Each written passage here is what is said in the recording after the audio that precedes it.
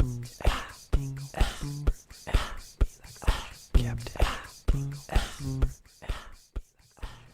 guys, this is your captain speaking, soft speaking, and today, what's this? Apex Legends.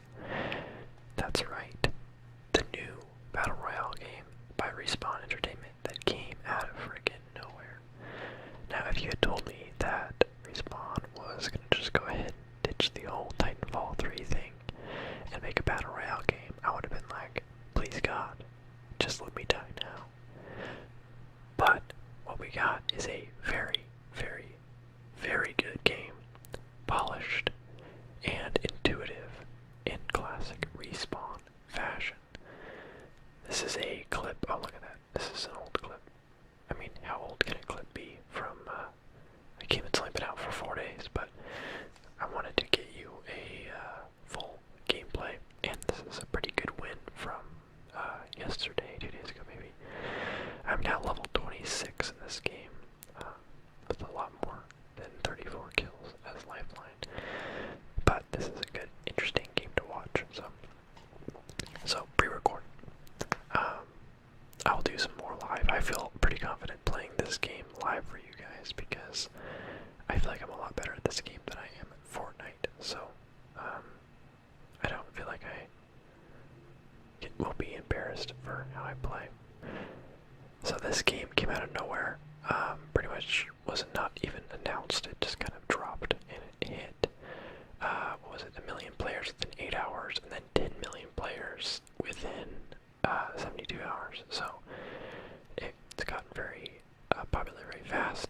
The Battle Royale kind of genre, in my opinion, is kind of, as we all kind of can agree, it's a fad that will at some point die off, but right now it's big, and there's a lot of Battle Royales that are just kind of popping up out of nowhere. Some of them are trash, some of them are weak attempts at the genre. Some of them are just kind of like attempts at cash grabs. Like, to say what you want about Call of Duty Blackout, like there's a lot of good stuff in there. Like, I had fun playing it. It's pretty, they put some work into it. The world, the map is nice. There's a lot of detail. It plays pretty well. But as with any Battle Royale game, there are going to be things that I just don't like about it because I'm not a huge fan of the Battle Royale genre itself. So there are some things about it that just make it annoying to play. But what Respawn has done here with Apex Legends is they've taken, it's like they sat back in their lawn chairs and just kind of watched Battle Royale genre kind of grow and grow and kind of jotted down little problems and things they'd like change and fix, things that people don't like, and then just drew up their own ideas of how to make things better and add their own ideas into the mix.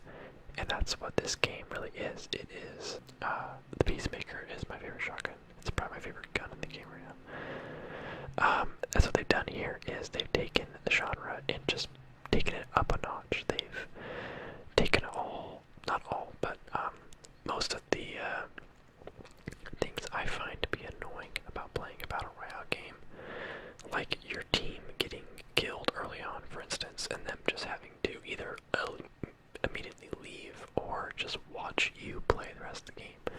Well, now you have a chance to actually respawn your teammates, which is nice. There's been countless games where like one or both my teammates or myself got knocked down and finished off early on in the game, but we're able to be brought back, and then you go on and you get a win or whatever. And that is a wonderful, wonderful feature. I like the kind of streamlined, easy to understand shields and health. You've got your shield bar and your health bar. Your shield bar can only go up as high as your armor will allow. And then there are two types of heals for both. There's the small one and the big one, basically. The small one does 25, big one does 100%. Easy. Then there's the Phoenix kit, which is 100% of both. Pretty nice there. Nothing too complicated. The weapons guns in the game feel pretty good. Some of them I think could use a little bit of a buff, some of them maybe a teensy bit of a nerf, but for the most part things feel pretty balanced. I like a lot of the guns that they have. Like I said, the Peacekeeper is like the gun where no matter who my squad is, I'm always like, let me know when you find a Peacekeeper. Then once I get one, I'm like, let me know if you see a little precision choke, the upgrade for the Peacekeeper. And if I have that in my hands, I can do anything. My favorite guns so far are the R99, the SMG, very high rate of fire, but if you can get in close and land your shots, you can just melt someone. I like the G7 sometimes I just don't play well with it, but sometimes when it works, it's very, very high damage from pretty decent range. Let's see, what else do I like? The R301 is nice, very all-around efficient gun.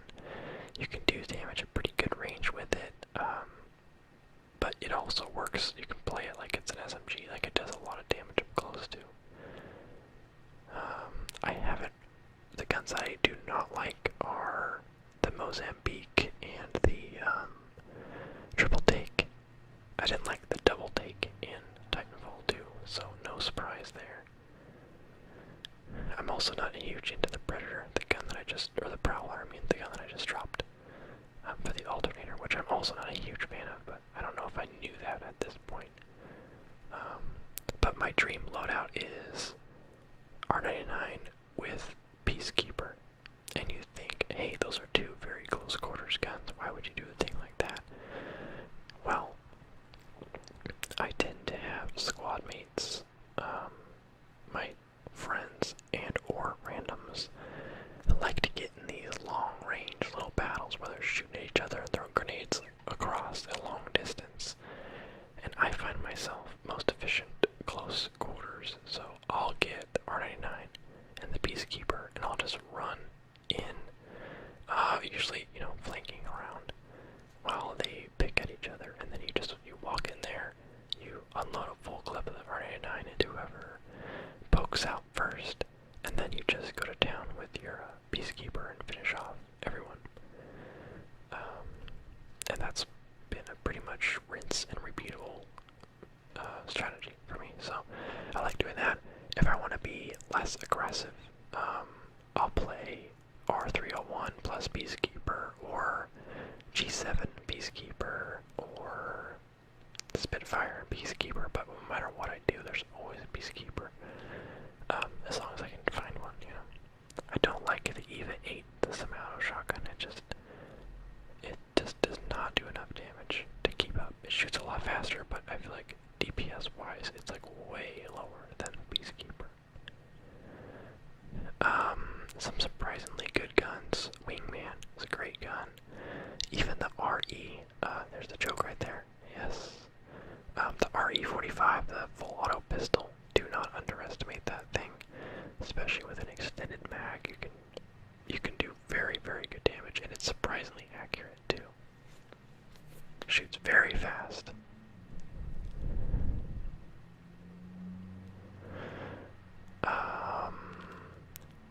Yeah, more about the game. There's a respawn bar right there. It plays very well. The sliding mechanic is great. If you didn't play Titanfall 2, then you don't care that there's no wall running or double jumping because you don't know any better. But in Titanfall 2, which is pretty much this game's, father in a way, it's the same game engine, it's the same feel, a lot of the same guns. It's just the battle royale version basically. So in Titanfall 2, we got combat. In Titanfall 2 there was wall running and double jumping, which made for a lot more mobility. While I do miss it in this game, it hasn't bothered me because I think this would just be too, complex. It would just be too chaotic, I think is a better word. For this many players, being able to double jump and run on walls, it's already kind of hard to hit people if they're good, because the sliding mechanic lets you move pretty quick if you know what you're doing, as well as some of the abilities. But So right now, I would like to see them try it. I'd like to see them add a playlist that is, I'd like to see how it works. I'd like to try it for myself, but I'm definitely not super saddened by the fact that there's no wall running or double jumping. I definitely was at first, let me tell you, when I first heard that this was going to be a battle royale game with no wall running or sliding or double jumping, I was like, we've been betrayed. And it hurt me at first. I was like, this is like my favorite developer, one of them, doing a total lazy cash grab. EA has run to yet another great developer, but turns out I was wrong, and I was very, very happy to eat my words. But yeah, I definitely feel like that's something that is going to be always brought up by people, is the wall running and the lack of it, and the double jumping and the lack of it. But like I said, I definitely do not mind anymore. Here we go, still looting a little bit. Needed some more mods for my Peacekeeper and G7. Looks like my G7's pretty maxed out, except for, well, no, I'm still missing a stock and a better barrel. I really like how the guns feel in this game. The upgrades are very nice. Once you get a good gun you like and you manage to get some good mods on it, it's a very good feeling. My teammates are holding their ground here. Got out of that fight doing okay. There's still some enemies west.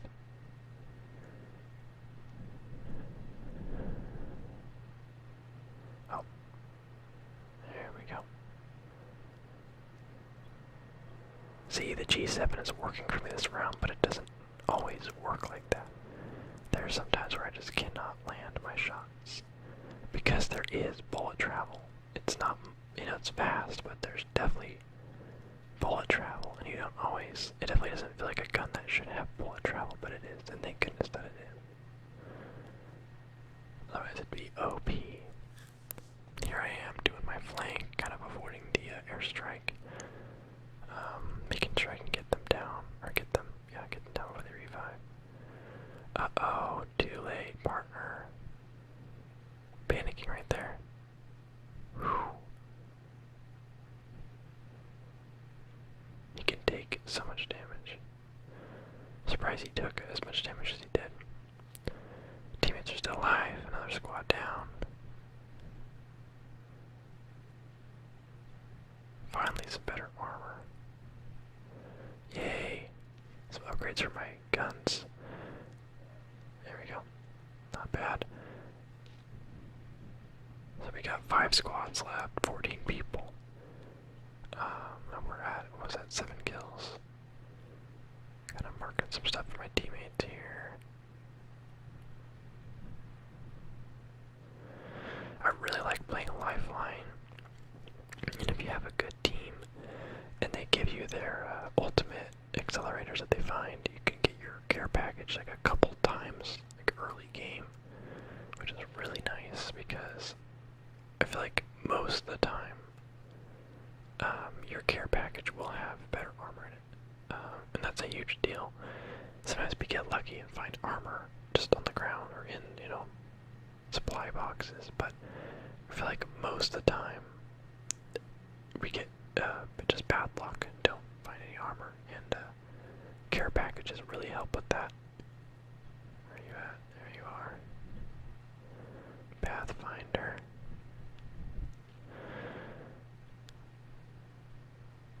The ability to use your heals faster is huge as Lifeline. What a huge game-changing ability. Here we go. A little spicy fight here.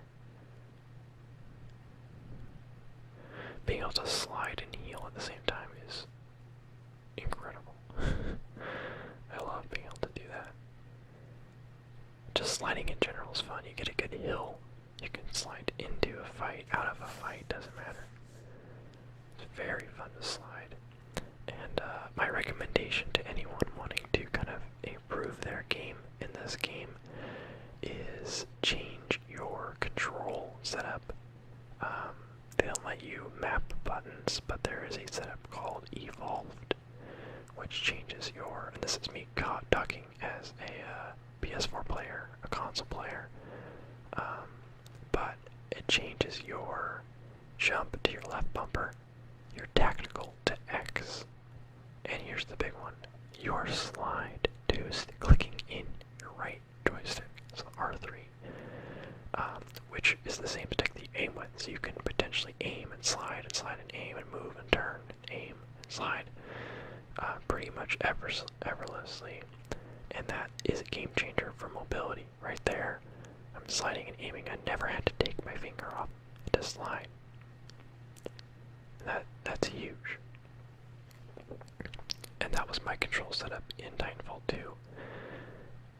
And I was actually, I don't know, dare I say, I was actually really good at Titanfall 2 early on, as people got really, really good at Titanfall 2, and that's when it was my time to leave, because people got a little bit too crazy by my standards.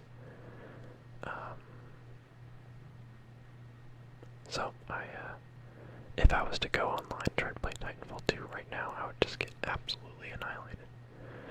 That's not something that I feel the need to do. Which is kind of why I was hoping for a Titanfall 3 to kind of wipe the slate clean and get,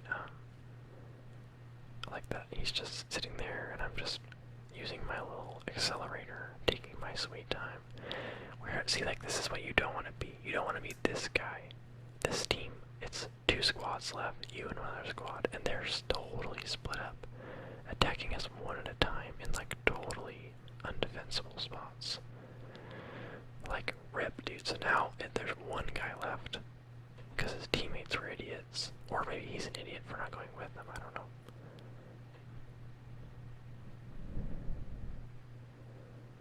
Did we get the other guy though? There's still 2 guys left. Well, there's someone over there at least. Also, another tip. Not that you asked for him, but oh, okay. There's this guy left too. We didn't finish him off. The plant was freaking me out.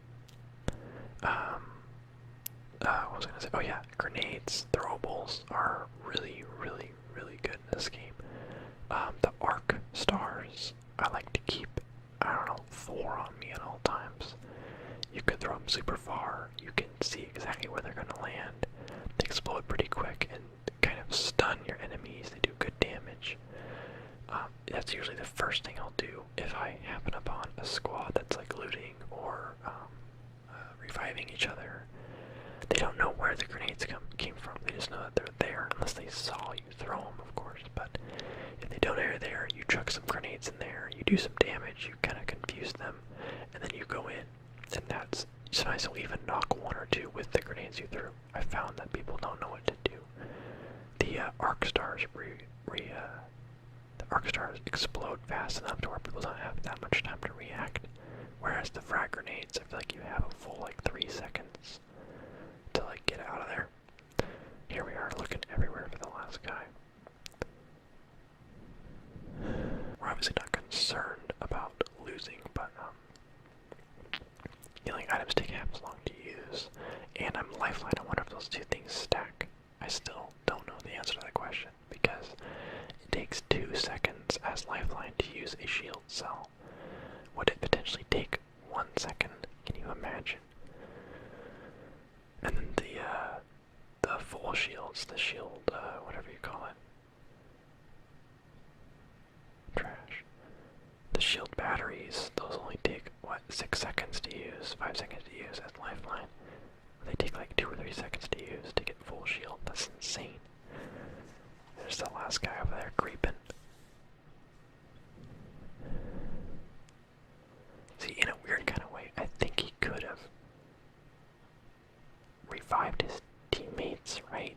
His respawn, I mean. Because once we knocked them and killed them, we really didn't hang out near them. You could potentially grab them, and there's a respawn spot right outside the circle. I don't know. It probably wouldn't have been a great play because they wouldn't have had guns, but for endgame like this, I feel like numbers really do matter. That's probably what I would have done. I don't think it would have worked, but that's probably what I would have attempted. Here we go. Our teammate called an airstrike on us.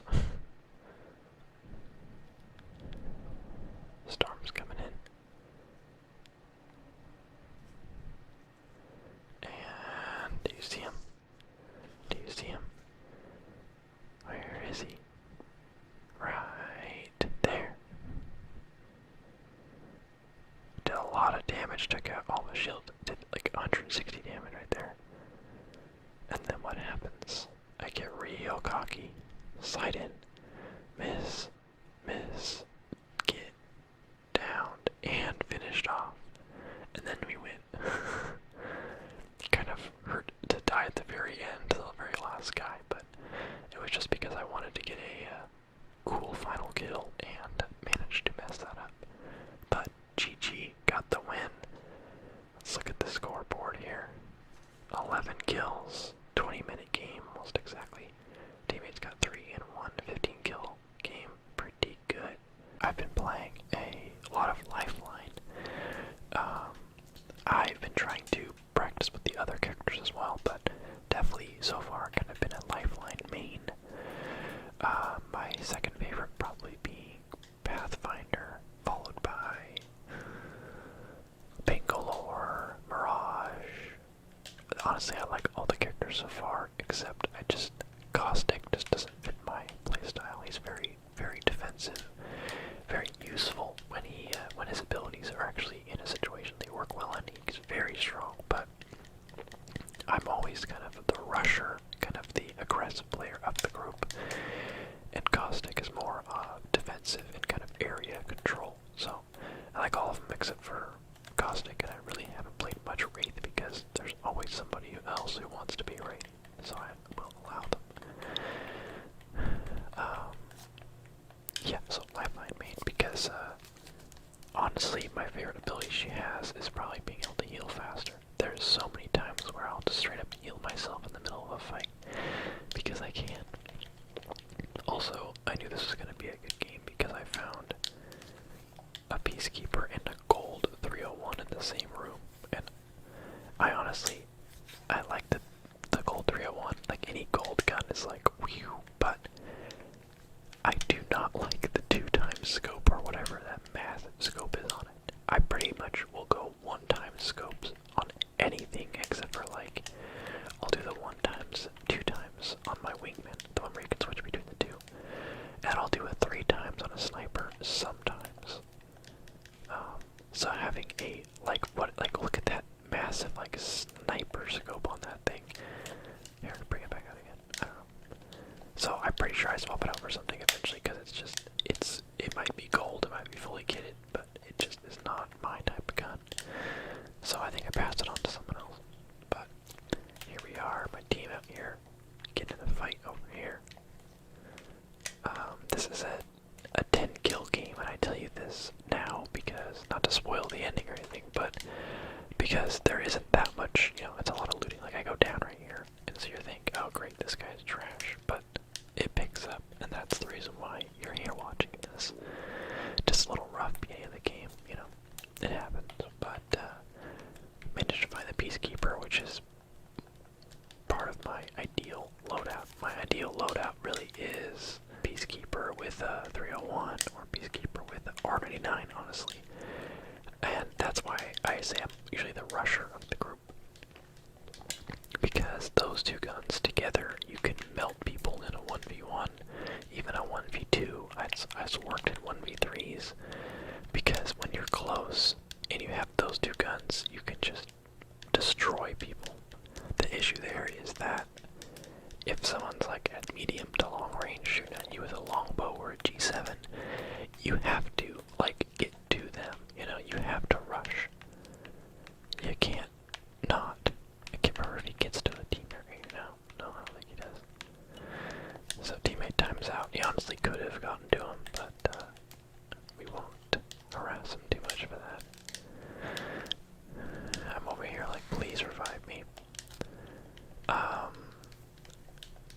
What was I saying? Yeah, I like to play super close quarters, super spicy like that. Not always, sometimes I'll be more of a team player and run like a G7. Oh, there he is.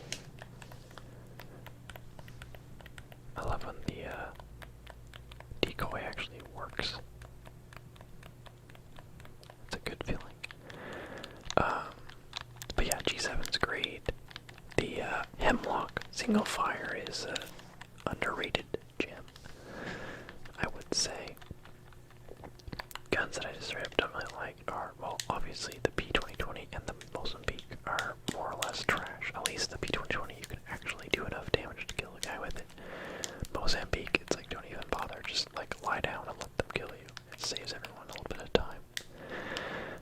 Alternators pretty good, but as far as light ammo guns go, R99 is my favorite. As far as shotguns go, Peacekeeper. As far as long range go, well, there's a guy up there. I'm back, by the way. So now we're gonna try to two-man this. Oh, he killed. See, it's a little rough start, but that's the thing that makes a win feel so good. Is when you remember and you look back and think that was the game that we got absolutely wrecked at the beginning. Don't worry, I go back and get him just in case it looks like I'm ditching my teammate.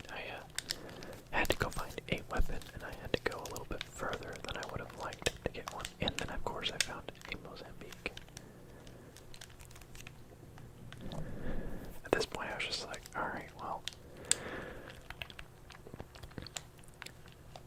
there's only so much time. There we go. Alternator. The RE45 is honestly a pretty solid gun, especially with an extended mag. I don't know if I'd carry it into the late game, but for a moment like this, it's like, dude, why would you not use it, you know? I just walked right over a 301. I don't know if I just didn't see that or if I was totally okay with not using that. I don't know what I thought it was. So now I'm going to go in with 35 seconds on the clock. And alternator and an R45. And the full squad is alive. I remember being in the chat just being like, alright, this isn't a great plan, but we're going to try it. Two down. Grabbed his banner. He had the self-revive thing, and I was just like, nope. But don't worry, I threw him a little present. Because honestly, I don't know. It's a smart tactical thing to like finish off down players, but the fact that they finished off both of us was like really annoying. And so we were like, alright, well, you're gonna finish us off, or make sure I finish off at least one of you. Yeah, see right there. In hindsight, I definitely walked over a 301 earlier. It turns out I actually did want one, just because I just didn't see it. Don't harass me, alright? That's just life. It happens, okay? Good old wingman. I love the way you flip it like that when you pick it up. Such a cool thing to do, a little detail. I typically, well, I don't think I do it in this game, but my thing lately has just been to stockpile arc stars for the end game. Like last time I was playing tonight before this video, and I had 12 arc stars at the end. I had a purple backpack, so I had room, but I had literally 12 arc stars and no other grenades. And I was just like, we got into the final fight, and I was just chucking them at these guys and just like destroying them. My teammates were the ones that got all the kills, but I was over there stunning and freaking them out, which is just an awesome time. So do not underestimate the power of grenades in this game. Grenades are very strong. I'm over here trying to point out some guns for my teammate to get right off the bat. I hate the games where you can't find a good backpack. Or just, I haven't even, there's a white one, there we go. But the games where that I love are the ones where you find a blue or purple one like early on and you're just like, thank God I can loot and not have to like totally think about everything I pick up and clear everything out. I like being able to just spam square and pick everything up and then kind of look at what I've got and kind of organize it and then go back out and spam and pick everything up again. Yeah. I hit level 57 in the game today, and I'm not saying that in like a, hey, look at me. I'm actually kind of ashamed of that, but someone commented on my last Apex Legends video and was like, wow, level 45 already, do you ever go outside, or something like that, and I almost wanted to say, like, I'm actually level 57 now, help, but, you know, people that comment that kind of stuff usually don't have that much of a sense of humor, but, hey, look who it is, Wingman in the Peacekeeper. I can finally clear out my light ammo.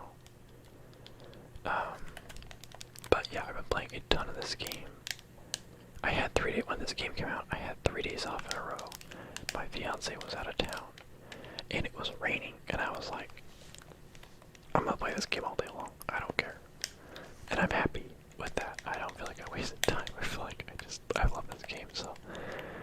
But it was funny to see a comment like that and be like, shoot, that's true. But anyway, loving the game. I did a live stream. Oh, that feels bad because I put my, I guess it was an alternator, or R301, I mean. The purple light mags, if you can get like an R99 with a purple mag, or just purple mods all across the board, that thing shreds. You get 30 rounds on a clip. It's like a laser beam as far as accuracy goes. I love that combo. It's just too tempting. I pretty much will only not use that combo if I just don't find that combo. As soon as I see a purple mag and an R99, I'm like, I guess I'm playing super close range. I almost always run Peacekeeper though, because it just feels like you're at such a disadvantage in game in your close quarters fights because everyone else is using Peacekeeper. Although not everyone, but I do see people using the 301 a lot. Oh, here we go. We'll take down just one lone guy out in the open. Oh. He's got teammates. Yeah, I'm like, oh, you think you can just... And 2 down. I always love seeing those purple boxes, or gold even. So I know, oh thank God. The purple backpack there. It is funny though when, you know, I feel like most of the time when I kill someone, it'll show up gold, you know, and I'm like, wow, gold. And it's always a digital threat scope. Which is like, you know, those are really good for smoke and whatnot, but they almost, I feel like those should be purple rarity. And then, oh, hold up, those guys are reviving. Forgot about that. They were reviving like right where we just came from, and I was like, hold on, we have to go back.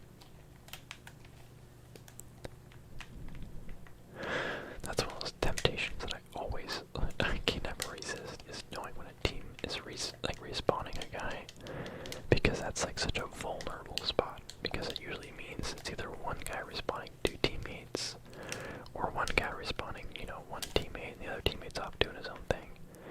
It usually just means there's one guy that actually can defend, and then 1 or 2 other completely unarmed players, which is just, I have to go. I read the video I cut right there. It skipped the other kill, but I killed both of them. And it was the end of the squad. Is that my loot drop, or is that a loot drop? I can't remember. Oh wait, there's one more guy. There we go. Knocked. I like Lifeline just because you can afford to be kind of a homie to your teammates. There's a digital threat. I think I was gonna leave that for him to look at. Or maybe I already looked at it, I can't remember. Body shield. I love the batteries, the shield batteries. As Lifeline especially, because see right there, I saw that there was a purple mag up there and a purple barrel stapler there, and I was like, I think I made the wrong call on dropping my 301 for the wingman, because I still haven't found skull piercer yet, but I have found all the mods I would have liked. The stock, the barrel, and the clip for my 301 or 99. There we go, there's some armor. So we got 4 squads left, I've got 6 kills, so game's looking pretty good so far. The ship is over here, which always attracts a little bit of attention. It was weird though, I played a game tonight where we landed at Skull Town, which is one of my favorite places to land. We landed at Skull Town, did all of our looting, and we noticed the ship was above the Thunderdome. And we went over there, or it was near the Thunderdome. We went over there, and the ship was completely unlooted. There was a gold chest piece just sitting, like, right on the first floor, and I was like, yeah, it was weird. I feel like no matter what, I always always see like 3 or 4 teams go to the supply ship, which is weird because I feel like there really is never enough loot to warrant that many people that go there. It's not like you could go to any location on the map and get better loot than the ship. Maybe I'm crazy. Maybe I just have bad luck. Skull piercer. Nope. Yeah, I don't know. I always see everyone go there. Maybe it's just because it's fun. I mean, that is true. It is a fun place to go fighting. I see that there's a... So right now, I'm just kind of... I still want, the skull piercer. I'm gonna use a wingman. You've got to get skull piercer, which gives you more, headshot damage. I think that's important.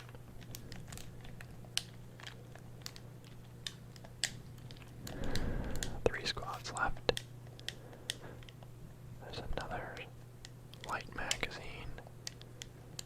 They're killing me, man.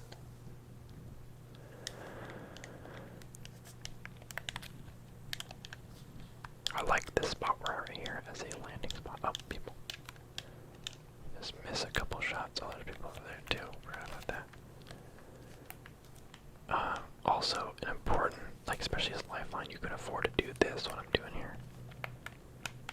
I ran a little further than maybe it's a little excessive, but you run around the corner, you heal your entire shield back, and then you re-engage.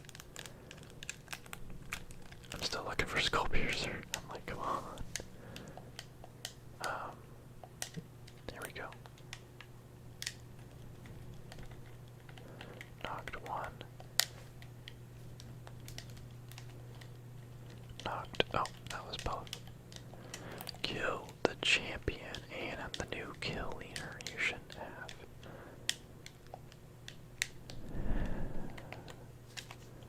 Taking a quick look. There's the precision choke. Oh, I didn't realize I didn't have that yet. Heavy mag. Does this guy have a skull piercer? Perhaps. Nope. As Lifeline, at this point of the game, you might as well just keep, everything. But the best thing, meds-wise, you can keep on you as Lifeline is just the shield batteries. I'll keep 1 stack of shield cells, maybe 1 or 2 stacks of shield batteries, maybe 1 stack of med kits, and then I'll just do the rest ammo grenades, really. Because meds-wise, you're not going to need more than, 6 shield cells at any point. Like, you can pick them up on anybody, right? Like, everyone has shield cells on them, so you're never going to be in a situation where you need to use 6 of them back to back, and then still need to heal, So, I will keep 1 stack on me, though, just for the moments where I need to heal, and I don't want to, like, use all of my battery, say say I lose like half my shield, I'm not gonna like use an entire battery, so I just use my little cells for the small stuff, for efficiency's sake. But here we go, final squad's out there.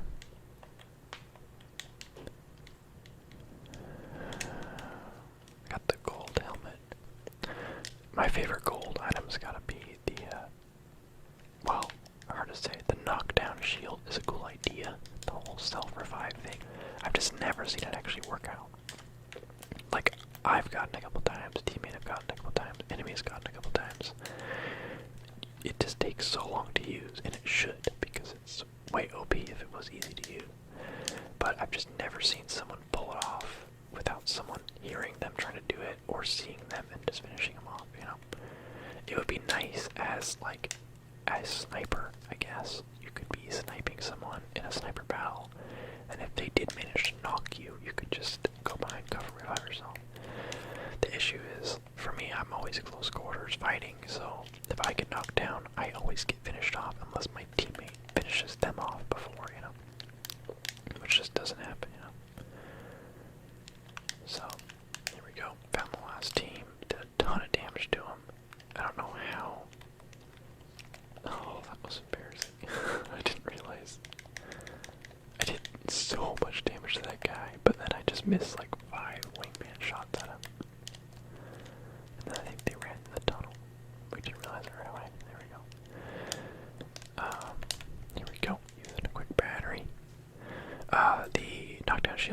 is great, but the backpack is also great. There we go. Being able to use your healing items twice as fast is super handy. I think it stacks with Lifeline, so you get your stuff's already 25% faster, and then you double that. Here we go. Teammates down. It's all down to me.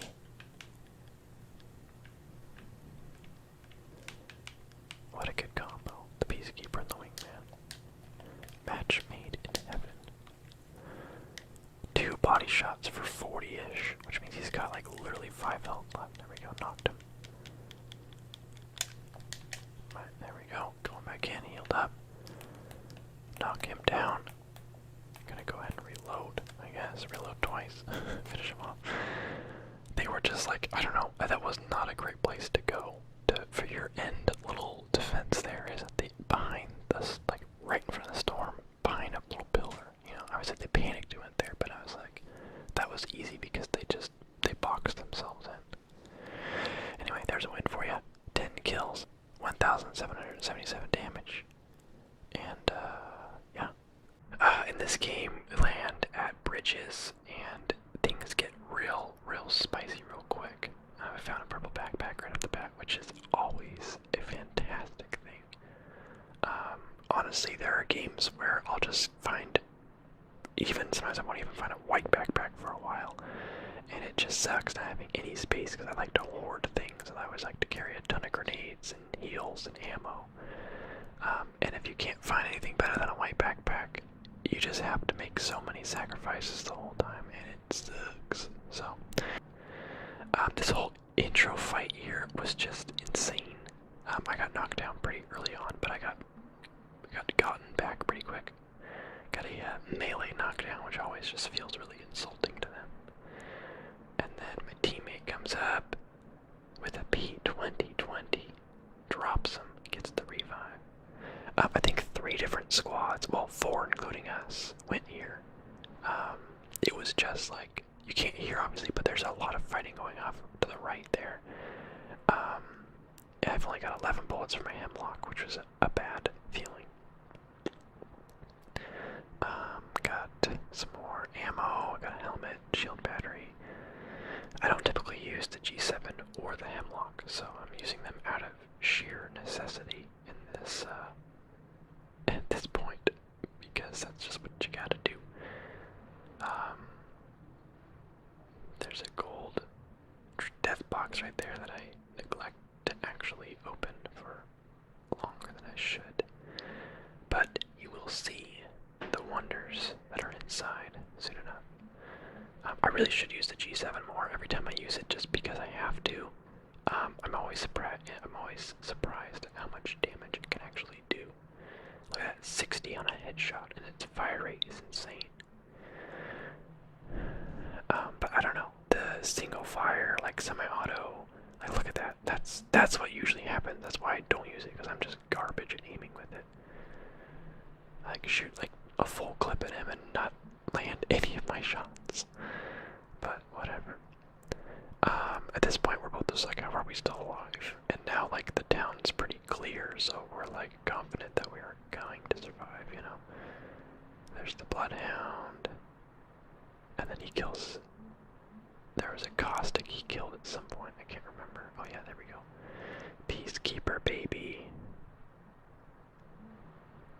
There's a Bangalore. My turn to revive.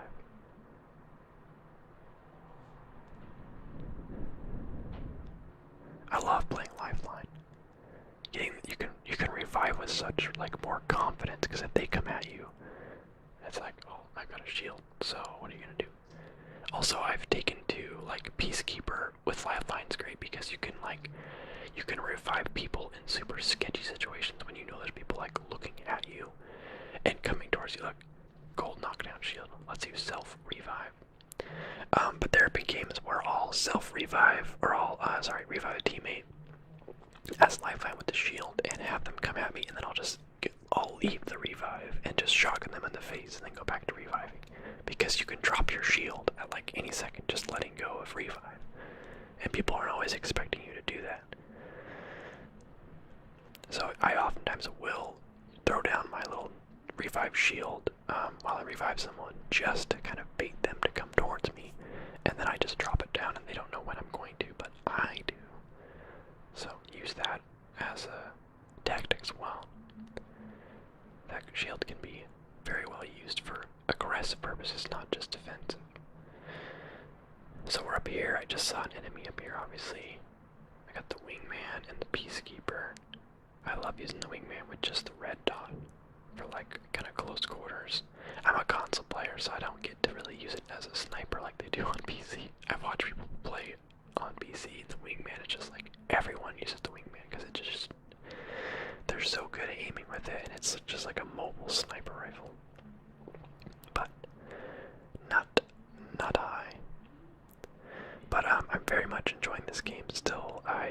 Every time I post about it and people see what level I am, they're like, oh my god, go outside. And I'm like, I'm sorry, okay. I haven't played it much this week. I've actually been out of town, and when I have been home, I've been playing Anthem and the Division 2 beta, as well as Destiny 2, a little DLC came out yesterday, so other stuff's been on my mind game-wise, but this game is still incredibly fun. I've been mostly just streaming this game rather than just playing it on my own. So I feel like at this point I'm waiting for the battle pass to come out, so I have more to grind for. The game's fun. It's not like I need rewards to play it, but it just feels nice to have rewards as well. So there's that. They haven't said exactly when it's coming out, but it should be soon, because they said it March. It's a little annoying that they haven't given a release date for it, because, you know, when you say, oh yeah, Battle Pass in March, you expect to, you know, by the end of the first week of March at least know when. Like, I saw them respond to a comment on Reddit when someone was like, hey, what's taking so long? Or no, it was on Twitter, I think. Someone was like, hey, what's taking so long? And they were like, the game's been only out for like a month. Have some patience. The team's working hard. And I was like, okay, on one hand, that's fair. The person thinks people need to calm down. But it was you guys that said March Battle Pass, and it's now March 7th, and not a single word about it. So people just want just a little bit of a word about it, you know? All people want is just to know when. There's a guy up on the little ledge up there. I think there was 2 people, actually. No, maybe it's just 1. I always like going, like the strategy of this is just get above people in this game, and in any game, the high ground is really what matters. Oh, I guess there were 2. Oh yeah, Lifeline and a Bloodhound, looks like.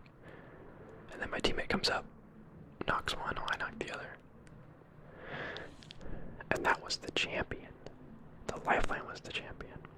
Right, so we're at 9 squads left. I've got 6 kills. We're still in bridges where we started, and we're still in the ring, which is the funniest part about it.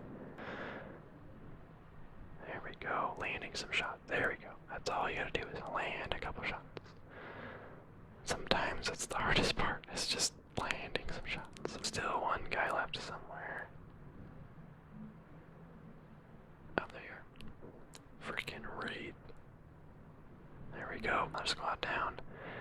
And they got the care package, I think, from what I remember. Yeah, so they got something gold in here. Oh man. Oh yeah, that's when I finally, I love the 99, so I was very happy to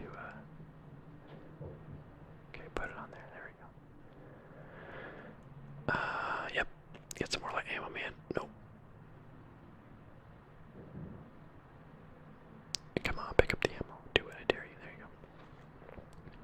With the R99, you need so much ammo, because you go through it so fast. But, what is that, the default skin on it? Looks weird. I'm sitting pretty confident with my, gold knockdown shield still. Always a good feeling knowing that you can actually get knocked down and still be okay. You know, and honestly, most of the time it doesn't work. They always come and kill you, but whatever. The times that it has worked always feel pretty cool. But we're down to 6 squads, still in bridges, 9 kills. And at this point, we're kind of like, do we even bother moving on to the next zone? so long, but now I've got like loot that I'm feeling pretty confident about. I got like my dream combo. Because I play really aggressive, so having two like guns that can just shred in close quarters, even medium range, are really good. I can't remember if I picked up a choke yet or not for my Peacekeeper. I don't think I did, but that's fine. So we're just kind of paranoid at this point because we know how many people have passed through here so far. Honestly, I feel like half the server has been at this location at some point in this round. Just me has 9 kills. And that's not including all the other kills everyone else here got before I killed them. Care package, there we go. Replace my white bolt with a purple. We got another care package coming down. There's people over there. I don't have the joke, look at that. I just got a digital threat in the purple bolt. But it doesn't matter because I got the Mastiff. It's just, it does so much damage. There are times, however, where I just can't land my shots. It requires you to land your shots, but it's pretty forgiving, and that's nice. But you can see we're starting to leave bridges here, finally. 5 squads left. Working our way through the caves. I feel like I've had so many horrible battles in the caves that I'm like scared in here every time. Anything that's like a hallway where you can't really get around someone. Sometimes it goes very poorly, especially if they've got like Gibraltar's airstrike or something. It's like, where are you gonna go, man? Where are you gonna go? Just very cautious in these kind of areas. Yes, the last mod that I needed. Another one of those.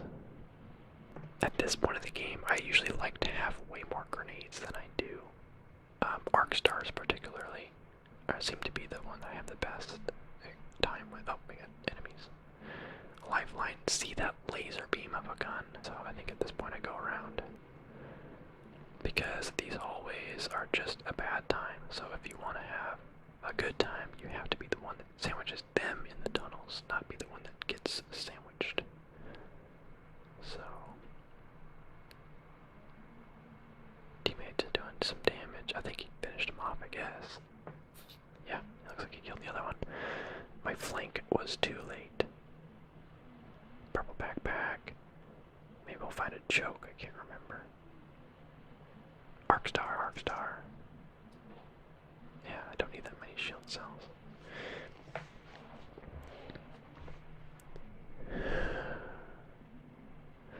Being able to stack 6 shield cells is very generous. That's so much healing potential in one inventory space. So, although even more than that, being able to stack 3 shield batteries in one inventory space, I feel like I wonder how much balancing they'll do in this game. If they'll like nerf, what if they make it so shield cells you can only stack to 4 and shield batteries only up to 2, that kind of stuff. I could see it happening. I'm just used to Fortnite, how they're always changing how much things can stack. Like when they changed mini, or the 25 shields, the minis, to where you could only stack up to 6 instead of up to 10. They went from being like the best shields then to like, good shields. Here we go, we got more enemies, we got 4 squads left. You can see people in the building. Time to use some arc stars. I thought I could throw through that crack in the roof, but clearly, no. Oh, I did a 40 and a 47, so he's got 13 health left. Yep. Oh, wait, 10 damage knocked him, so he had less than that. Alright, 11 kills, 4 squads left. The circle, the ring at this point is just this kind of cascades area for the most part, so we know that all the squads are here somewhere. There's an assist and a knock. Another squad down. At this point, I don't even know what I'm looting for. I'm just looting the purple boxes because it's a habit, I guess. My teammate hasn't healed his shield yet. That stresses me out. People take forever to heal their shield. There we go. He just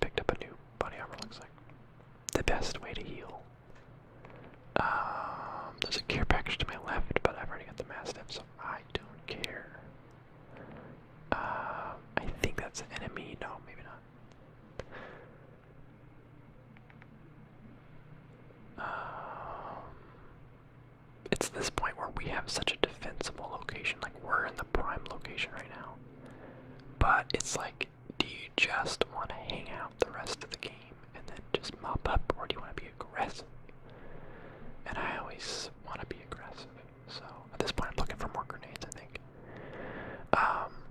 So the trick, you know, this whole game is just like, what do you call it? Third teaming, or third manning, I don't know.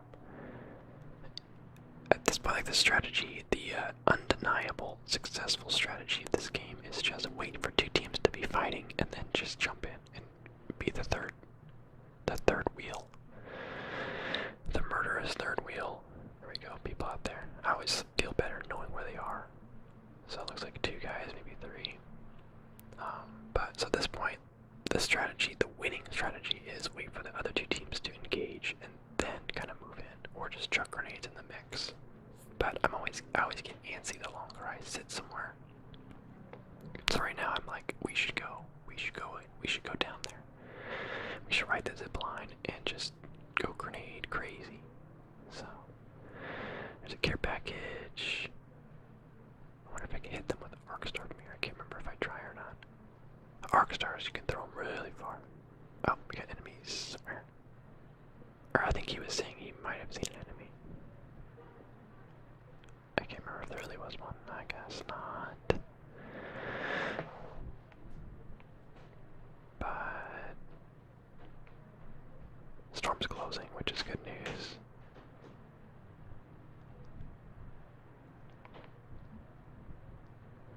Very good news.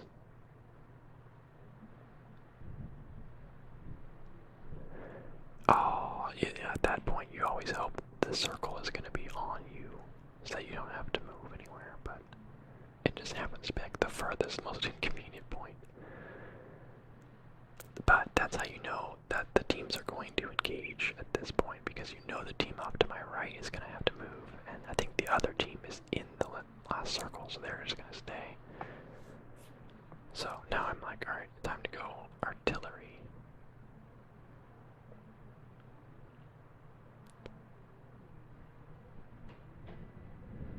Come on. The zipline is just tempting me. I'm like, should I just go down the zipline? That's always the fun option. I feel like ziplines are so loud though that you think you can sneak up on people with them, but you really can't most of the time. There we go. The other 2 teams are engaging, and now I'm hoping I go down the zipline. That'd be the spicy plan. Can't believe I haven't hit anyone with any of these grenades. Oh, come on, let's go. I think I came to my senses and was like, let's get in the one building that's actually in the circle. Because at this point, it feels bad to lose. Like, with this many kills, you have to, like, stick the landing for it to really feel like you did a good job. If you lose, it's like, well, we got a lot of kills, but we didn't win. So I was like, alright, let's just stick the landing. Let's play it more smart. Because if you can get into the only building in the circle, then you're fine. Like, you're chilling. So I'm looking for grenades because I used all of my grenades back there. So here we go. And then I just saw red. Saw that the last squad got killed, so there's just one other squad, and I was like, they're gonna move towards us and heal, and we gotta go now. That guy was looking so much like a, oh yeah. I just remembered which replay this is. This is the most ridiculous win. So look at this. I get knocked down. The storm kills him.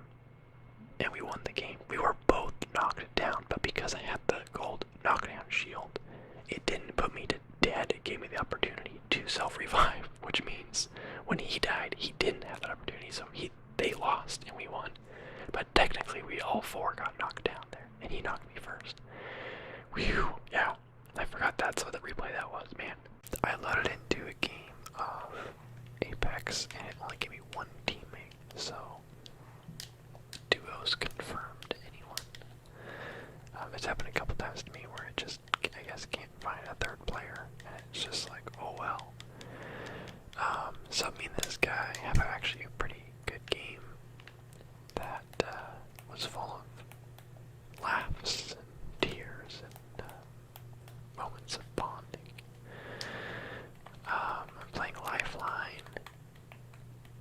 this replays from like maybe 2 weeks ago, actually, because I'm still wearing my Chrome Legendary suit, which now I got the upgraded, or not the upgraded, but the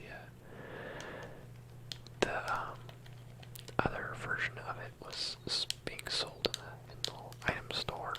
And when you have the legendary, you can buy the alternate version of it in the store for just the regular credits, not for money. So when that popped up in the store, I was really happy because I was like, I actually have the other skin to this. So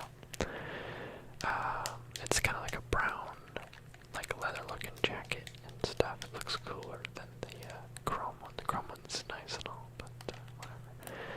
Anyway, I've actually been playing less Lifeline these days. Still my favorite, of course, but I've really been enjoying Octane. His abilities are really fun and useful, and are great for either rushing into encounters or rushing out of encounters, and just kind of being a speedy maniac.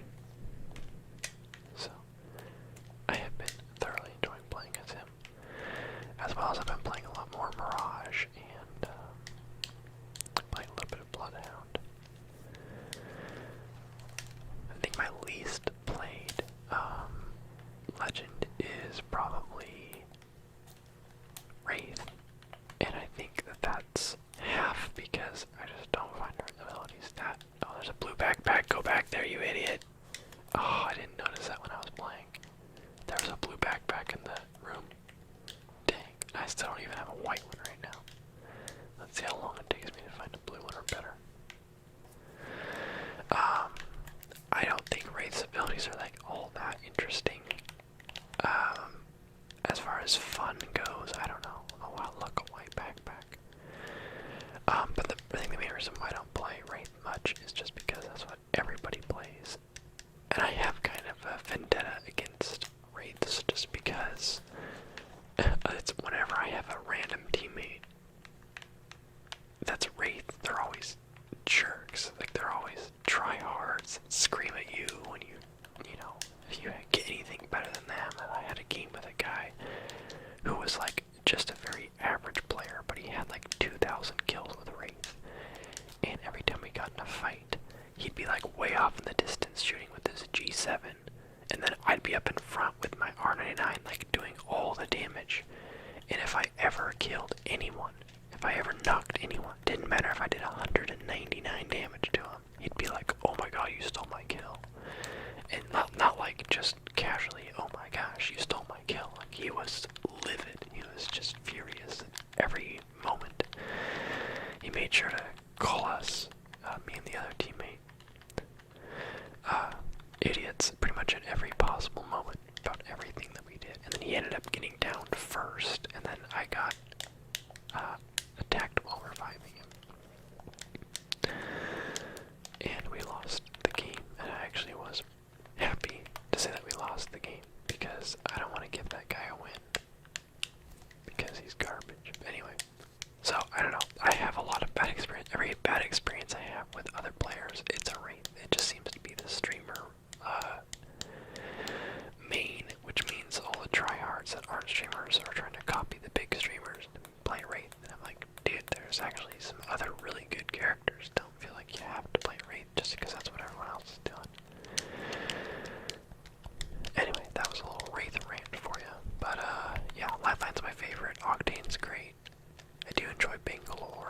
I've actually had a couple really good games with Caustic, oddly enough. I had to play him to get, I just wanted to get a win with him because he's the only character I didn't have a win with.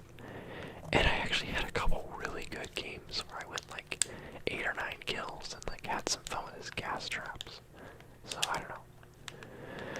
Hitboxes aside, his abilities are actually pretty useful in, anything other than out in the open situation. Alright, so I'm looted up, but also not very good loot. A G7, I don't really use those. R99 is a great gun, but I just have more or less garbage mods for it, so still white armor, so I'm still looking around, of course, because I want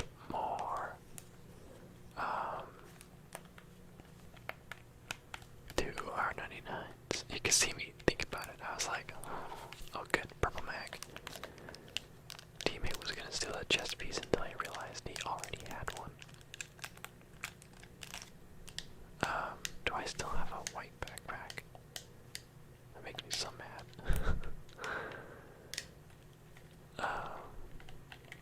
Yeah. Battle Pass, I think I'm like level 15. I haven't made it that far, but it's luckily not as slow of XP as I thought, with a little legend bonus. I think I'll be able to make it to tier 100 pretty easy, just because there's still so much time left. Man, I can't believe I still haven't found a good replacement gun. Honestly, I should have picked up the EVA 8 back there, but I don't know. You can tell I'm waiting for a Peacekeeper because I've got the bolt and some shotgun shells, and I keep looking at all the purple mods, hoping for a choke, but so far, no good. I'm surprised we haven't seen any other players yet. Okay, so at this point in the game, I want to point something out to you. There are 25 players left. It says so on the top right of the screen. Oh, look at that, 360. Got a little style points there. Oh, I should also note, okay, couple notes. I'm streaming while I play this game. I was on stream for this. So I'm talking to my viewers in this video.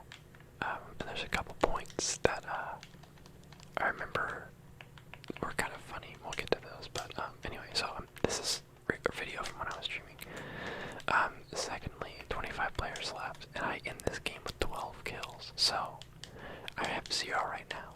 I haven't gotten any fights yet. So 25 people, 2 of them are us. There's 23 players left. I get 12. That's more than half of the players left. There's the Peacekeeper. So basically what I'm saying is just get ready. It's about to ramp up because I'm about to kill over half of the remaining players before the end of this game. So let's go. I've got my Peacekeeper. I'm ready to go. Just jump directly into the fight. Okay, an 8 damage kill right there. That's teammate up there is taking some serious damage. Okay, that was a stolen kill. That was a straight up. I mean, maybe I saved his life, but I had like 1 bullet hit that guy. Okay. So I don't think that was everyone that's here. Oh yeah, you can see. There's someone in there. There's someone down the ground too.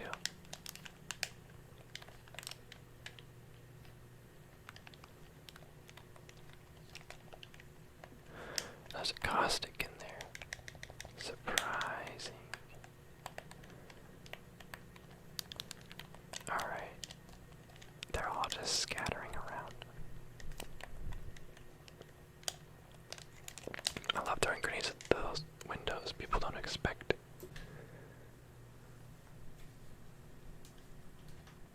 Teammate, don't set off the gas trap. Yeah, it's amazing how many people don't know that you can shoot the gas traps. For those that don't know, the red part and below on a gas trap, you shoot that. The gas trap goes away without going off. But you can't do it once it's going off.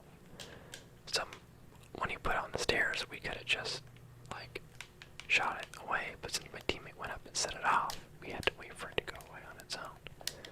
So, pro tip. I'm always surprised how many people don't know that still.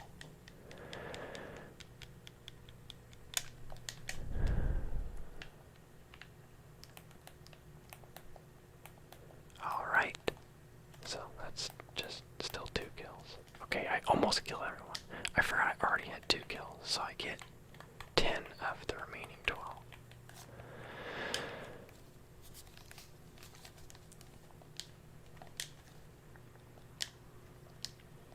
I got in a really bad spot. You had a bad day. Oh, zipline boy going over, and there's another guy over there too.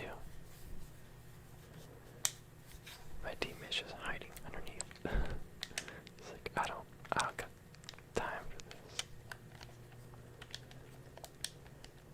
Is he just AFK right now? I can't tell. Okay. Oh, he's down. This is the kind of nightmare situation where you know there's like 2 or 3 squads worth of people. Whew, saved. No, that's not what I wanted to do. I wanted to get the revive.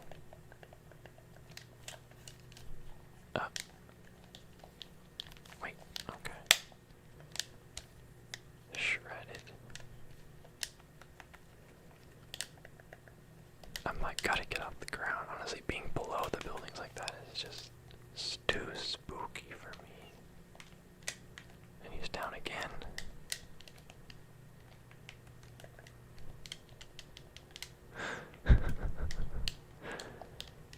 Get back up. Oh, that guy was self-reviving.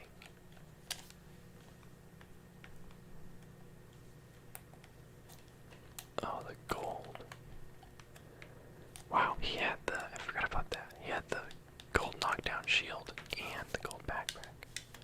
So now I have the gold backpack, which lets you heal twice as fast. And then, the knockdown shield, of course, is self-revive.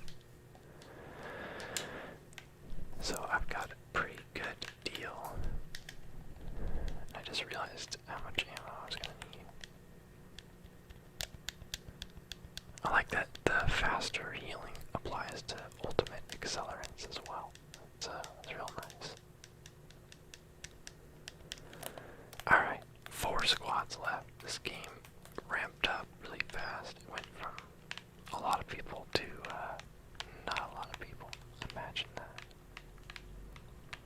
Healed my teammate that last little bit. Yeah. Honestly, at this point, I don't even know what I want out of a care package, but it just feels like I have to get as many of them as I possibly can in the game. This is like, I honestly have the dream loadout right now. I have probably the best of anything I could possibly have. Even have the gold barrel stabilizer.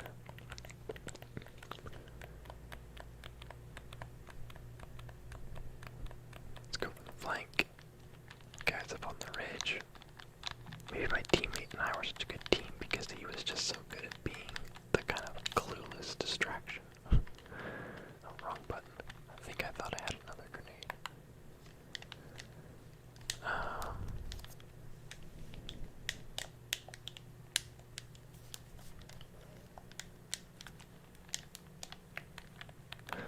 See, there's 2 of them after me. That Wraith just... That... I feel like I should have died right there. Oh, weird. Skipped ahead.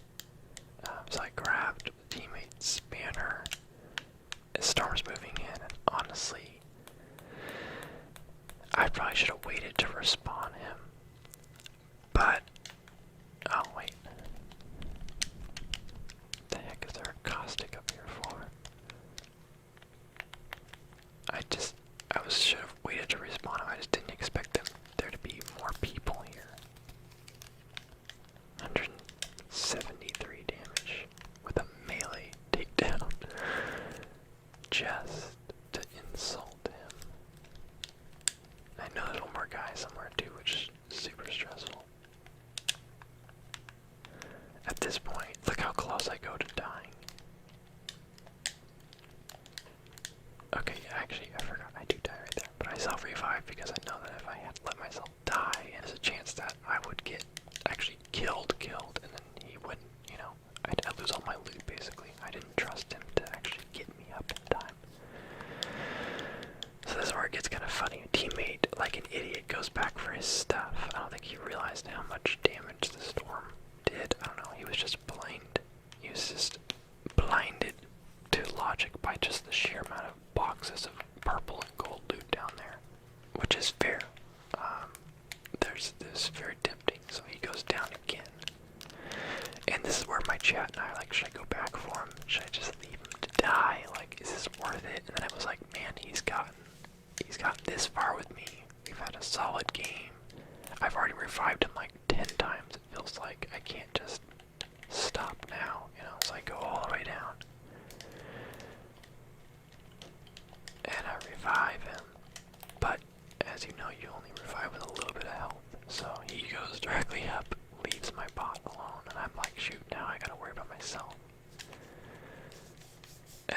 because I thought he went up, but he actually went up and fell back down. So I took off, and then I was like, oh shoot, he's actually downed again right where I left him.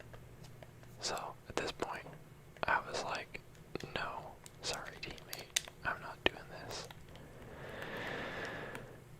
I still thought about it, but he disconnected right there.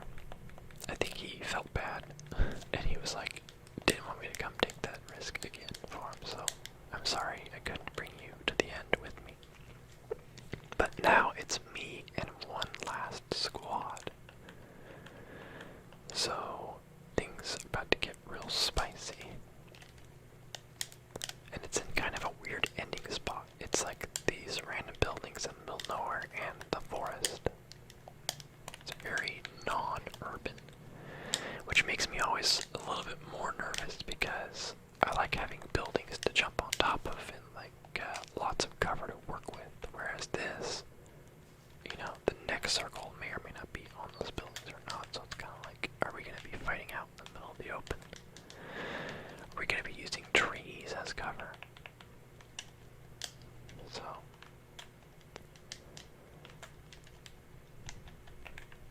I'm kind of low on light ammo.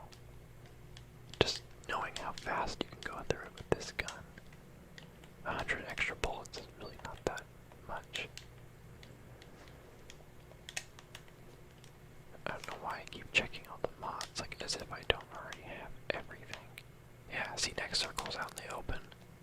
So in 2 minutes we're gonna be fighting in the just openness of the woods. So right now you don't want to be in the low ground, you want to be on the high ground. So I think what I want to do is go up. I'm just trying to find the last people at this point, and then I think I see them up on the right. Yeah, oh, I didn't see them there. I'm surprised they didn't shoot me because I feel like they can see me right here. There was a pathfinder up on the ridge, yeah, right there. So now I see them. But they must not see me, or they just must not have any long-range guns. So I'm just like, what if I run over here? And at this point, I know I saw at least two, so I'm like, I don't know if it's a full squad of 3. I know at least I'm outnumbered 2 to 1, if not 3 to 1. So I'm sitting here, and I know that, like, honestly, that spot they're in is like a really good defensible spot, and they got pretty lucky on the circle. Not for the next circle, of course, but I knew that I couldn't win an engagement against them while they're up there, so I now have to wait for the circle to close. And right now, like, my heart is beating so fast. The game has just been, the last 8 minutes of this game have just been super intense with all this constant fighting over by bridges, and then running from the storm, trying to get my teammate, and then now being the last guy against at least 2 others. It's been quite the thing. So I call my care package just to kind of dupe them out, and it actually causes him to chuck his airstrike on it, which was actually good because then he wasted his airstrike. Then they got all confident, thinking, okay, well, he's not over there where we just launched the airstrike, so he must be further out. So then I wait for the storm to come down. They kind of start moving their way.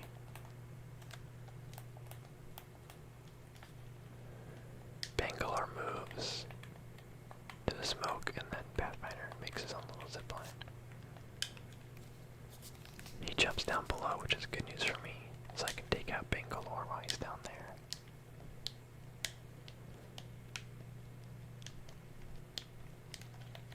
Quick heal, and then Pathfinder just jumps right in front of my face while I reload. And then I'm like freaking out because I'm like, there's one more guy, there's one more guy, there's one more guy. Where is he? Where is he? Where is he? And I realized this Bangalore is self-reviving, and that was the last guy. Boom. Done. Super spicy. But good game, and I was happy that this was a game that my viewers were able to watch on stream. It was pretty cool to have, like, some people I got to see that all live. So 12 kills, 1800 damage, in 22 minutes and 22 seconds.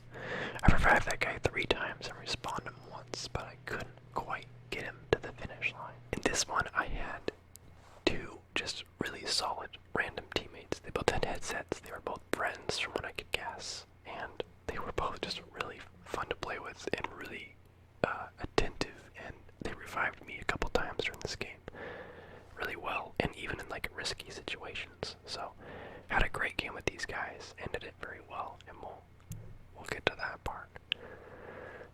But and yeah, we were all three level 100, so you can imagine we were the team that the other teams ought to have feared. I've still been enjoying Apex Legends a lot. I think I'm level 35 in the Battle Pass this season.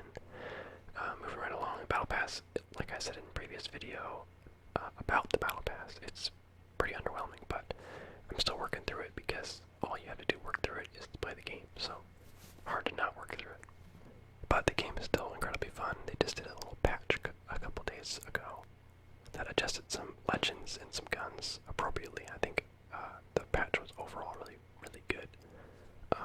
Adjusted a couple guns up a little bit and a couple down a little bit. Mostly buffed things up. The only thing that kind of got nerfed was the wingman ammo capacity, which is more of a PC nerf. I know the wingman's really good on PC, but no one really uses it on console, so the nerf just kind of feels weird for console players. We're just like, I don't know, no one uses it anyway, and now it's getting nerfed, but such is the way of companies that don't balance console and PC separately. But anyway, we landed right outside of Market. We were gonna go to Market, and then the teams were gonna get there before we were, so we kind of backed out to those other buildings first. Because the last thing you want to do is land after someone. By the time we get there, they've got all the loot. So, at the beginning of the game, I typically just pick up everything and then kind of sort through it. So right now my inventory's got like 5 different ammo types and a bunch of junk, so working my way through. Finding a turbocharger, I was kind of like, you know, if I ever find a turbocharger, I just hold on to it for a little bit, because if I ever leave it, then I'll immediately find havoc somewhere else. So, I think I heard enemies running around. Oh yeah, I was marking them on myself so my teammates would show up. See, look at them coming. They were like, oh no, teammates under attack. They were really good about responding to pings and actually playing as a team. Like, really good. I was very impressed. It was a bummer because this was I played a couple games before this one, but this was my last one of the day, and they both invited me afterwards. And I was like, oh shoot, like I'm done for the day, guys, sorry. Honestly, Gibraltar's shield does more harm than good. So both my teammates got downed, but I was able to finish the squad off. And right there you can see their little microphones going crazy. They're both like, oh yeah, our teammate, he knows what he's doing. And I always like, even though I didn't have my mic on, I always like when my teammates are like cool, instead of being like, hey, you stole my kills, or like making some weird excuse about it. It's good when people are just here to have a good time, you know?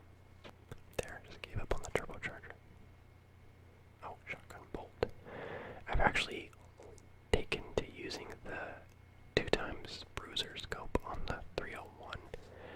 I've always played just ×1 scopes all the time in this game, just red dot, no matter what gun it is, because I didn't really like any of the other scopes. But as far as 2x scopes go, the bruiser is actually really good, and it actually is pretty solid on the 301, and I like it on the Hemlock as well.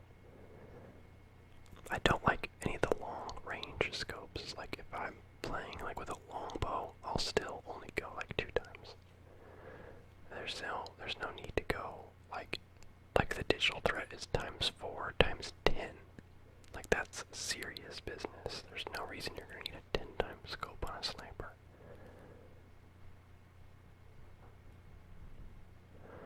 Whoopsie daisy. So we just went into Skull Town and things start to heat up from here.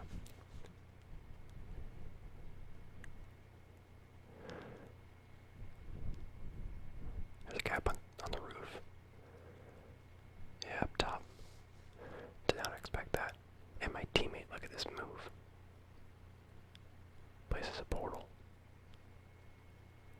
then he was waiting to revive me on the other side like a champ. That's when I knew, like, these guys are gonna be good. Especially, like, as a playing, especially that guy being a Wraith. I mean, I like I say it in every video, but I have such bad experiences with Wraiths in this game now. I don't know what it is about the Wraith character. It attracts some of the most toxic players. And there are absolutely exceptions, I'm sure. I'm sure some of you people are awesome and you just like Wraith. That's totally fine. But for some reason, if I ever have a bad teammate, it's a Wraith. 10 out of 10 times. Every time. If I ever have a teammate that's yelling over the microphone about this or that, or instead of reviving his teammates, goes and loots everything and tries to get, you know, the clutch kills and then fails at it and blames his teammates for it. It's a Wraith every single time. But this Wraith was really good, so it kind of restored my faith in Wraith.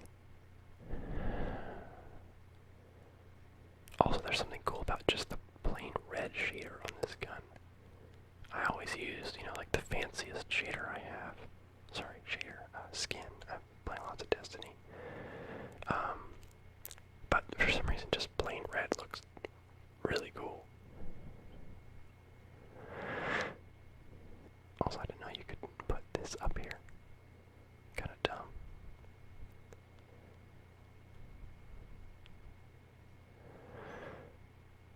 So, still skull down. We're still in the coming circle. Teammates down. Good old 8 damage. Another one down. That's like deja vu right there. That's twice in that exact corner that I slid to go and revive one of them, and the other guy revived him just the second before I was. Did I just swap out the bruiser? I think I did. I do love the red dot. It's just really solid. Also, right here, I totally should put my health bot out, but I don't. I know, it annoys me too. I'm just like, I'm so distracted by like something, I don't even know what. But they had meds on them, so it wasn't like they were dying, but it was one time, okay? Usually I'm a pretty good lifeline. I'm a lifeline main, okay? I make sure my teammates get purple armor and health all the time. There we go. There's one guy, he runs away. White armor is always a good sign. There's another one, lifeline up there.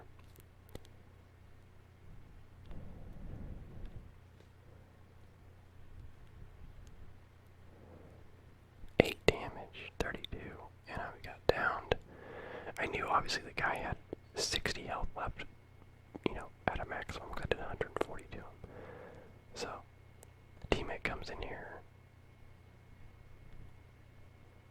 The Wraith, or the Lifeline survived a little longer than I was comfortable with. I was like, shoot, are they really gonna let the almost dead Lifeline kill them? Because that has happened, where I'm like, he's got like 20 health left, just hit him. And then, you know, they just get Peacekeeper to the ground by this guy, and I just sit there and watch until it says squad eliminated.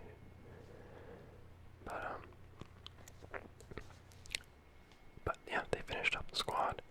I wasn't much help in that fight other than the damage it did to the Lifeline, but that's just life. Swap my 301 for a 99. 7 squads left. Trying to get my care package for these guys. Although ever since they removed the chance for a gold item from the Lifeline packages, there's really no reason to call them in post everyone having purple armor.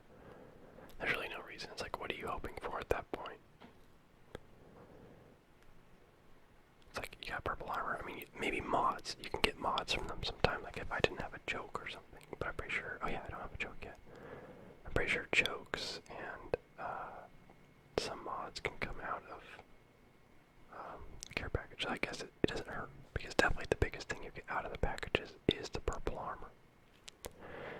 That's why it's annoying to not have a lifeline on the team, as you realize you're at such a disadvantage almost, because there's games where we don't have a lifeline, because I decide to play something else, and we'll be like final 4 squads, and some of us will still have white and blue armor, and it's like, how? How do you get that far and never find anything better? Lifeline kind of guarantees that you will get, you know, purple. We got enemies over here. There's a guy up top to the left, too. This guy's lagging like crazy. Yeah, there's a guy up there. Pathfinder, probably. I think Bangalore took off. Oh, up the hill to the left. Looks like there's an additional squad. I can't tell if it's two halves of a squad or if it's 2 different squads. Maybe it's just 1 squad. My dream loadout is right now I'm using 99 and Peacekeeper, which is usually, I'll either go that loadout if I want to get really close up to people and kind of be the flanker of the group, or I'll use Hemlock and Peacekeeper, or Hemlock and R99. Because Hemlock is pretty good at honestly any range. I'll usually put it 2 times on it, and combine that with the Peacekeeper or 99, kind of guarantees that you have something for every situation. Here we go, moving in. Flanking around. Lifeline, dealing. Oh, that was Bangalore.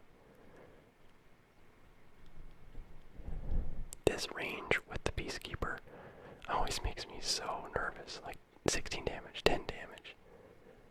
I'm like, forget it, switch back to the 99. There we go. And I put a bot down for myself because I'm selfish. Digital threat. I don't like digital threat on the 99. I like the red dot, but I really like the digital threat on the Peacekeeper. Especially if you have a Bangalore on your team. I feel like you always want to have a digital threat if you have a Bangalore. Like me and my friend, sometimes we'll go and he'll play Bangalore and I'll play Bloodhound, because that's really good synergy there. There aren't a whole lot of like legends that play off each other's abilities well, like in other games like Overwatch or Paladins, or like, you know, any games that has champions. Usually there's like some synergy where, oh, if you combine this guy with this guy, their abilities kind of synergize a little bit, or you can kind of get little combos going or whatever. There's not really any of that in this game except for Bloodhound and Bangalore. Bangalore throwing the smoke down, and Bloodhound ult being able to see through it. Now I'm trying to think of any other abilities that kind of synergize.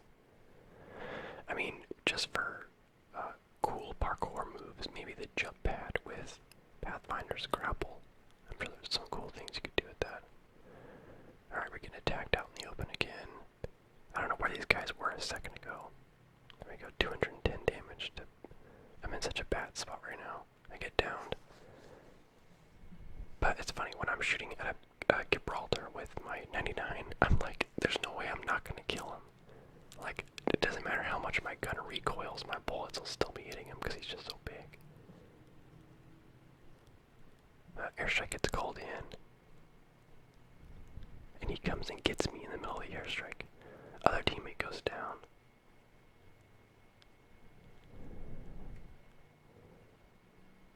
I should use a Phoenix kit right there, but once I was already using my battery, I was like, I just need to get some kind of shield out.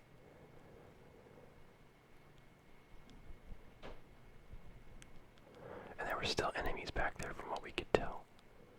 There were the downed players. Teammate almost gets the other guy, but not quite.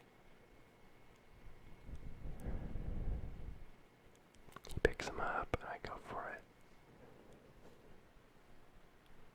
Still kind of thinking there's people in the cave back there. I was like, we need to spawn this guy in now so he can get his stuff before we get pushed again. because there's a lot of endgame loot in this area right now.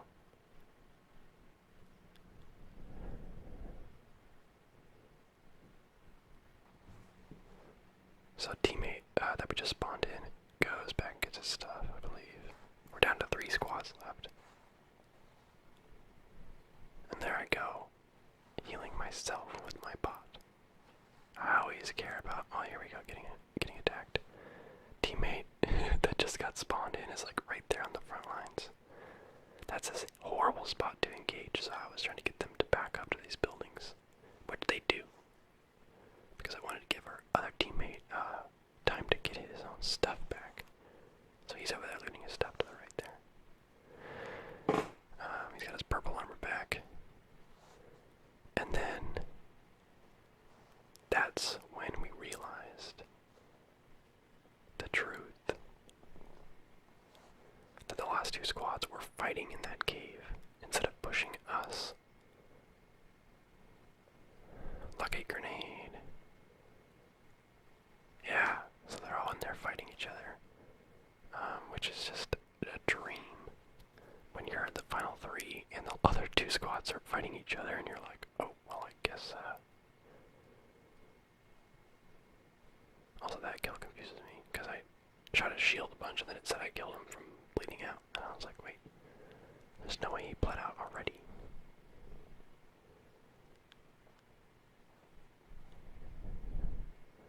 Quick little Phoenix kit there. Okay, now it's down to 1 squad. I think it's a full 3 squad, like a full 3 players over there. Did 86 body damage to him, so at that point, it was too tempting not to just push in there. And then this move right here. Let me just jump on your head. Boom, squad eliminated. Triple kill. That was final squad. We win the game. There we go. They were hooting and hollering about that. 13 kills, 2100 damage, almost 2200. Player survived 2, players respawn 1, and they look at their revives 3 and 2. And I think like 3 of those were me. I got revived like 3 different times, but never finished off, thanks to them being really quick about it. So hats off to these 2 gentlemen. They were great teammates, and we got a very, very solid win out of it. I'm like level 42 in the battle pass. There's only 30 something days left, so I don't think I would make it to tier 100. It's such a grind, and I don't really have, like, I still enjoy this game, but I'm not playing it as much as I did when it was new, of course. I think if I was playing still that much, I think I could have made it to tier 100, but with other games I've been playing, and Fortnite, and Destiny 2, and whatever else, and I've just been busy. I don't know if I'm gonna make it, but luckily there's nothing good in the battle pass anyway, except the gold, whatever you call it. There's an Apex pack at like tier 86, I think, that gives you a guaranteed gold item. That's really, that's something to grind for. Even though I know it would just be a Mozambique skin or something. Alright, so I'm playing with Pluto Dweller. You've seen her around. We go to Slum Lakes. Pluto Dweller is the girl that did my April Fool's video. People just refer to her as the red girl because of her red hair. But yeah, so that's Pluto Dweller. So we land Slum, and I get an R99, and I mean, it's a white mag, but it's still a mag in the very first room, and that's just a sign. Also, an EVA 8, not bad too. Hemlock, Pluto Dweller likes hemlocks, so it was actually like the first 3 guns I saw were all guns that we can get some use out of. So, Slum, a hot drop. I'm Lifeline, we got a Wraith and a Bangalore, the Pathfinder coming up on me. I'm pretty sure I get down at the beginning here. Trust me, it gets better after that. Yeah, there we go. Pathfinder had to hunt me down.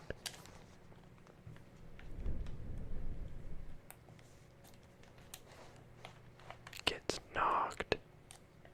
Our brave teammate comes and gets hits me. There's a Wraith that just runs right past us.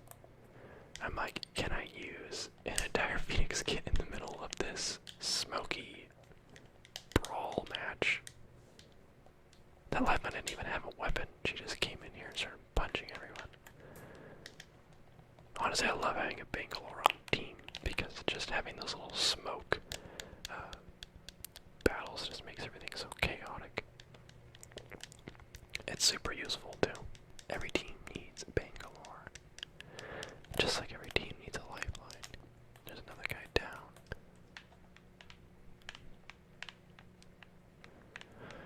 So far so good. Teammate is healing up. I know there was one more guy, I think, somewhere. Maybe two more. I think it was two full squads that went here, if I remember correctly. The R99 is still my favorite gun in the game. It shreds. I actually, oh yeah, there's the, there he is. That was quite the surprise. I had saved up enough crafting materials to pick out one legendary skin, you know, and I deliberately bought that skin for the R99 because I use it all the time. Every chance I get. Although I've been having a really bad luck with finding magazines for it. I don't know what it is. I've gone like almost entire games with nothing better than a white mag. Of course, then there'll be games when I find like two purple mags and a blue one in like the first two buildings, and I'm like, now all I need is an R99. But yeah, it's really good. It blows through ammo really bad, really fast. So you need a big mag. You need a lot of ammo in stock. But if you can have those two things, you can melt people big time. So as usual, my usual ultra aggressive loadout is Peacekeeper and R99.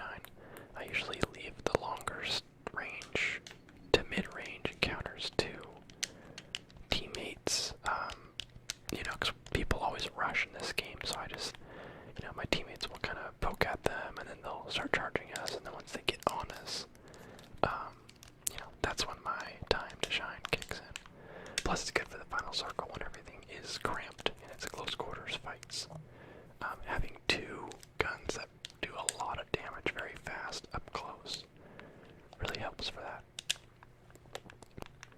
Plus, playing Lifeline, you're able to kind of, it's a little risky, but you can get full heals off, like in the middle of fights sometimes, because it only takes less than 4 seconds to fully heal your shields with a shield battery. And that's, you know, sometimes in a fight you can just slide down a hill and do that. So there we go, found my Peacekeeper. I've now got my loadout. I love just the 1x red dot scope, pretty much over any scope in the game. I love how simple it is.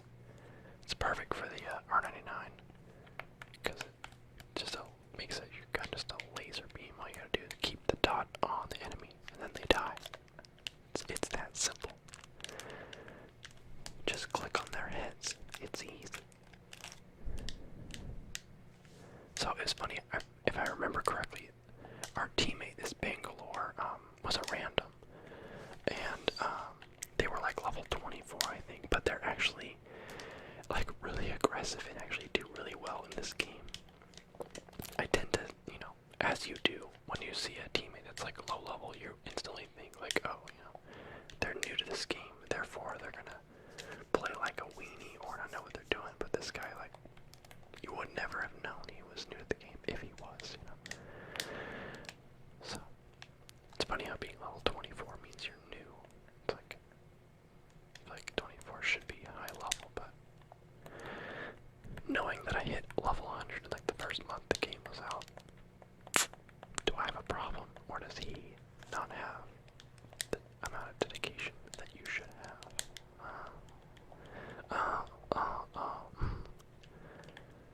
Alright, so we're pushing on cascades here, and once again, our brave little Bangalore is leading the charge.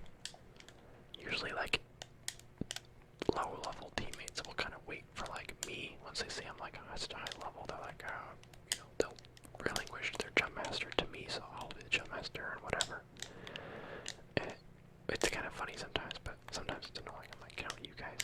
guys choose where you want to go. Alright. Where do you want to eat? I don't know. But this Bangalore was like, no, you guys are gonna follow me. Very much in character of classic Bangalore. I was kind of amazed to see all this loot still here for Cascades. Like, Cascades is usually a pretty popular spot, and there's a lot of loot here, but like all these buildings were unlooted. Oh, yeah. It's funny because in the replay, now watching it, he was totally on my screen, but I remember there I just heard him. I didn't see him that first time he was running by. So it's not one, it's two squads. You see invisible Mirage running by. It's like, do you not have a gun? He like was refusing to fight me. Maybe he's just having a good time. Classic Mirages, you know. Alright, he's down. Teammates are still alive. Pluto Dweller is healing up. Got a caustic. Getting shot from like every direction. Yeah, here we go. See, look, healing in the middle of a fight. Someone was shooting at me. Just slide behind a rock. Although right now I'm pretty sure. Yeah, I'm out of. I don't have any med kits, and my little Robo Boy just disappeared. Alright, teammate finishes off the other last guy. I'm like hoping that he's got some meds. Just enough time to use a Phoenix kit to get my health back to full. Close one. And I think I grabbed the syringes. I hope. Yeah. Gold barrel stabilizer. And some much needed medkits. Some ammo. Alright. So, and all my team stayed up. That was 2 full squads, but they were all running from the storm. And look at this, I still have a white mag for my R99. After all that, you can tell I'm just checking all the boxes because I don't want to miss it. Another white mag in there.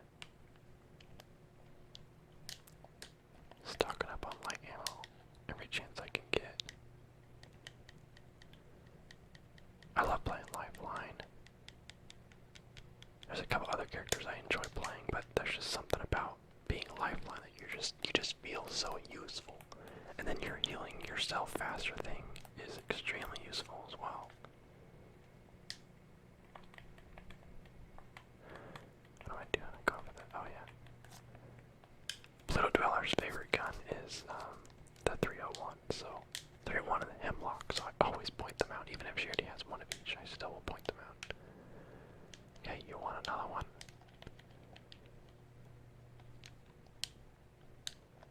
Oh yeah, that's gonna work. Nope. So now we're pushing up towards kind of the outside of bunker area. I don't know what it is. I feel like this is the most common spot to just get in a fight with, like, I'm looking for an extended mag still. There's just always multiple squads fighting here. Either no one's fighting or everyone's fighting. Here we go. There's a full squad back there. Bloodhound in his ult. I stick him with an arc star right there. I do 60 and then 70, and then the other guy finishes him off. Or no, Pluto Dollar did. Feels bad. Oh, purple mag. We're saved. Oh, that was a purple helmet in there too. I didn't see that. Teammate gets downed. Once again, a little smoky battle. Shooting at silhouettes as best you can.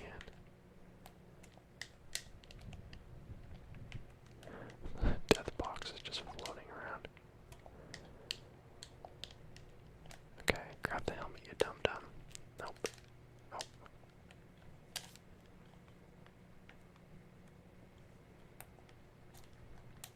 Grab the helmet. There we go. I was worried that I was just not gonna grab it ever. Am I stupid?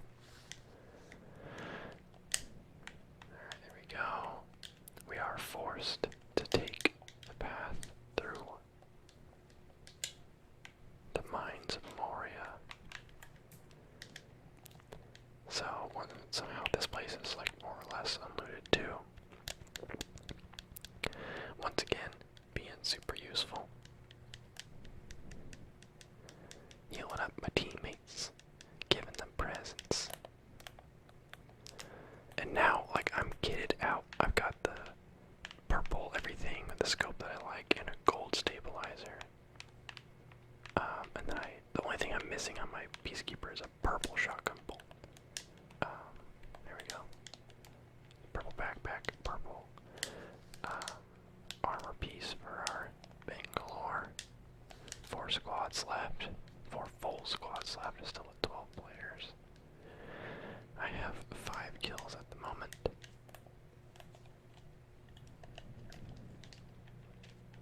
It's funny because I feel like this entire game I've just been picking up light ammo, but I still never have enough.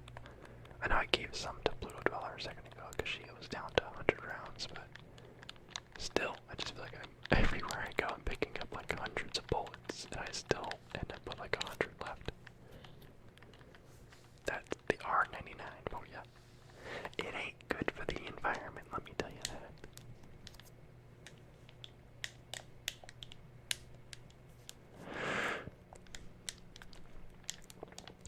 So, artillery is the next circle. I don't particularly like fighting in artillery because pretty much whichever team has a Pathfinder ends up being the team that has a severe advantage because there's so many spots that only Pathfinder zipline can get to. All around, always these tall rooftops. So Octane's flying by, trying to get away so he can heal, but no.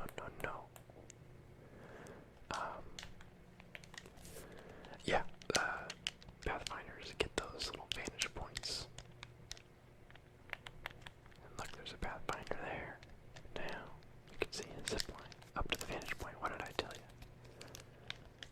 But I guess if you are a team with a Pathfinder, then this is where you'd want to go. He was trying to escape again.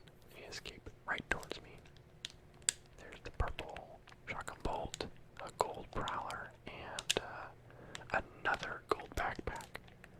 I hope someone picked that up because I think Pluto Dweller did, but that's extremely useful. Easily the most, like the best item in the game. Being able to heal twice as fast is incredible. I mean, now I can heal myself to full in like 2 seconds, which is like that you can just step around a corner and heal that much time. Once again, teammate being super aggressive. He just like charged a full squad like while the rest of us were healing. It's like, hey man, at least let us know. Alright, we're down to 1 squad left. It's 2v3 right now. And I think all 3 of them are in this building. I lose my shield. 2 seconds to heal. Pluto Dweller's on the other side. I'm on this side. Pretty good teamwork if I do say so myself. She goes down, gets finished off. I take 2 down. I think it's a Pathfinder. Oh, it's Octane. Done for the championship. Winners. It feels bad though that both the teammates went down and got finished off, because if they go down and we win, they just get back up again and it counts as a full squad win. But the teams had to finish them off. It's like, dude, pretty risky bisky to go finishing people off at the last bit there, but there we are, 11 kills. Almost all of us had over 1,000 damage. Pluto Dweller was close. Good job to our Bangalore too. He revived me, revived her once. I think we all got revived once, but me as the Lifeline, I had 0 revives. I was a bad teammate, okay? Actually, they just beat me to the revives, alright, that's all. I was the one healing him. There really should be at the end, damage healed. Like a little extra. I'd like to see how much I heal someone in a game, you know? With my little bot. I guess there's a tracker for that, but I'd like to see per game. I don't know. Anyway. Thank you guys for watching. I posted this video because it was voted for. I did a little poll saying what I should, asking what I should upload next. And Apex won. I'm actually surprised by that because in my head, Apex is like really slowed down a lot. And whenever I post it, people are like, this game's dead. Nobody wants to watch this anymore. I'm like, okay, well, maybe you don't, but I posted a poll and it like beat all the other things I posted as options by a lot. So there are definitely people that still like it, especially if they're still looking for it on an ASMR channel. So granted, it's not nearly half as popular as it once was, but I'm happy to see there's still people that are into it. Hopefully Respawn can put out some updates for it and fix some stuff soon, because honestly it still feels shaky. It still feels good, but there's definitely times where like my audio just straight up poops itself, or like I don't know, just a few little bugs that are definitely still there. We could use a couple new weapons. I know that they're gonna bring, I think, a new weapon and a new legend with the new battle pass in a month, so that's cool. I wouldn't mind some map changes or a new map, because that's the one thing Fortnite does well, is there's always constant updates to the map itself. I think the map in this game is great. I almost would be sad to see it change, so I almost would prefer an entirely new map. I know that they talked about doing that, so I wonder when that will happen. Season 2 of Apex Legends began, well, I guess yesterday at this point. And they've done a lot of cool stuff, and the game has kind of been getting a little bit of a second wind of popularity. I know it kind of died off for a while there, and it probably will die off again, but right now it's kind of popular, at least for today, I don't know. So we're gonna look through everything they did, and they added, and I'll show you the map changes, the new character, the battle pass, and the new challenge system. And yeah, let's just jump into what's new. So first of all, Watson here is the new champion. She's got some interesting abilities. I actually haven't used her yet. She's got some cool skins. Her abilities are pretty heavy on support. She basically can put like electric fences down. And then she has kind of like the trophy system from Call of Duty, where it kind of blocks projectiles and grenades and airstrikes and whatever. It's kind of a little thing she throws down that basically just protects anyone near it from, ordinances. So that's pretty cool. I haven't used her yet, but it sounds fun. I like to play support in games like this. That's why I always play Lifeline. Some quick things about some balancing they did just amongst the legends. The big ones were Gibraltar and Caustic got another 5% towards damage resistance, so that's a 15% total. And they're now immune to being slowed by gunfire. Because in this game, if you get shot at, I think by any gun, I think maybe it's just heavy weapons, it seems to just, I don't know, it basically means you can't sprint while you're getting shot at, while you're getting hit. So these guys are immune to that. Then they added 3 extra seconds to his dome shield, so that's 3 more buffs to him, so he actually might finally be viable. They made it so Lifeline's healing bot dies in the storm now, which is a huge deal. His invisibility ult can be cancelled early on command. His smoke or gas canisters do 50% less, slowing to teammates. I don't think they changed anything for her or her, but mostly weapons. I'm curious to try the Flatline out because they gave it a big damage buff. Now with its increased bullet damage, combined with its rate of fire, it's now the highest damage per second AR in the game. Over here, they buffed the damage of the alternator. They buffed the damage of the P2020. They added hop-ups to these 2 guns, and also the, where is it? Mozambique. Different hop-ups that make them do either more damage to shielded enemies or unshielded enemies. So they might be, I don't know if they'll ever find a use in the meta, but they might, have some use if you can get lucky enough to find the hop-up early game. They added the new L-Star, which is an energy care package only LMG. This gun is from the Titanfall games, and I'm excited to use it because it was pretty powerful in those games. And they made, this is what I'm excited about, for triple take, they made the choke charge like half a second faster, which is really significant. I really liked using it with the choke already, so I'm even more excited to use it now. I like to use the kind of less common weapons, so I like to hear that they are getting buffed. So, Battle Pass Season 2. You got 90 days to do it, and they said it's going to be significantly easier to do than last seasons, because I think they overshot how much XP people were going to be able to get. Like, I know myself, I only got to like tier 55.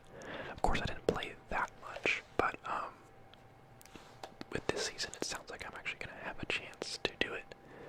So, we'll go through this quickly because I mostly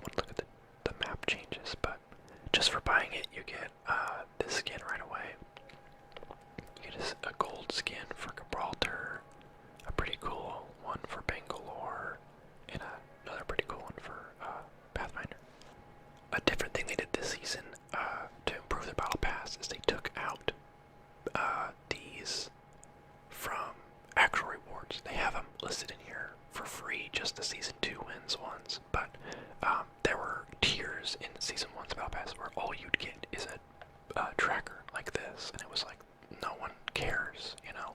Not as a reward. Someone might use this, but don't make it a reward. This should just come free. So these are now just in the first few tiers, along with a Battle Pass reward. So everyone gets these trackers for free just from playing.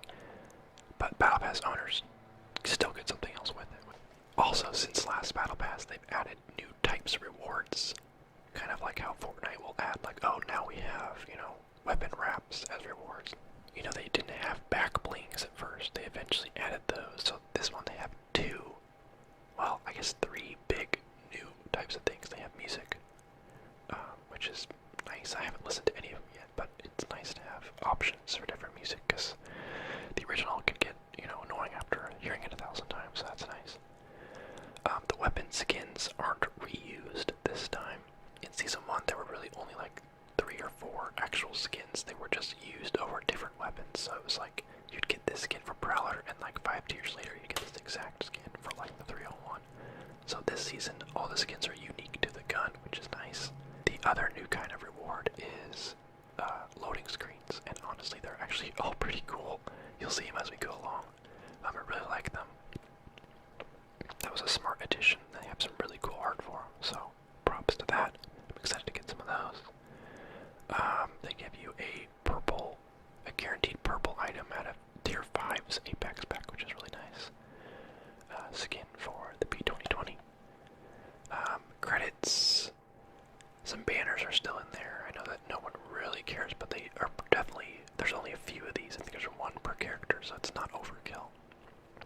This is probably one of the weakest rewards, so, and it's still not useless, you know, so props to that. They give you crafting materials throughout the Battle Pass. They give you a total of 1,200 total, so they give you 120 10 times basically. So if you finish the Battle Pass, you have exactly enough to buy one legendary item out of anywhere, out of here. Like I could go and buy this after completing the Battle Pass. So that's really nice too. A guaranteed gold item of your choosing. Pretty solid. In addition to whatever crafting materials you get out of the actual Apex packs, of course. And the next new type of item is skydive emotes. It's funny because I was like, well, you could have added, you know, skydive trails, but you can tell they're trying to add stuff that's their own idea and not copying Fortnite. I mean, Fortnite's been copying them a little bit, and they've been copying each other. Everyone in the Battle Royale genre just copies each other, so. But this one, at least I haven't seen before, skydive emotes, so that's something. So each character gets one throughout the Battle Pass. They're pretty basic. They all involve them doing a flip like that and doing something while they face the camera, so. They're not very unique, but maybe, you know, in future days we'll see some cool ones. I think there's some cool options there, but so far that's one of the new rewards. More XP. You get 2 Apex packs at level 12, which is nice.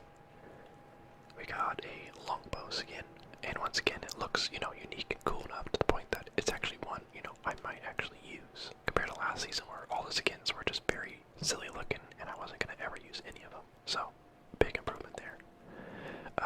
Once again, the loading screens are really cool art. Really like it.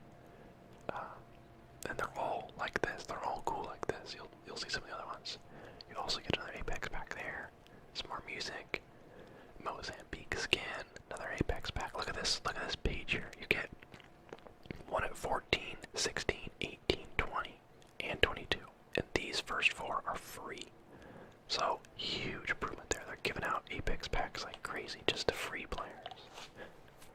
So, I'm super happy about that. I kind of trash talked the Season 1 Battle Pass a lot in my video, and just over the course of Season 1, but this one improved in almost every way, so I'm happy they did that. They saw the error of their ways. More crafting materials. Here's Bloodhound's emote. Another one of those, Apex pack. G7 skin, pretty cool. There's a Mirage loading screen, pretty funny. My guy. Yeah, legendary skin at tier 25 for Caustic. They really want people to use Caustic.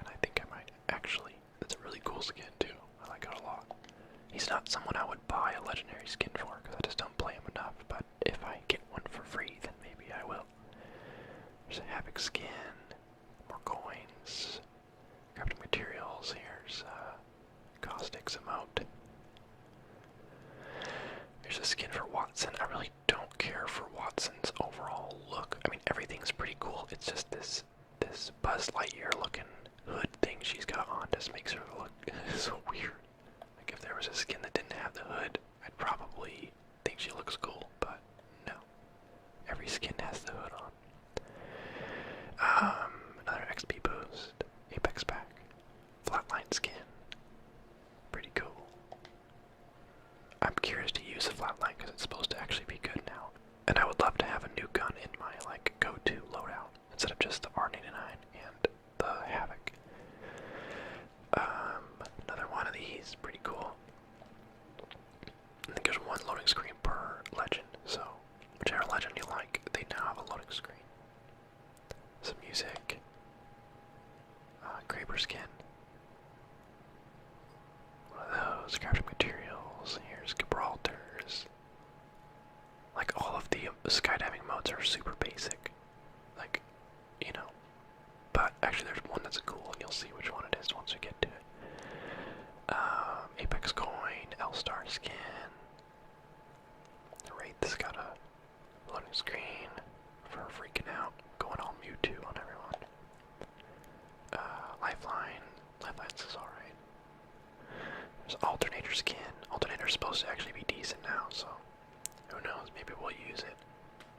More coins, frames, crafting materials, a gold, guaranteed gold Apex pack at tier 50, which is really exciting. Some more stuff. 301 skin, once again, actually cool enough to where I might actually use it. Pretty cool.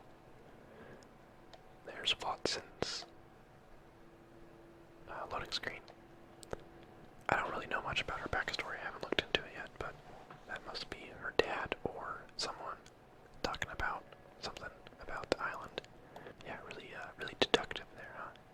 Some more music. 45 skin. Crafting materials. Here's Mirages. Appropriate for his personality. Devotion.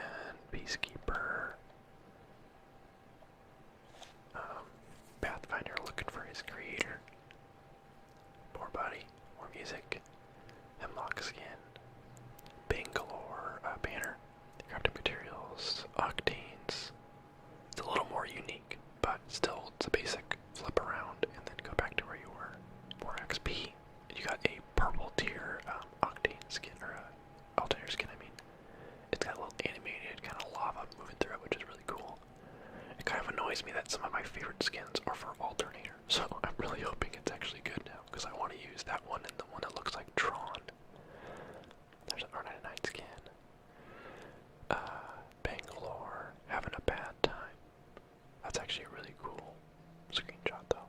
And we got a legendary skin for Octane. Pretty wild looking. I like the colors though. Might use it. There's a Eva 8 auto skin.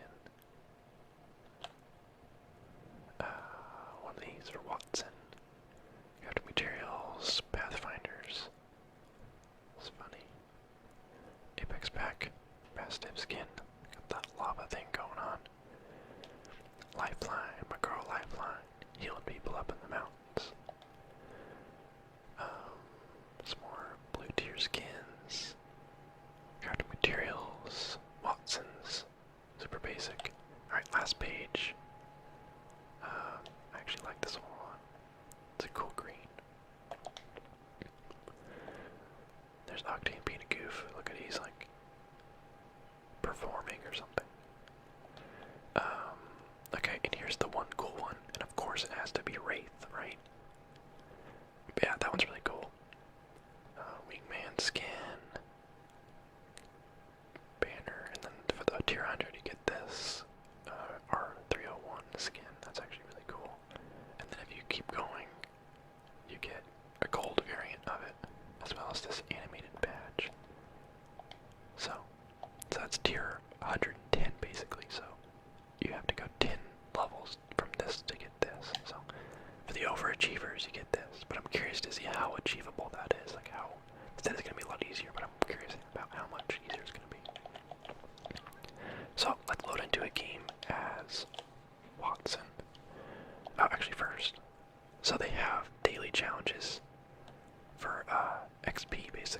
Battle Pass XP, as well as weekly challenges. So kind of like Fortnite, but it's not like, oh, go here and do this dance. It's like get headshots with a shotgun, finishing move is caustic, damage is Bangalore. So I like this because it's things that will just encourage players to use different characters and use different guns. Every game needs that. Every game needs some sort of bounties or something that says, hey, use something outside of the norm. Because let's say some super good streamer player is really bad with caustic.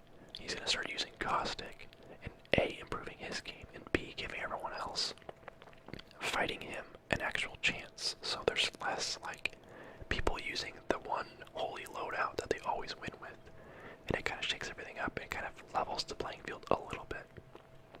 So I like that about it. So this is good. These look super easy. You could do this in, an hour. And this you could probably do these, obviously this is just to complete 5 and this is just complete 10 of these. So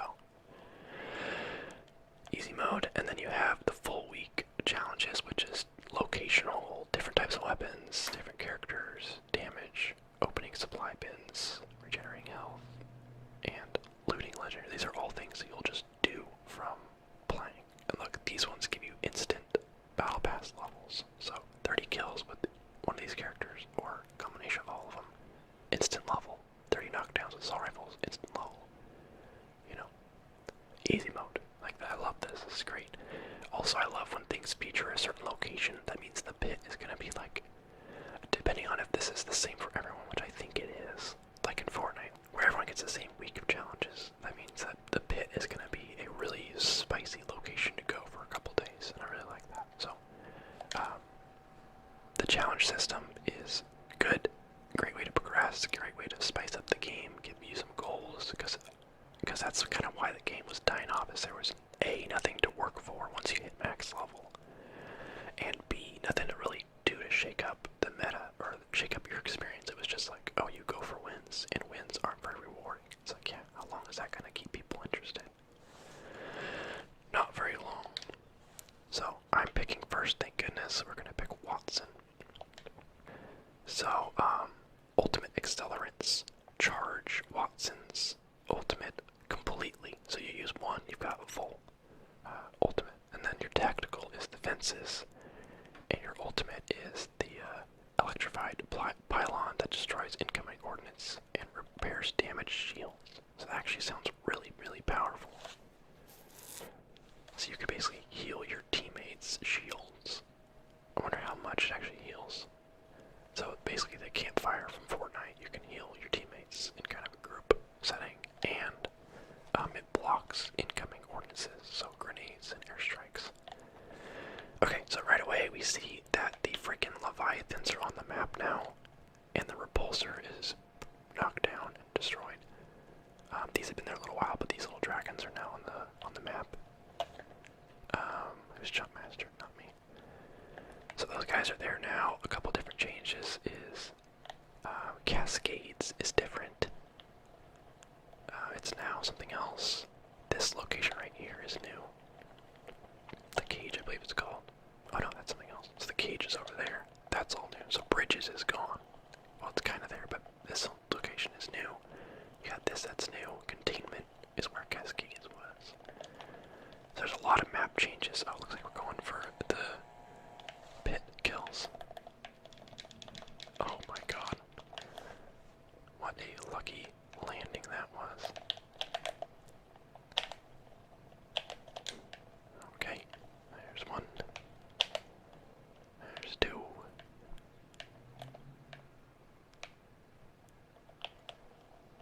Sorry, partner. It's nothing personal. Alright, well, we're supposed to get 4 kills here total, so we've already halfway done with that one. Okay, so let's try out these fences. We got like that. I guess you could double fence it if you wanted to be mean. Cool. So I believe going through that just like slows the enemies that are going through it. I think it damages them a little bit and then slows them down, like stuns them. They can still like aim, but it kind of has a similar effect to like a caustic's gas. So, pretty cool. I kind of wish we didn't land. team. We're gonna be that guy.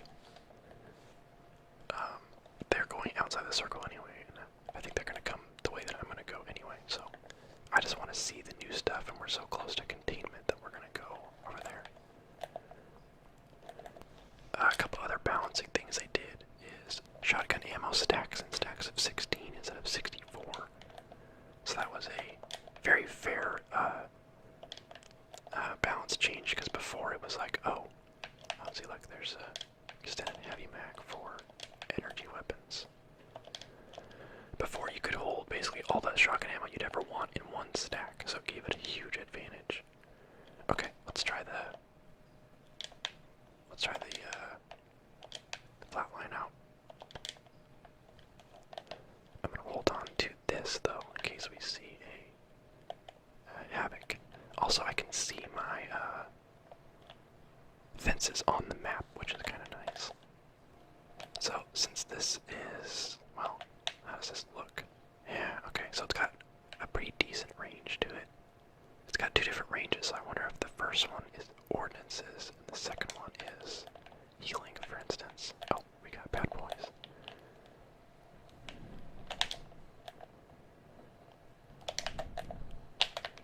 Oops. Just walk right into it, that's the spirit. There we go, good boy. Okay, what you got? So this location's been updated.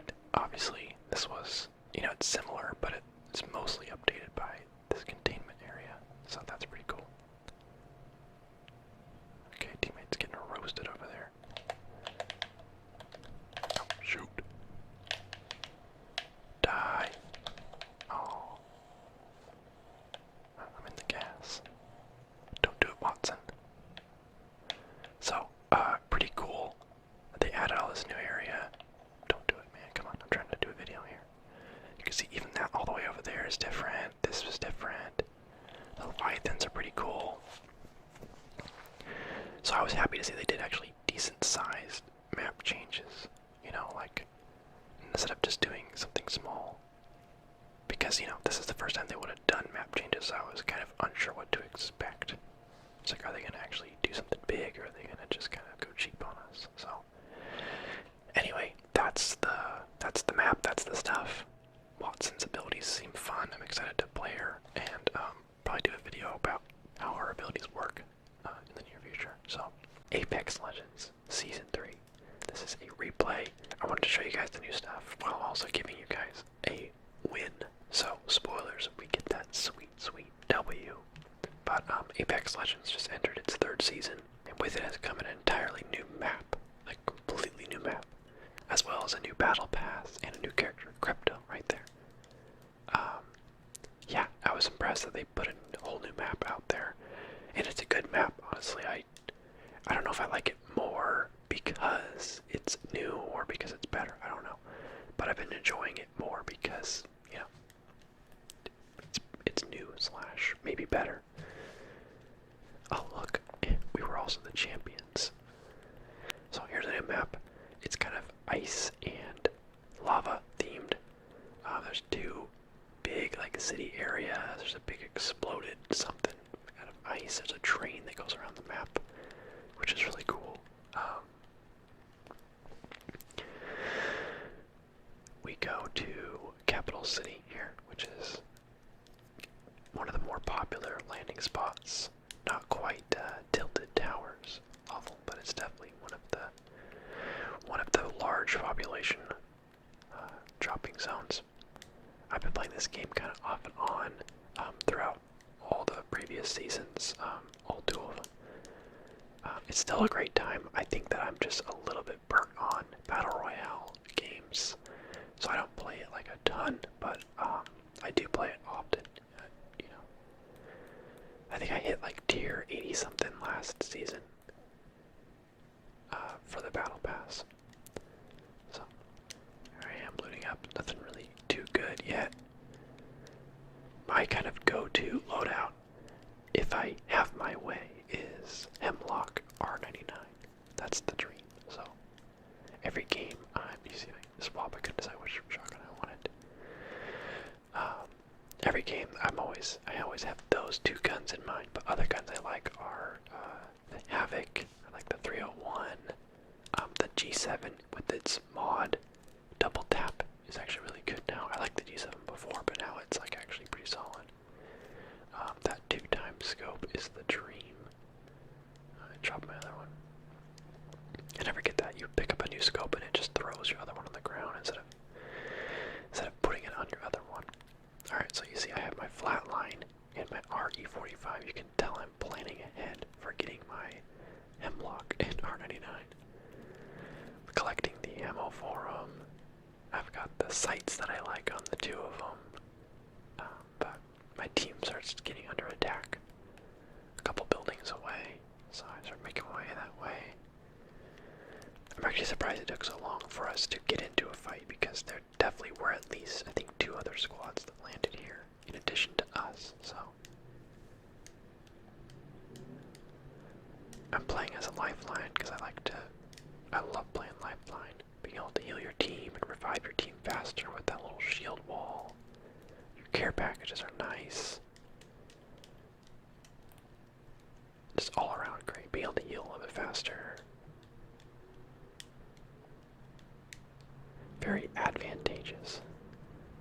So knock down GregBroDudeMan right here. I'll tell you a little bit about him after this fight is over.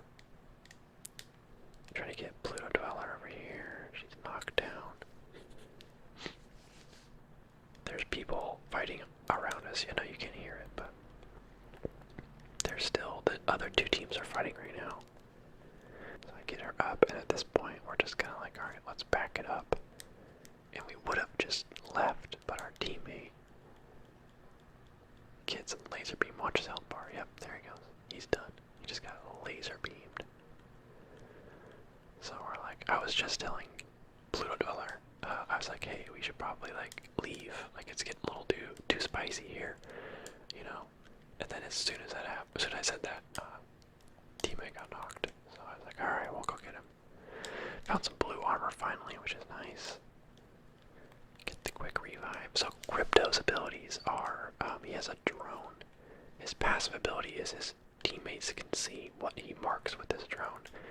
His drone, you actually throw it and control it yourself. It's not like some automated thing. You actually switch into drone mode. Hemlock. Finally. Now it's a party. But, so you control your drone, you fly it around. It's actually got a pretty good flight distance. You can fly really far. And basically, if you look at enemies within a certain range, it'll mark them. Like through walls, it'll highlight them for your whole team. Through walls. So, it's actually very useful. And then his ult is basically you can send out an EMP from your drone that does 50 damage to everyone's shields and stuns and slows them for a little while and destroys traps. So it's one of those things where you can kind of send out your little reconnaissance drone, you know, find a team that's unsuspecting, detonate, and then, you know, attack or have your 2 teammates attack for some, you know, for instance. So he's definitely a support character. And he also needs a lot of support. You've seen I've revived this guy 3 times already. There's a Pathfinder on the opposite roof from us. I was gonna go down and use the zip line to get up, but when I left, our teammate ran with me, so I was like, alright, well, we can't. I'm not gonna flank him if there's no one fighting them. So at this point, we're just like, alright, let's just get out of here. We have done too much dying and reviving. As far as balancing goes, oh, there's a drone right there. They did some more balancing patches. They removed some mods, added some new mods, and then they actually buffed the Hemlock, which was just like, oh, R99, there it is. It's my day. Although I still don't have a light mag for it, which is like something it needs. Teammate gets knocked again. Getting under attack. There's a Bangalore. Pathfinder. And there's a Lifeline somewhere too. I get our teammate with 1 second left on his little clock. Like, dude, quit dying. Okay, here's Lifeline. I'm getting shot from the right as well.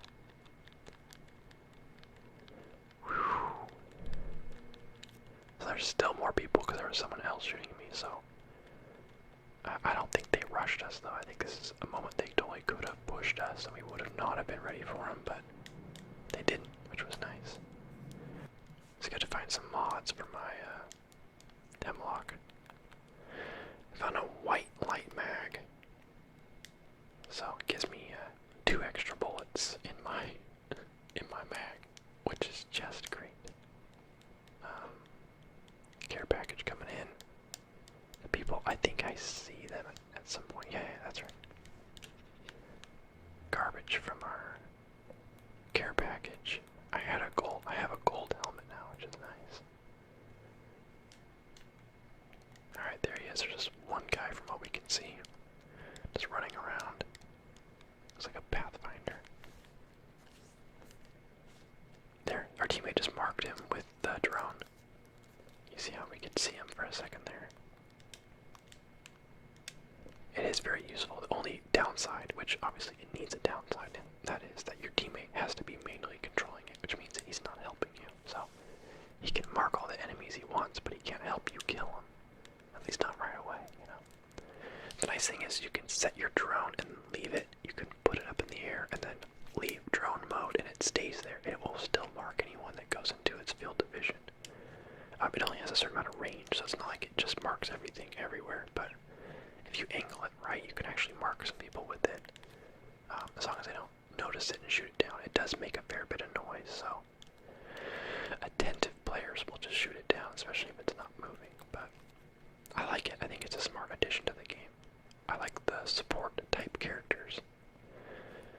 I think every team needs at least...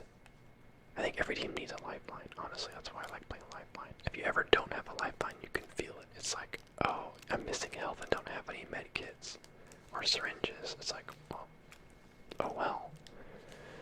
Even more so, it was even more so before her healing bot would get destroyed in the storm, because you could just, your whole team could just sit out in the storm and loot and just hang out around the healing bot, that was OP. So I think it's fair that they got rid of that, but yeah, there's a care package dropping up here. 6 squads left. I've got almost everything that I want. I just need mods. I just have like very so-so mods, but I have the scopes that I want and I have the 2 guns that I want, so I can't complain. I've got the ammo that I want as well. I don't have any grenades. Oh, there we go. Another L-star. I know people are good with it, but I don't like it. I always screw it up. So we're working our way. We got into the next circle. Working our way through the tunnel. 5 squads left. Another one got knocked down. Still doing a little casual looting as we go along. I should have used that ultimate accelerant. I'm like, oh, a grenade, I need it. But I don't need syringes because I am Lifeline. Okay, we got enemies. He's fine, he's turn around. Marking him. He just did his EMP. I immediately used that grenade I just got. Did a fair amount of damage. Just casually reloading. Alright, that whole team got wiped, but the team that they were fighting is still around. Okay, we just got EMP'd that time. Everyone's playing crypto right now because he's new. And because he's good, you know. But because he's new. I'm like taking a second to loot because I'm like, dude, I need a freaking light mag. Okay, there's a guy on the roof. Once again, reviving our teammate.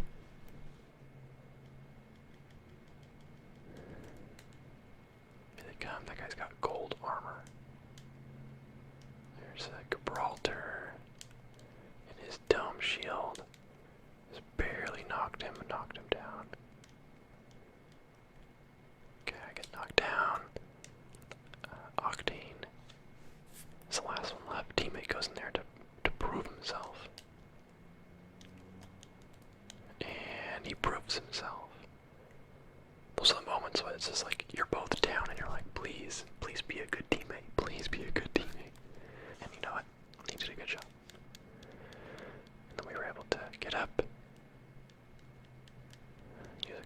Phoenix kit. I think he had the gold, what is that, backpack? They changed him up. But see how when he revived me, I still had like a lot of health and shield left. They changed the gold backpack to being that, yeah, Guardian Angel. Like I had a gold armor and a gold backpack. I now have 3 gold armor items on right now. You see, I found a blue mag for my R99, but I'm still on the hunt for a purple. Right there, you see me stop and look.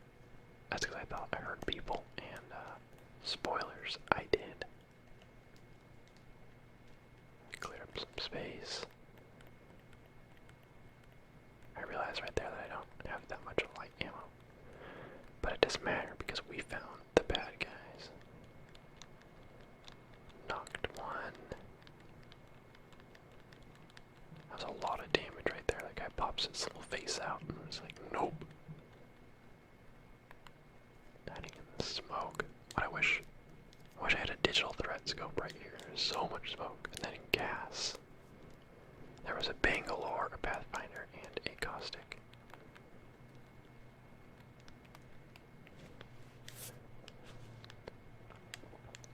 Giving it a quick heal. He's still marking people. How is it? A friendly. Is that a friendly drone? I guess it would have been. There's no other cryptos. Look like it stunned me though. What am I looking? Oh, grenades. I was like, what am I looking for? I looked in these boxes. I looked in these boxes like 5 times. Hey, there's the train showing up. Here we are, rushing. Okay, not rushing yet. Right here, I'm like, hey, pop some smoke. So she smokes it up. Then we start pushing, and then they, I guess, knew, because they start backing it up big time. This Pathfinder was not messing around. Our teammates now with us. Did some good damage there. It's like a lot of damage on these guys, but they just kept backing up and then healing and backing up and healing. And now I'm like running out of light ammo. Like pushing my health bot along. We got that guy finished off. So now there's just 2 left. I'm like out. I'm like looking for light ammo right now. Or I don't know what, grenades I guess. And then they finish off the last guy. GG's. It's a very high damage game, but pretty low on kills. We just had a lot of like more long tactical fights. 16 total kills for our team. And our teammate, I don't know when he did so good, but he got 8 kills and 1800 damage. But I'm like, dude, when? I revived you 4 or 5 times that game. You were getting killed in every fight. It's like he kept rushing in, doing as much damage as he could, getting maybe a kill or 2, and then just dying. I was like, dude, you're lucky that I came and got you every time because your tactics were not good. But what can I say? He did really good, and I just had to revive him after every fight. But yeah, this game remains really fun, very intense. I like the rounds are shorter. That round was 15 minutes and 40 seconds from start to finish. They've been doing a good job of keeping the balance pretty good. I've been liking all the new characters they've been adding.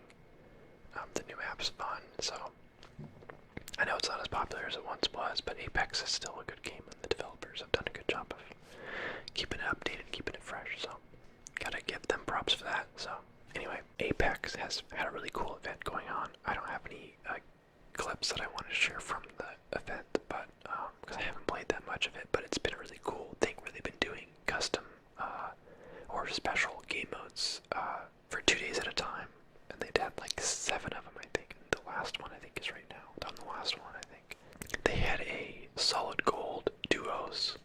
It was called Gold Rush Duos. It's a little different than like Fortnite's gold, because in Fortnite, like, the guns do more damage or whatever based on their tier. Solid gold just means that the weapons have the best attachments. But they did that mode, duos, which was fun because teams of 2, where 3 is the standard. Then they had a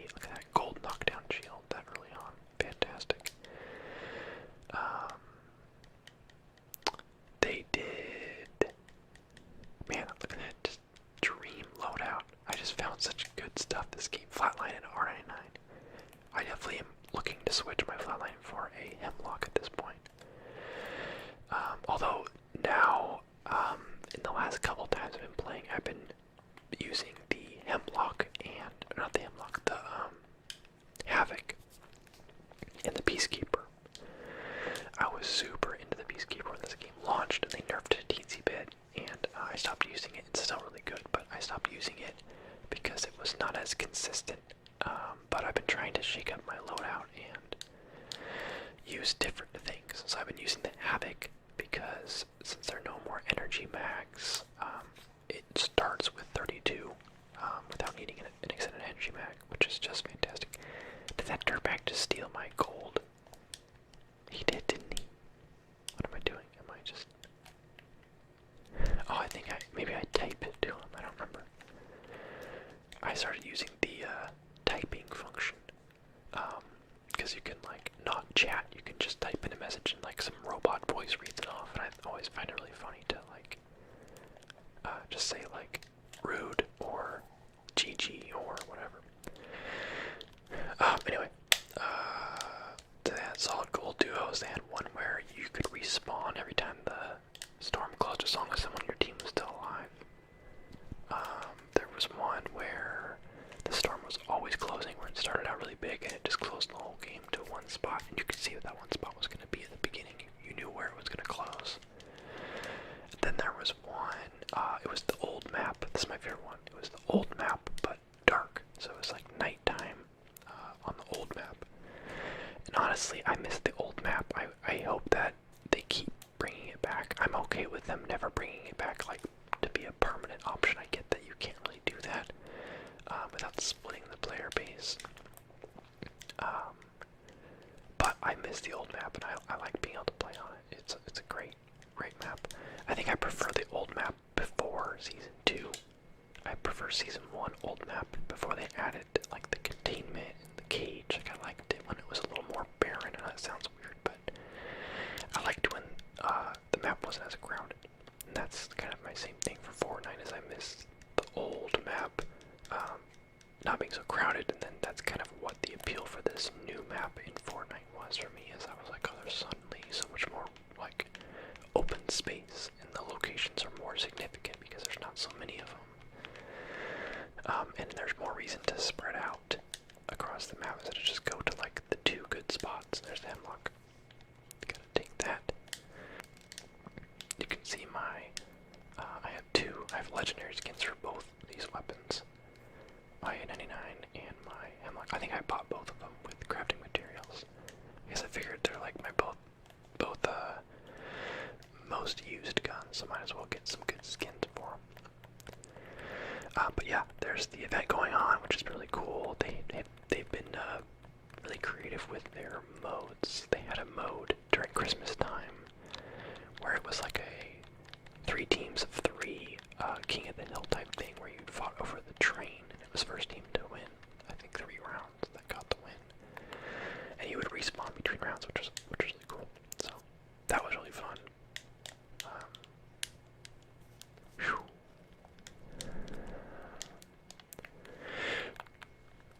If you've watched me play Apex before, you know that I'm all about the R99, and I always have been.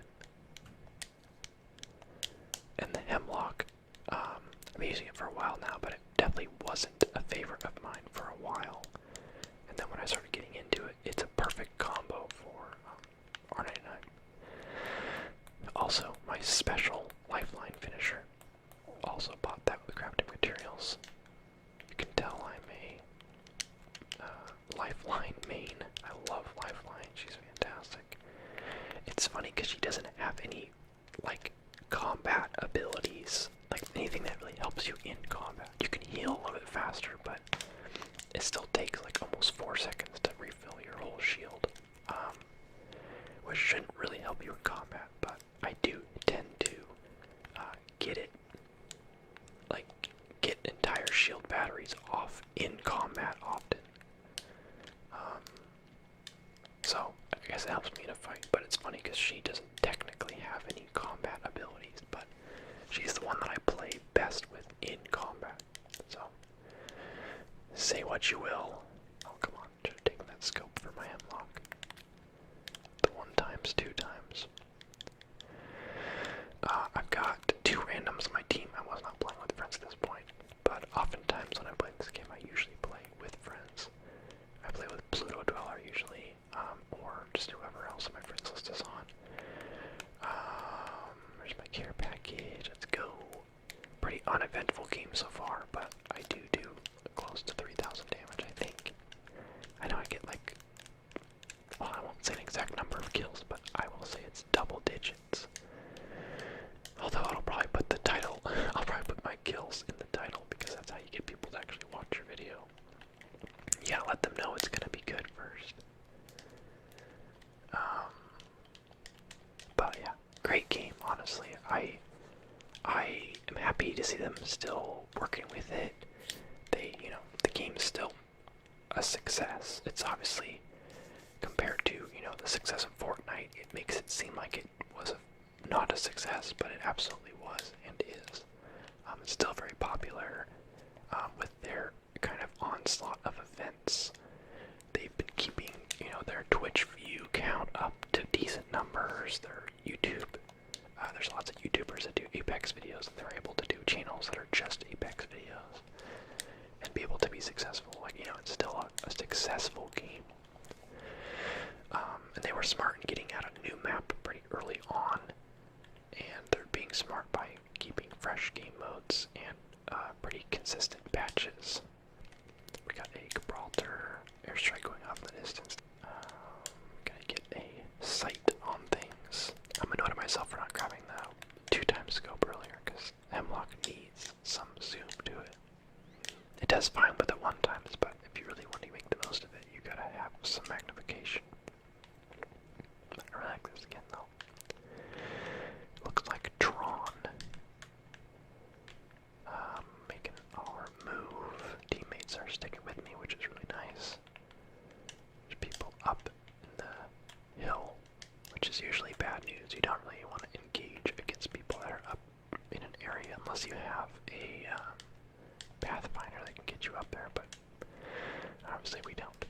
So,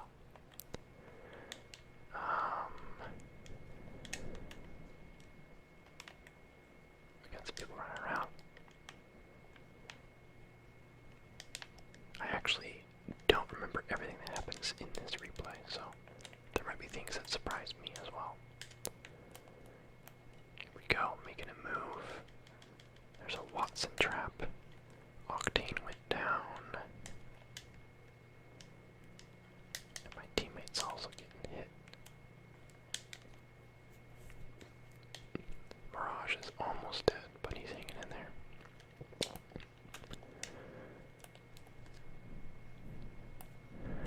Knocked down an Octane. It's a Bloodhound, a tactical slide. That's why I love this game. It's sometimes the combat is just so slick.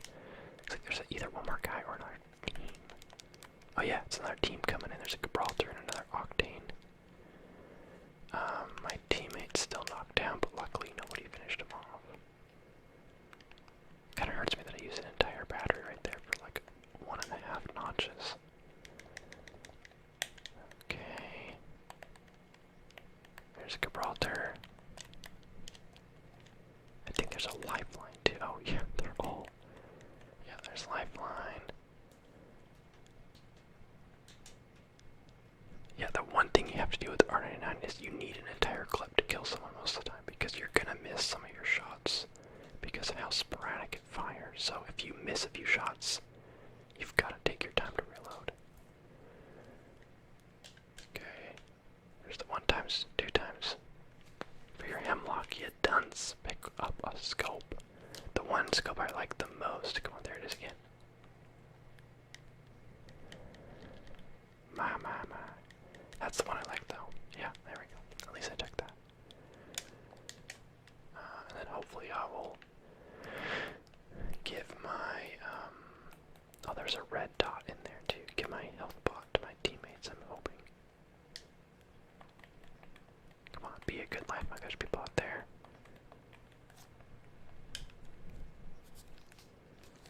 I think I decided he needs it more.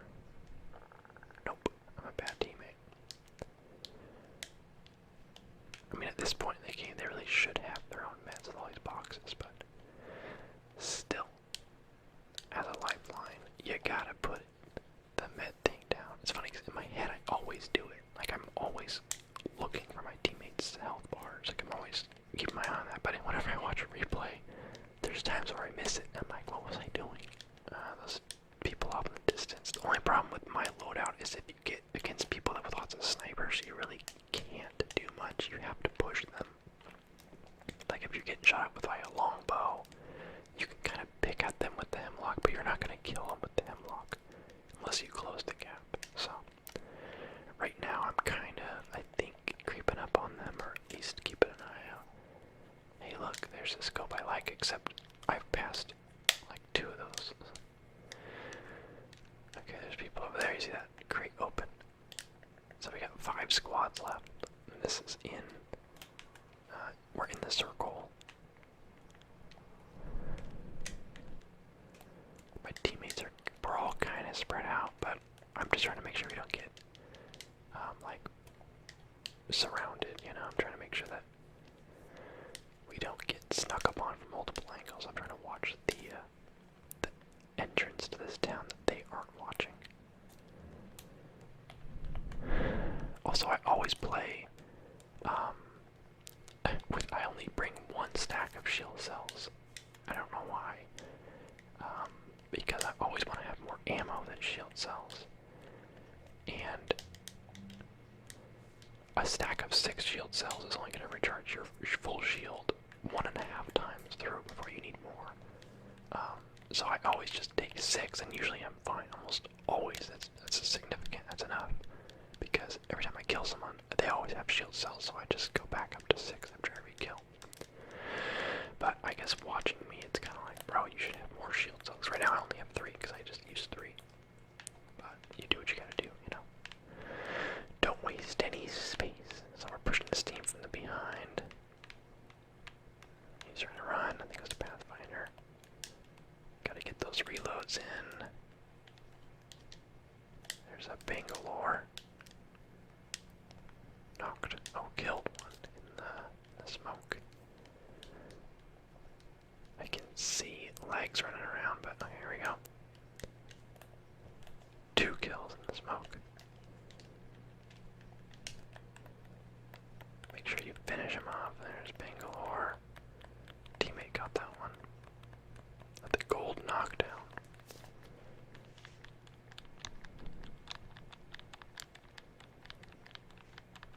There we go. And I have a gold knockdown, so I definitely am not trying to get that, but sure, if no one else is gonna take those, I guess I will. And there we go. Picking up more shield cells, now I got a bigger background, bigger backpack. Do need some light ammo though. Yay! Could use some more heavy ammo. Yep. Gotta get full stacks going. Alright. And this is when I'm like, okay, this is it. I have everything I need to finish the game. I should not have to loot for the rest of the game. Also, I actually am just realizing I don't know if this is a win or not. This might not be a win.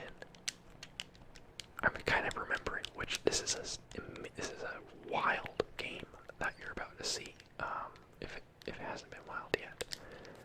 I think I'm remembering which replay this is. I just looked at the stats at the end and I thought, oh wow, lots of kills, lots of damage, this will be good. Oh yes, this is what I'm thinking of. Okay. This is, spoilers, I don't think we win this one. But it's pretty whack how it all goes down. Okay, so Bangalore calls down her airstrike. We knock her down. Get those shield shards. There's a caustic that's down the stairwell. Which is just bad news. I'm hiding in here from the airstrike. Teammate finishes her off. Get up on top.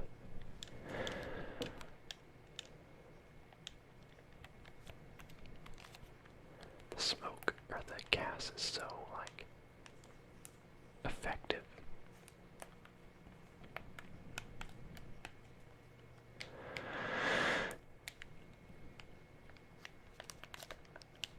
I'm such a weenie. I'm like, I used a battery, I need another one.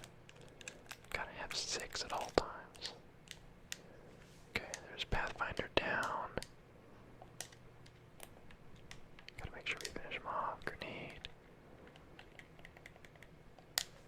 Heal up. Still 4 squads left, despite the kills.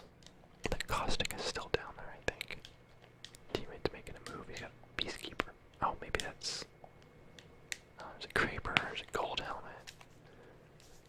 There's always so much loot at the end of these games. Okay, we got some enemies pinged over here. You can see where the next circle is. It's about to start closing in. What a weird circle, especially because it's closing like halfway over the lava. It's going to be an interesting place to finish this thing off.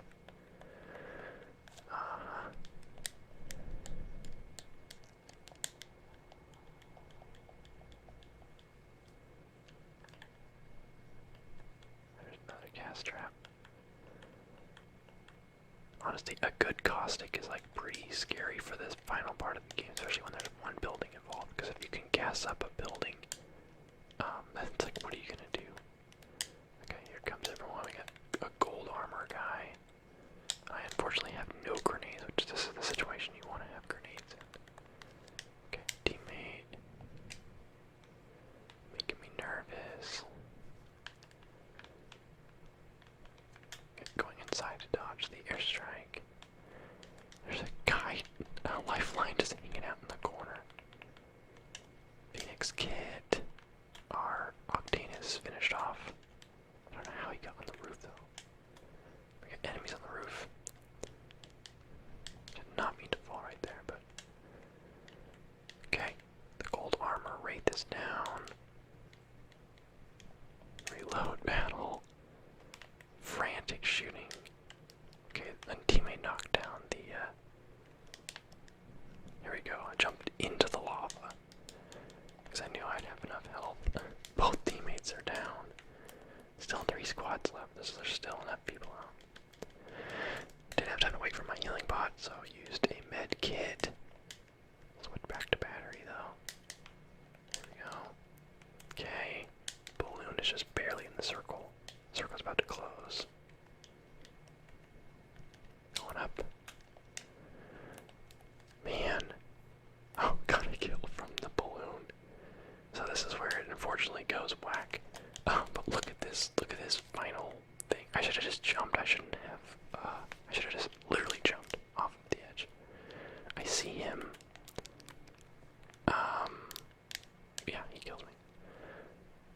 It's that little second of, I had my hemlock out, which is a mistake because it's not a good time to kill for that range. And wait, did you kill with a G7 though? No, 301, there it was. And then when you land from the jet jumping, it takes like a full second or two before your gun comes up and it becomes accurate. It's like a good amount of time, and unless someone's right next to you,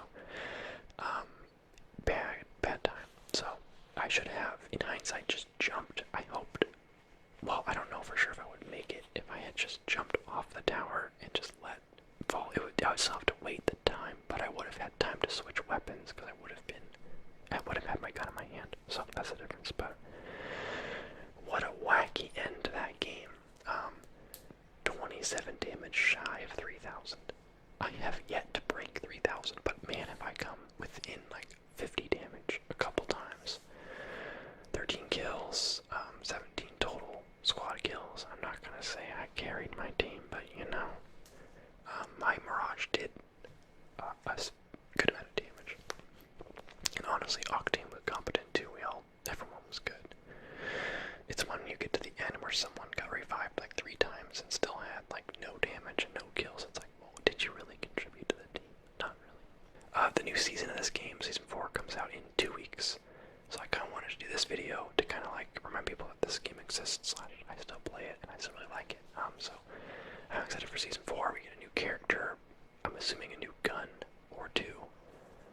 So we got, and then patching whatever they decide to, patch or nerf and buff between seasons, which is exciting because we might have a new meta to play with, like in this season when the flatline's really good now, where it was trash before, that kind of thing. So, and the hemlock, good old hemlock. Apex Legends Season 4 just began. With it comes a new battle pass, a new champion, some balancing, a new weapon, slightly different. Something else is different. What is it?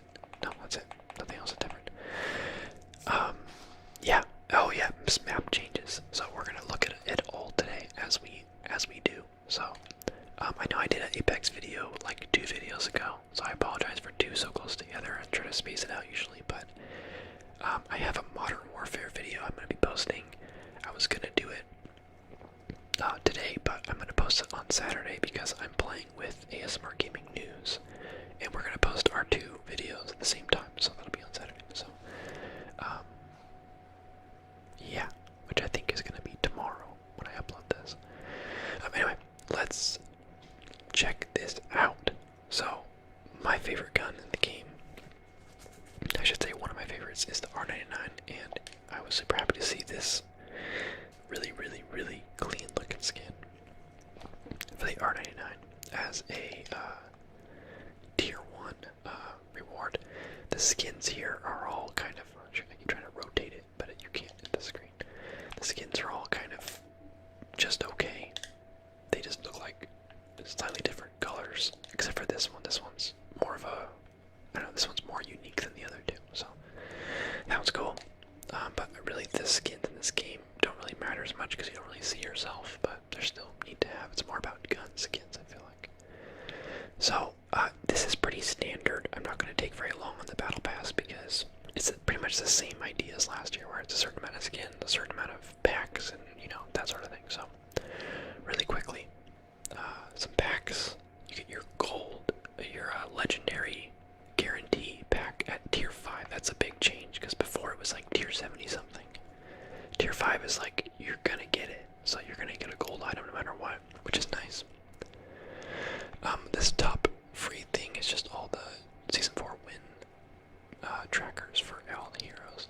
I still think it's kind of silly those are even considered rewards, but they are in the free track, so that's fine. Okay, so charms. We got a little KO badge here. That's cool. I do love the artwork in this game. There's some sweet artwork. Kraber skin. Neat. It is a nice blue. Stuff. An emote for the new guy. Or, yeah, skydiving emote. Hemlock skin. A frame. More screenshots. Even 8. Emote for Octane. This Wraith skin is just really funky looking. I mean, it's kind of cool, but it's also like, no, I don't know. It's pretty cool. I do like it. We got a longbow skin, a motherboard charm. I do like the idea of the charms. I'm glad that they added those. This emote is just a weird emote. Caustic. It's like so cartoony. This is like straight up Dr. Robotnik right here. For how like brooding Caustic is, I'm just like, wait, this is way nonsensical for his character. But I guess that's the idea. I don't know. Havoc skin, crafting materials. There's a total of 1,200 crafting materials and 1,000 coins in the pass. I believe. It might be more than that. Yeah. 1,200 and 1,000 coins. So, it ends up being, if you finish the pass, ends up being enough crafting materials to buy a any legendary, any one legendary from wherever you want, and then it's enough coins to buy the next battle pass. I oofed myself because last season I didn't finish the pass. I got to like 79, I think, and at like 81 there was 100 coins. So I was 2 tiers away from getting 100 coins, and the season ended. And I ended the season with 850 coins. The battle pass is 950, so I ended up having to buy $10 worth of coins because I was $1 short. So big oof on my part. That's why I have 900 coins right now. Not worth, but I do it for the YouTube. Alternator skin. I've been actually using the alternator a lot. I almost like it either as much, if not more, than the R99 because it just feels more consistent. R99 is great, but sometimes you can't land your shots or you miss a few and it just don't happen. Bloodhound stuff, Prowler skin. Prowler's the kind of gun that I forget exists sometimes because I never ever use it. It's not even like it's bad, it's just I never use it. Mastiff skin. There's a crypto. Oh, I actually didn't see this one, that's pretty cool. Yeah, it's kind of cartoony, but it's cool.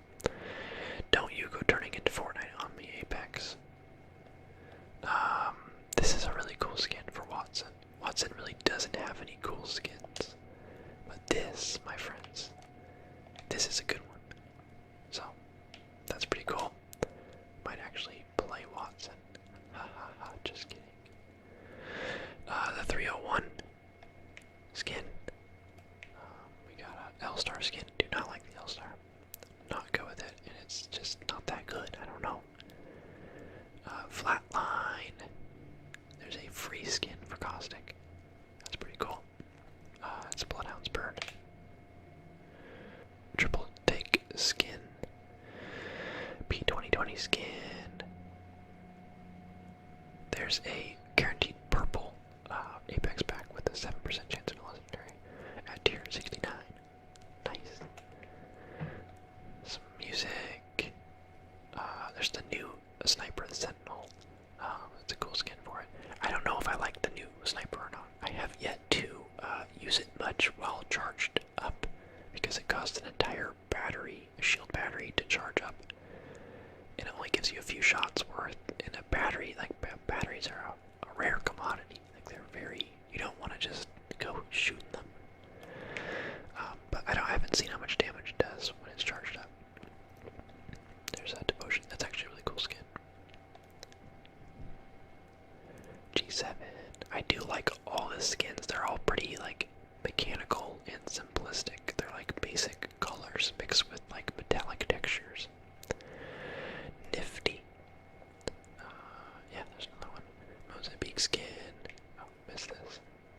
Oops. Nope. Nessie. I'm just bummed I didn't get Nessie from last season, but I'm gonna try to get it this season. Wingman. That's cool. That skin would look cool on any gun. That's a cool looking skin. Wraith is kind of a mode. There she is, just being an actual maniac, as Wraith tends to do. Mr. Robobble. Spitfire skin. Cool. Why do you put me back at the beginning? R99 skin at tier 98. They're killing me. And then an epic charge rifle skin. It's pretty cool. Then the tier 100 is a flatline skin, which I was actually really surprised about. But pleased. It looks really cool. It looks very Destiny to me. It looks like a Rasputin weapon. It looks like a sleeper simulant. Or like one of the Ikalos weapons. Whatever you want to call it. It looks cool. And then the tier 110 is the same thing, but like, ooh, that's even cooler. That's sick. Okay, that's something I'd like to get. That's actually really cool looking. And I do like the flatline a lot. So, okay, so new character, Revenant. Where's his default skin? Let's start there. So, Revenant. I haven't used him that much, but let's see if we can get into a game so I can not just tell you, but show you his abilities. I'm playing without sound, so I'm not playing for like, don't expect awesome gameplay, but we're gonna kind of go in for educational purposes. Check out some map changes and check out some Revenant. See if we can get him though. We gotta go first. Oh great, we're going last. Okay, King Ray, don't pick Revenant. Don't do it, don't do it, don't do it, don't do it, don't. Yes, pick Pathfinder, good thinking.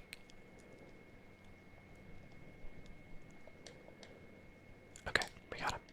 So, his passive is you crouch walk faster, and you can climb walls higher. So when you're crouched, you move faster. And you can scale walls along. I actually haven't tested how much you can scale, but I did scale up like an entire building one time. Okay, and then his tactical ability is like a stun.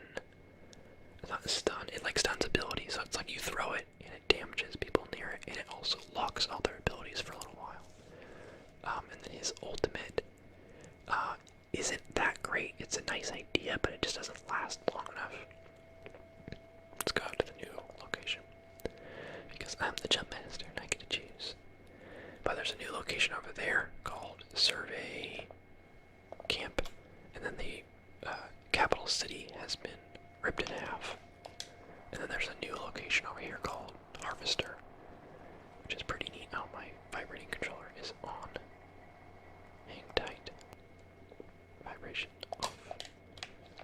Okay, here we go.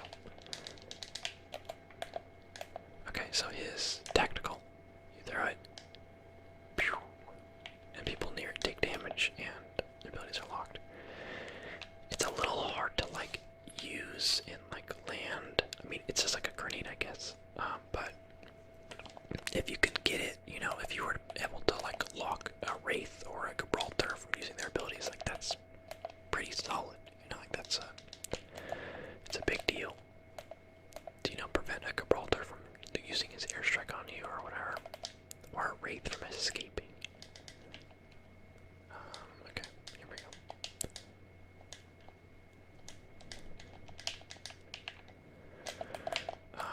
This season, I do hope to make it to Diamond rank at least. I played up until Platinum 3, I believe. Oh, there's the new sniper.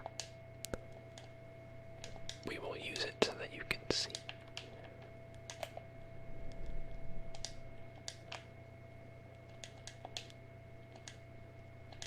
Okay. I don't really like this. Actually, no, we aren't going to use that because of that. So his ultimate, as I didn't finish talking about earlier, is kind of a crystal you throw down. A totem, as they call it.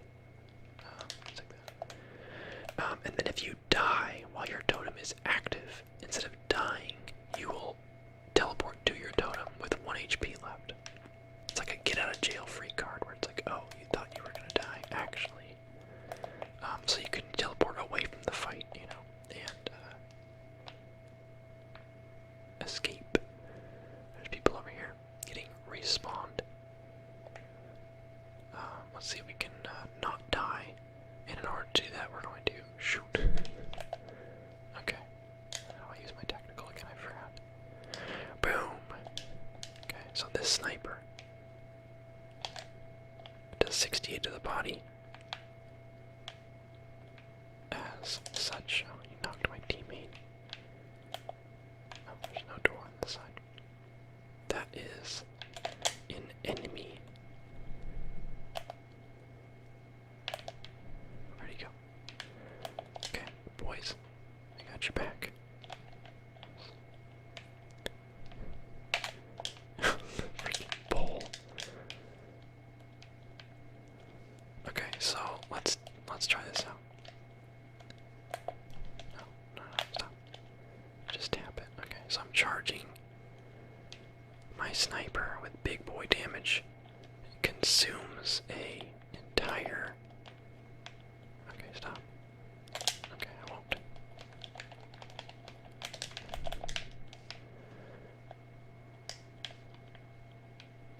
I'm not prepared for any of this. Here we go, here we go, here we go.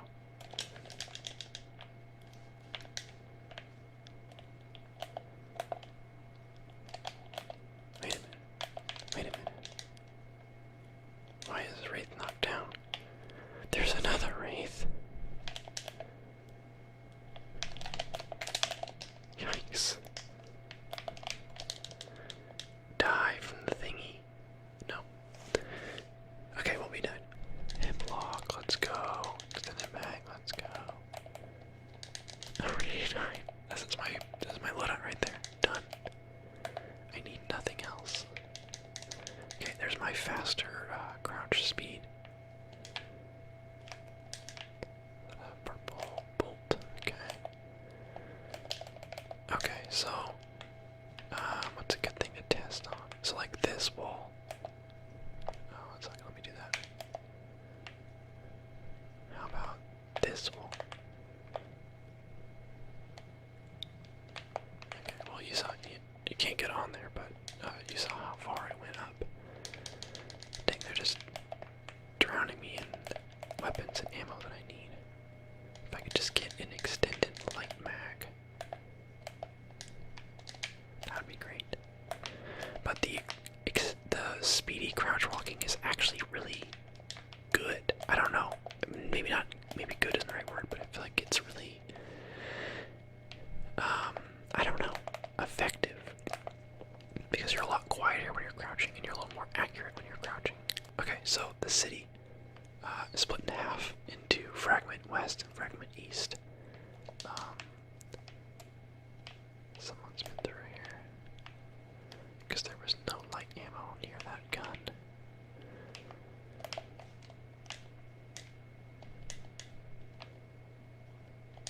Anyone need a choke?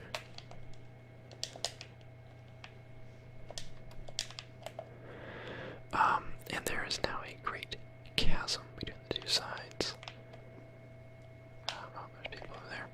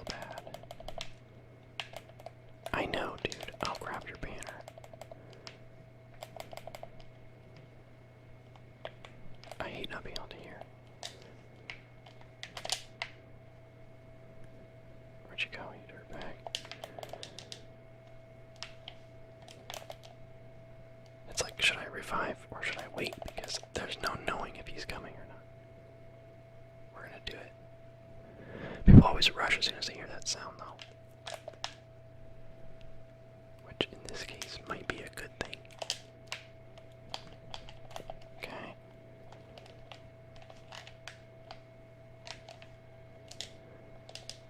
Reload.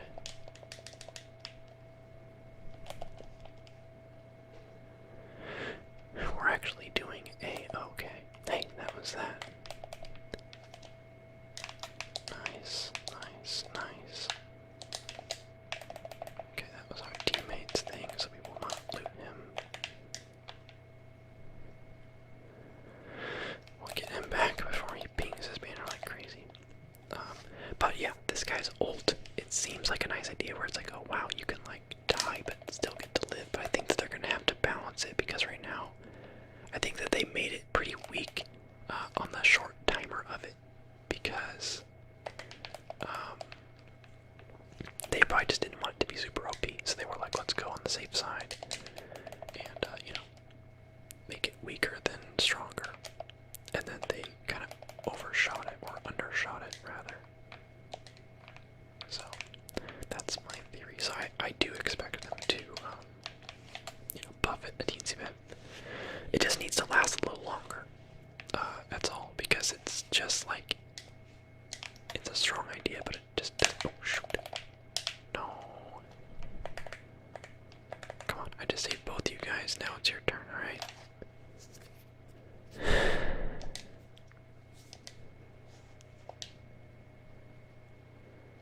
I like your, there we go. Nice, good aim. Excellent work. Okay, I just complimented your aim and I take it all back. People that finish you off right away, like, don't get me wrong, that's what you should do. But it kind of pisses me off. I'm like, just give my teammate a chance, you know, to clutch this thing. Alright. Oh, there's two of them. Alright, Wraith. Show us how sweaty you are. Yeah, they're all back up again now. Oh, who's shooting him from up top? I'm assuming she doesn't have her teleport thing. Oh, whoa, she's got the knife. There's no way you're gonna have to heal, dude.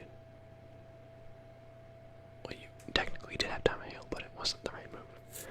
Okay, well, you get the idea. Revenant, he's good, but he's not great. I don't think he's gonna be meta unless they buff him a bit. His tactical's neat, and I think it's useful for like stunning people, but there are better tacticals. I don't see him becoming a super popular choice. I think that he's a nice addition because now we have, you know, they've done a good job of giving us a lot of variety in our heroes and abilities. He's like almost a support, like he's more like a utility character where his revive totem and then his like ability stun and then his like, I don't know, his climbing ability I guess is good for flanking, but he's not like a straight on like a fighter, but he has like unique ability, so he's interesting, I'll give him that. But yeah, I'm happy that they added one more character because now we have this nice even 12, 3 rows of 4.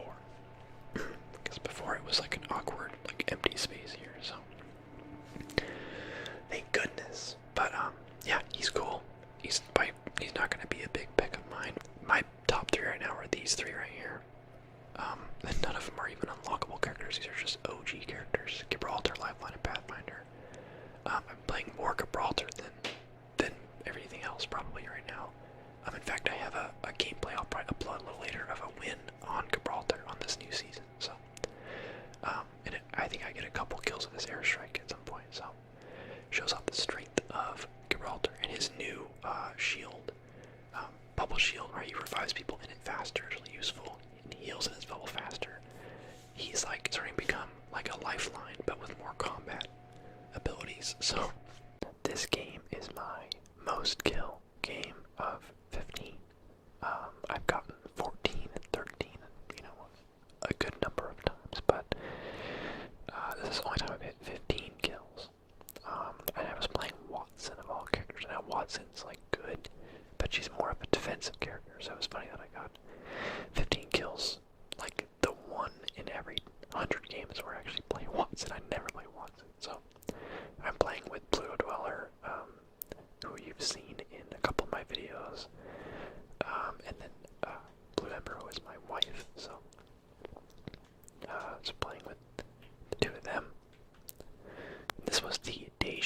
loot game mode where the loot was in the same spots every time. And we actually went Geyser this time, which really didn't have any good loot in it. We went there because we didn't want to go to all the super congested areas. There was areas where there was a gold body shield and you'd have like 5 teams land there and fight over the gold body shield. And then everyone would get killed and it was like, was it worth it, guys? So we landed Geyser because it was a little more of a safe location. Yeah, my go-to weapons right now have been Hemlock, but Havoc has been a big one for me lately, using the Havoc. Which is funny because they removed the turbocharger, but they also removed extended energy max, so you no longer, like, it's kind of a buff and a nerf at the same time. Right when you pick it up, it's got 32 in the mag, which is plenty a lot. I should have picked up that scope. That's a good scope. Both my teammates are dead. I was waiting for this guy to come in here. I knew he was going to come in here. And I know that people are going to come because there was 2 teams fighting out here, so I don't know how many are left. But yeah, I love just scoop up those 2 kills. Switch those around. I got time on my teammates to get them up. There's someone. There we go. That was 5 kills somehow. I guess it was 1, 2, I can only count 4. The guy that ran in, those 2, then that 4th guy. I don't know. Apparently it was 5 kills. Got my 2 teammates up, and there's a respawn beacon right here. Perfect. But yeah, I've been playing lots of this game. I haven't done a video about it in a while because I've been playing Warzone. I did 2 videos about Warzone, the Call of Duty game, but I feel like I still play this one more. It's still my go-to battle royale game, and I play it a lot with my friend Pluto Dollar. She's super into this game, and she's been trying to get into streaming, so she's been playing it almost every day for several hours on stream. So if you want to go support her stream, you can go follow her. Her stream name is Pluto Dollar. But yeah, so because of that, I've been playing this game more because she always is like, you gotta come play. But I like the game anyway. I'd play it anyway, but still been playing this game a good amount. Solid game. They recently announced that they're bringing duos in permanently, which is huge. Permanently. But now we just need to get solos permanently. Although when solos was around, I really didn't enjoy it. It just felt like everyone was Wraith or Pathfinder, and I don't know. I don't know. I like the team composition element. I like having people to work with. It was kind of lonely in solos, but that's like the option. Sometimes I feel like playing solos, but duos is coming permanently, and they also said you're gonna be able to pick your map as well. Also permanent, which is huge. And actually kind of surprising that they'd bring both those in at once. You'd think that they would do those one at a time just to see how it splits the player base. We might end up with longer match times, but we'll see, I guess. I'm really curious to see which, I mean, I don't know if we'll get this data, but I'm curious to see which map is the more popular one. Because you'd think, oh, like King's Canyon is classic, everyone likes that map. But World's Edge is the current map, and it's one that, you know, is it better, is it worse? Do we like King's Canyon better because it's nostalgic? Because we miss the better map? Oh yeah, don't watch this. I was trying to climb up this mountain to take a shortcut, but I could not do it. I was just really close, but I could not do it. It definitely felt like I should have been able to do it. Like, it looks like that ledge right there is there, so you can climb up, but it's not. So, I took the long way.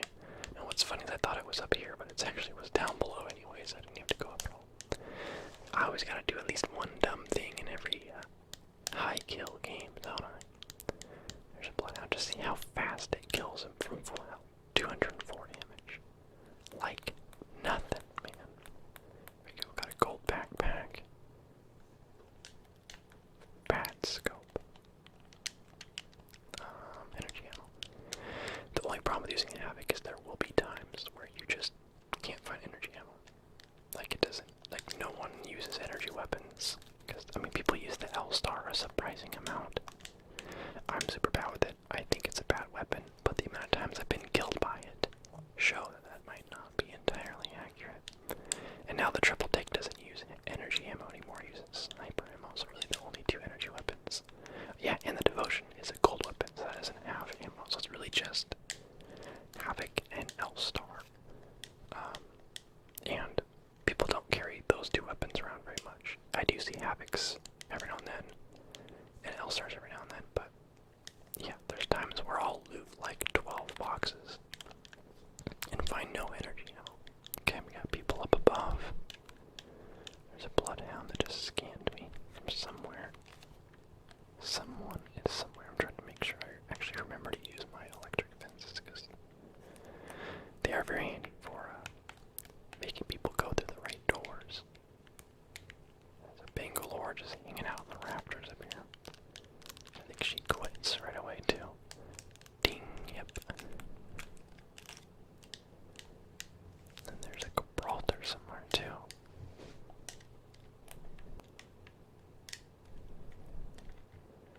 Teammates are healing up. We're all pretty spread out right now. Well, Pluto's over in the next structure over, but we're not too far apart. I can hear them. I know that I can hear them, but I don't remember where. You don't know where they are until they actually show up. This spot is weird because sometimes there'll be nobody here, and sometimes there'll be just a zillion people here. Okay, we're getting shot at. The blue dollar has taken some heat. There they are. Oh, they're up here. Die. No, I should say, this is pre-recorded. I said at the beginning that this is a 15 kill game, but I feel like no matter what I say, people are always like, look, he's not even playing. So I feel like I have to literally say the words. This is pre-recorded, I'm not playing. Okay, Gibraltar is sliding in, or ziplining in. Oh, there's another one. Pathfinder, perhaps. There's another one down. Who was that? Is that a Pathfinder? There's a purple light now. Okay, we got a teammate down. Down inside there. I think I remember being able to hear someone running around outside. There we go.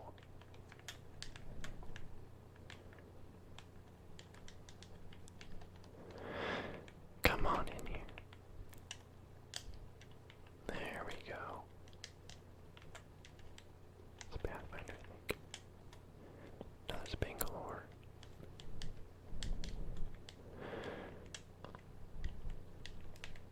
Okay. I still don't have an extended mag for my...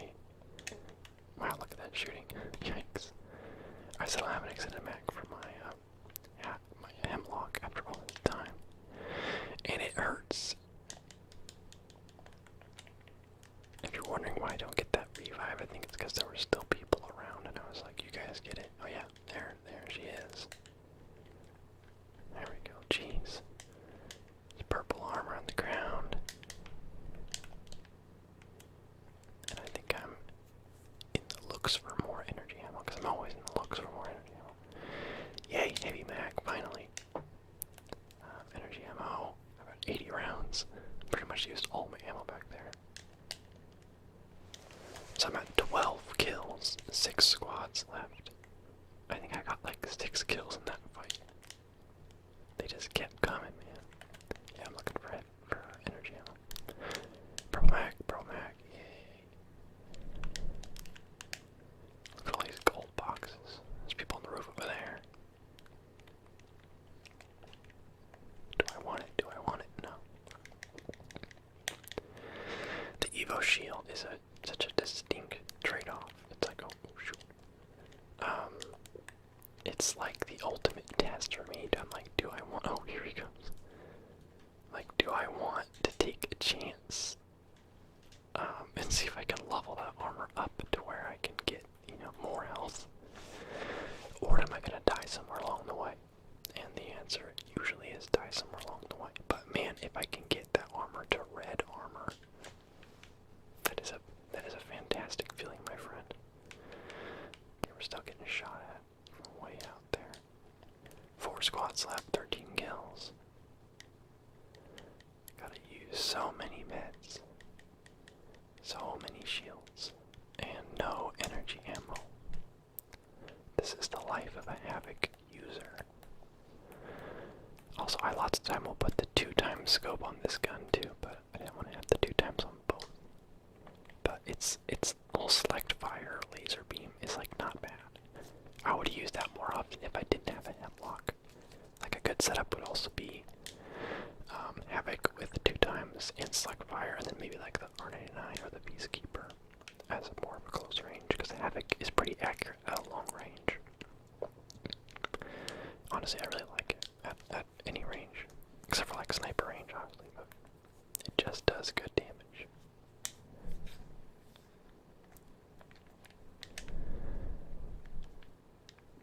There you go. Throwing the wife some health.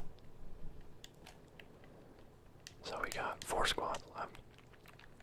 And when I get to this amount of kills in a game, I'm usually just kind of amped because I'm like, okay, I got 13 kills. I know my record's 14, so I get a little greedy at this point.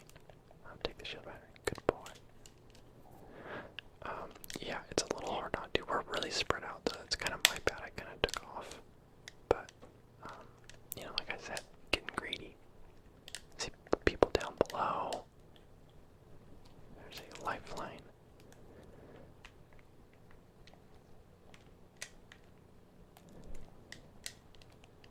Checking the grenade. I think it made it to the door, I'm not sure. Or at least it broke the door or something. Now I'm creeping up on them, knowing that I killed one of them. Oh, he's got gold armor.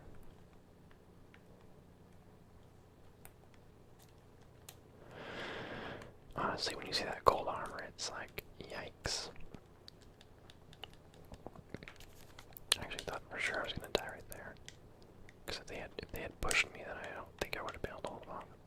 Yeah, still looking for freaking energy ammo. I've got 33 rounds right now. 14 kills, 4 squads left. It is coming down to it, boys. Putting up some more fences. Destroy the door. What an intense circle location. It's all such a populated area. I definitely prefer areas that are a little more open because it forces people to, like, I don't know, be stupid. But if everyone has their own building, it comes down to, like, just picking at each other from far away.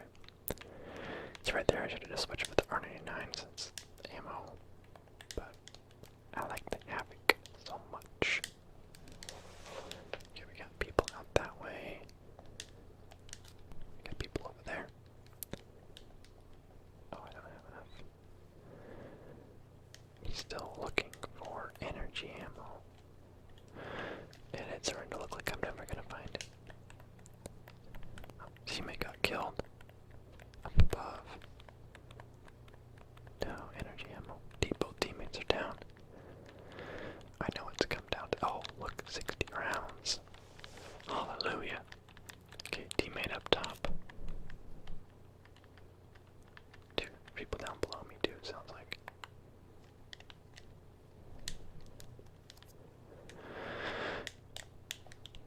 It's getting spicy, boys. They're in the building with us.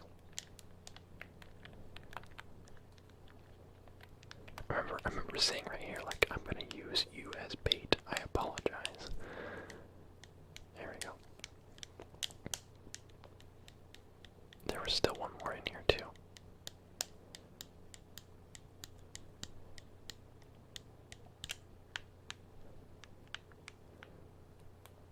Yep. Gibraltar. What am I doing? He finished off the teammate. Jumping off the roof. I probably should have stood and fought. Based on what happens next. The storm's coming. I'm getting shot from up top on the roof to the right and from across the way. And I know that I can't move towards either of those, so I just jump on this jump pad. Barely survive. And I should have taken a chance, because what I did instead was ran down this way. And then realized, oh wow, the storm's gonna close in. or the circle's gonna close into here. And wow, look where I am now. 15 kills, literally trapped out here. Yeah, big stupid. And look how much damage the storm does. It does about a fifth of your health. So I'm like, I'm dead. I just trapped myself, and I'm gonna die out here in a minute and 14 seconds. So I'm like, okay, at least we'll take the chance. You never know. And yeah, 5 seconds was not enough time, but I got close. My box made it across the line, just so that they can loot me, you know. So yeah, so we did not get the win on that. We got 3rd place or 4th place or something. 4th place, yeah. 15 kills, 2,600 damage. That was my record. I can't. It's too much to ask for me to break my record and get a win, clearly. So I can't be greedy. You get 15 kills, and then you do something stupid and lose. So that's just how it is. But 15 kills, pretty happy with that. Good amount of damage. Just a bad way to die. Apex Legends Season 5. We have today a new champion, lots of map changes, a new battle pass, a new quest system, and obviously new challenges, which no one is excited about. But they did make some changes to the challenges, which I'll go into. So let's go over everything, shall we? Let's start with the battle pass. I'm not going to take super long on any one thing. I think it's a lot of stuff. It's the usual by now. You get 3 skins, 3 blue tier skins, 1 for Wraith, 1 for Revenant, and 1 for Bloodhound. They all look cool. I actually like them. The Wraith one especially, even though I don't play Wraith. And the Hemlock skin is really nice, which I'm happy about because I love the Hemlock. So thank you for that. The gold legendary Apex pack is at tier 5, so if you have the battle pass, you only have to get up to tier 5. Can you do that? I think you can. I believe in you. We got weapon skins, treasure materials, the usual. We got a Pathfinder emote, the knee slapper. Blah blah blah blah. Frame. There's a Mirage skin. He's got quite the mustache in that one. We got a charm. I do like the charms. They're such a small, simple thing, but I really like them. He's got to have a mode for Lifeline. I'm happy about that. I used to be quite the Lifeline main, but everything else, I feel like other people are getting buffed so much to where Lifeline's abilities are like not that special. Like Gibraltar is just a stronger Lifeline that also gets an airstrike. I don't know. Her reviving thing and her healing faster thing are both like not enough to make her that viable, but she's still my favorite. Yeah, there's Loba's new emote. Pretty nifty. There's a Bangalore skin. It's pretty cool. I don't know how I feel about the hair though. It's not like it's bad, but it just doesn't fit what we know about Bangalore. It just feels so wrong. The rest of the outfit's sick though, I gotta say. That's probably the coolest Bangalore skin in my opinion. Just the hair's a little funky. Alright, Loba skin. Oops, oopsie. Loba skin. That's cool. Barrage emote. Oh, that's great. Gotta love Mirage, man. Another one. Another banner. For a blue tier skin, this one's kinda cool. More banners. Oh, that's pretty cool. Cool. What's the charm?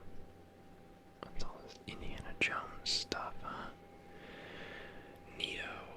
Wait, what? Is that fish? Why? It's like a pirate ship with fish for Bloodhound. I don't know, man. Another Apex pack. Lots of Apex packs in here. There's a Octane. What the? The man has lost his mind. Another one of those.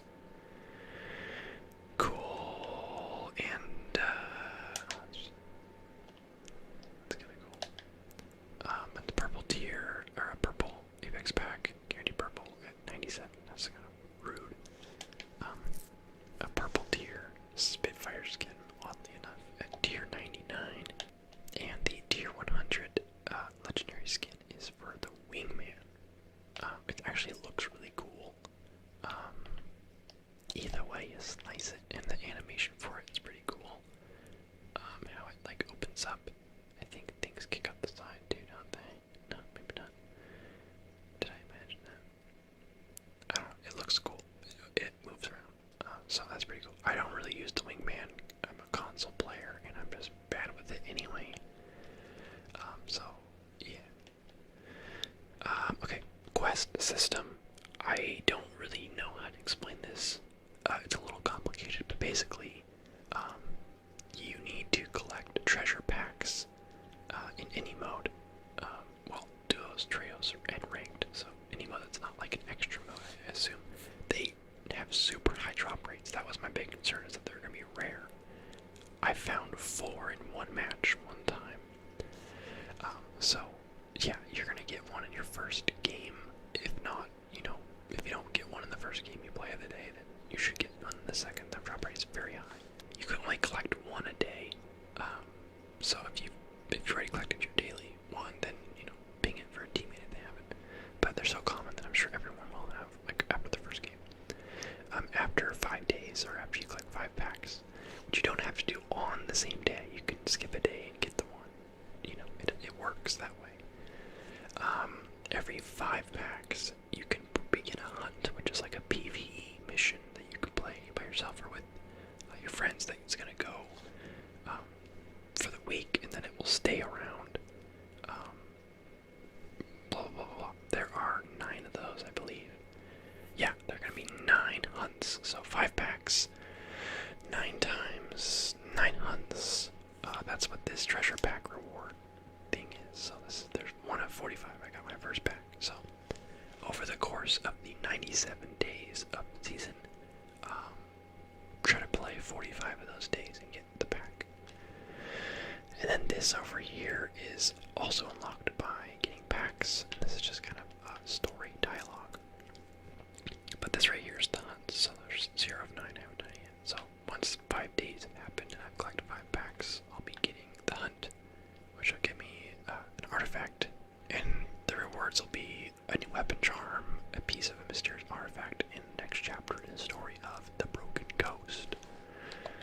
So we'll see about that. The challenge is the same as always, sort of deal, but they changed it so there's no location-specific ones. So thank goodness. I hated those where it was like, hey, land here.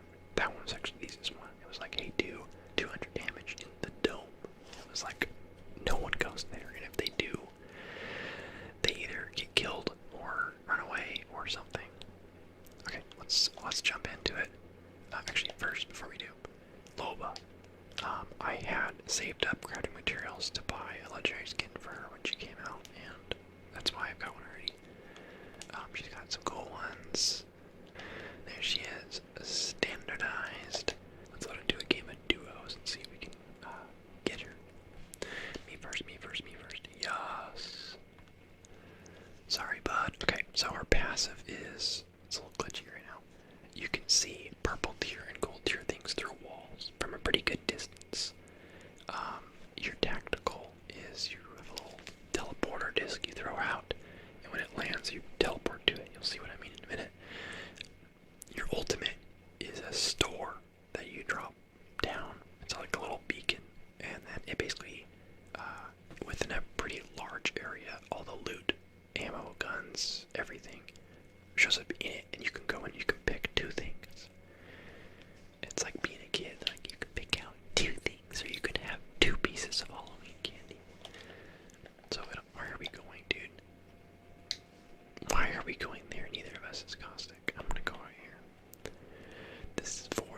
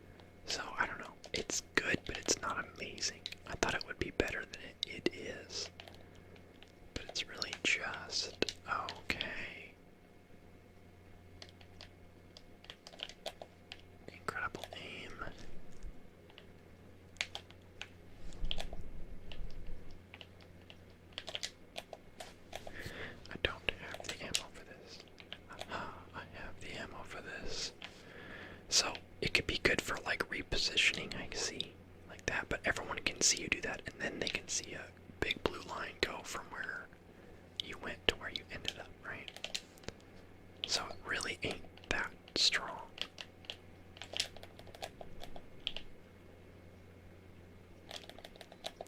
Cool, we got him.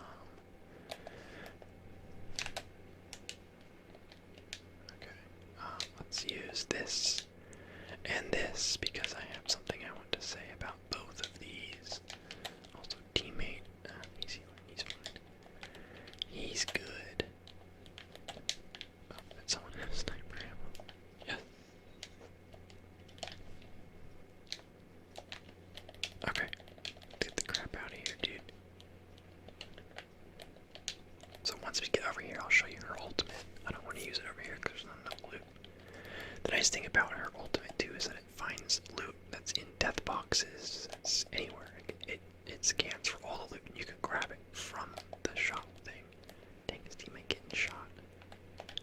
Please, dude, I'm trying to make a video. Okay, this place looks unloaded. So see how the range, that blue, that's the range. Teammate, I know there's people. Stick with me here. So here's everything in the area. I'm gonna take that. Oh man, don't blame me like this. Her passive, you'll soon see just how many purple and gold tier items are just like sniper stocks and hop-ups. It seems nice being able to like see through walls like that for those items, but it's very rarely ever like something you want. Like, oh wow, purple body armor. Like, how often is a purple body armor lying on the ground? Like, I don't know. I mean, it's useful still, sure, but it's like, it's not that useful. For other characters have better passes, for sure. So, decent. Her throwy thing, I should show you the new locations, actually. Skull Town, Thunderdome, gone. Wetlands, Relay, gone. Both in exchange for large kind of crane thingies. And a couple other changes to the maps. There's these ultimate accelerating towers. Ultimate accelerating towers. I don't know what they're actually called, but that's what they do. Hey, look, a sniper stock. Just that we were just talking about. I hate playing with no sound, man.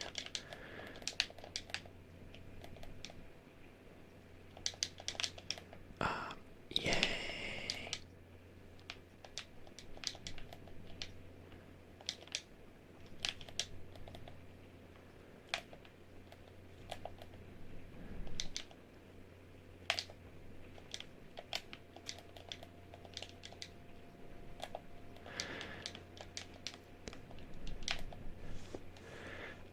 Her ultimate is good though. I feel like you should be able to take more than 2 items though, to be honest. Like, it's mostly just a tease. It's like, wow, look at all this good loot near you. And then it's like, haha, pick 2 things. At least you all, at least you know the loot's there. You can go find it yourself. Blue backpack, don't mind if I do. So yeah, I don't think she's gonna be like meta or anything. I think that she's good and a fun character to play, but I think she's gonna fall into the same category as like Octane, where she really doesn't have anything that groundbreaking. But if you want, to have, oh, he's got a purple one. Actually, I thought it was just a shotgun bolt. Oopsie.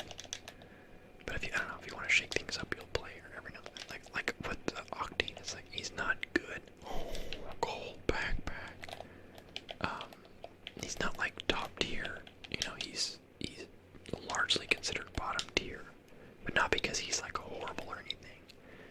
Just because like there's better things. Oh, that went like 5 feet. Yeah, like look at all these purple things. I think one of them might be a helmet though. Yeah, I don't know.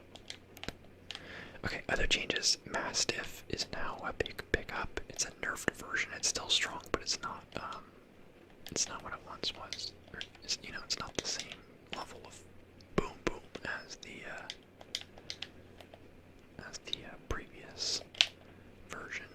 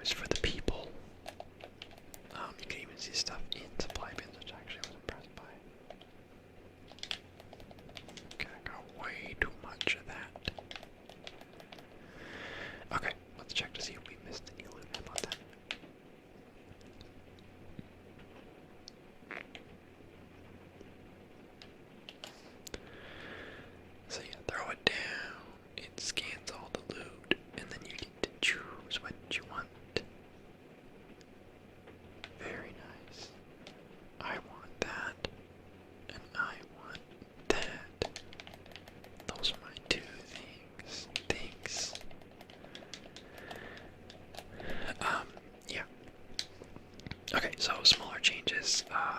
Yeah, Peacekeeper is now a care package weapon. I haven't used it yet, but that sounds wild. It's a super like buffed version of Peacekeeper. Peacekeeper was already good, but now it's a buffed version. I don't know if that means it comes with precision choke. I don't know if they said that or not. I would assume so, or if they just removed that altogether. So yeah, that they added a lot of recoil to the Havoc. It's still good from what I can tell. It just is a little bit more squirrely. They added like 1 extra damage to RE45 and a little bit to its reload speed. And then they added more ammo capacity to the alternator, which is nice. Yeah, you can have it if you like. Not in the mood. Let's see what else. Okay, character-wise, they nerfed the blazes out of Pathfinder. Maybe an exaggeration, but also not. They changed his grapple from a 15-second recharge time to a 35-second recharge time. They more than doubled his recharge time. Their logic is that now you can only use it like once per fight, or like, you know, once per long fight, or short fight, I mean. And I kind of agree with that. I'm not much of a Pathfinder player, so I can't be like mad about it. And I'm definitely not. In fact, you know, don't fight me, but I'm actually kind of happy about it because I don't like Pathfinders flying around at me while I'm trying to shoot them. It's kind of annoying, so that will lessen that a lot for me. But I do feel bad for the Pathfinder mains because that's a brutal nerf. That's like overkill, if you ask me. There's a store over here. Oh. Bold of you, sir.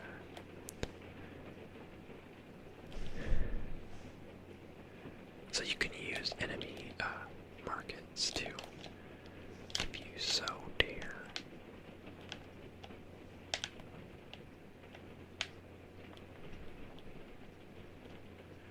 Okay, I'm giving up on the sniper, I think.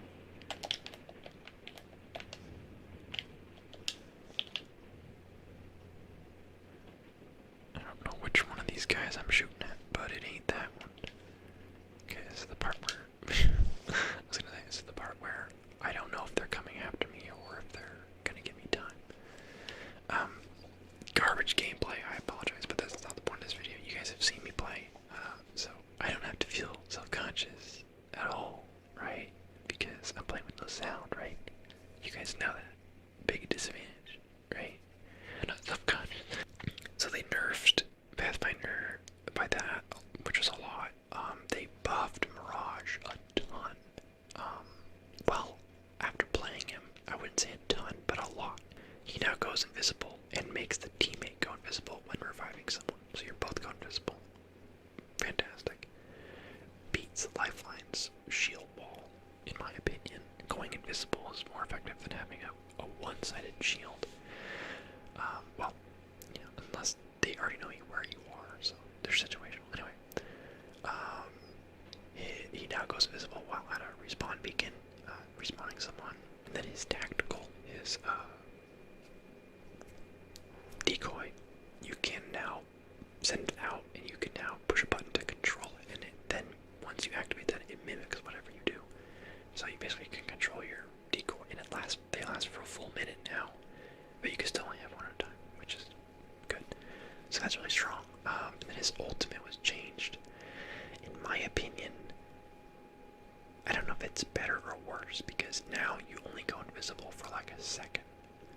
But you're all 5 decoys copy what you do. So if you use it and keep running straight, then they're all gonna run straight. But if you like use it and like go to the left, they're all gonna come out and go to the left, and you know, and they all go out in their own direction, doing whatever you do. So it makes a bunch of decoys that people might not know which one is which. But the thing is that they're all still in a circle doing exactly the same thing, so it's still kind of obvious. So it almost feels like a nerf to his ult, which I think is, I don't know, his ult before was pretty strong, being able to go invisible like that for so long, so I don't know. It's fair at least, but pretty strong Mirage buff. They lowered the time Gibraltar's dome shield lasts from like 18 seconds to like 12, so it's shorter now. Bloodhound's tactical now reveals the enemies for an extra second. I think they left the rest of them alone. Oh, Caustic. His gas no longer slows teammates, which is going to be a game changer. That was like huge. So this boy about to be really strong. And then they made Octane's jump pad charge time a minute instead of a minute and a half. So they cut that down a lot. So 1 minute and you get your jump pad. So that's good. He's still, I don't know, very simple and underpowered, but that makes him more useful. They did something with Crypto's drone where he can ping something else now. But I don't remember what it was. And that is it, I think. No new weapon, which is a little bit sad. That sort of thing. Oh, the Sentinel, instead of taking a shield battery to charge up, it just takes 2 shield cells, which is a big deal, because it was like, I never wanted to use a whole shield battery to charge up a sniper rifle. But 2 shield cells, that's more doable. They're much more common. And then they changed the gold armor to, instead of healing you twice as fast, it heals you twice as much. What I mean by that is shield cells and syringes now take the same amount of time, but heal you twice as much. 1 shield cell will still take 3 seconds to use, but it will give you half your shield. So, say what you will, it's definitely a nerf to gold armor, but I welcome it because it was really, really overpowered being able to completely fill your shield in like 2.5 seconds. It was like you literally could just like slide behind a rock, heal back to full, come back out. Way too strong. So it's now useful in its own way where you'll conserve shields. It's still useful in a fight if you want to try to pop a shield cell behind a rock or whatever. It will just give you half shield instead of full shield. So yep, that's gonna do it. I think that's everything. Sorry, it's a lot of information. I just wanted to get all of the information at you. I was playing Gibraltar, and this is the ultimate. It takes a second to get going, but I wanted to show you the whole context of what we were dealing with here. Both teammates are down. There are like multiple teams fighting around us. Let's start this clip here. Get the res on one of them.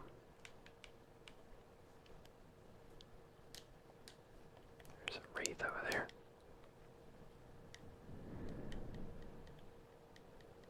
She barely escapes, as Wraiths tend to do.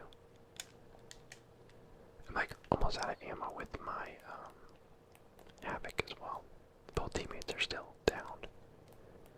Knock the Wraith. My shield is gone. There's a Caustic ult. Reload to my final clip of my Havoc. Knock. I don't know, was it the Wraith again? Bangalores come in, use my shield battery, step out of my shield. Stupid. Stupid. Get a full reload in. Get hit one more time right as before I kill her. Like 2 HP left. And start the revive with 5 seconds left on my teammate. I don't know, I wanted to share that clip with you because it was just the most ridiculous 3v1 ever. But anyway, now to the video. So this is in duos. This is maybe a week ago. I'm pretty sure I was live streaming during this gameplay. So yeah, it must have been like a week or 2 ago. I haven't watched this clip back. I just know what the ending is, and that's always fun because then sometimes I see myself do really stupid stuff. I'm like, ooh yeah, I didn't want you guys to see that, but you get the raw gameplay, unfiltered content. There's the you can tell that I'm a console player based on how you can't really move and like interact with things very reliably. Purple armor, you can tell it's gonna be a win. There's energy ammo, cover.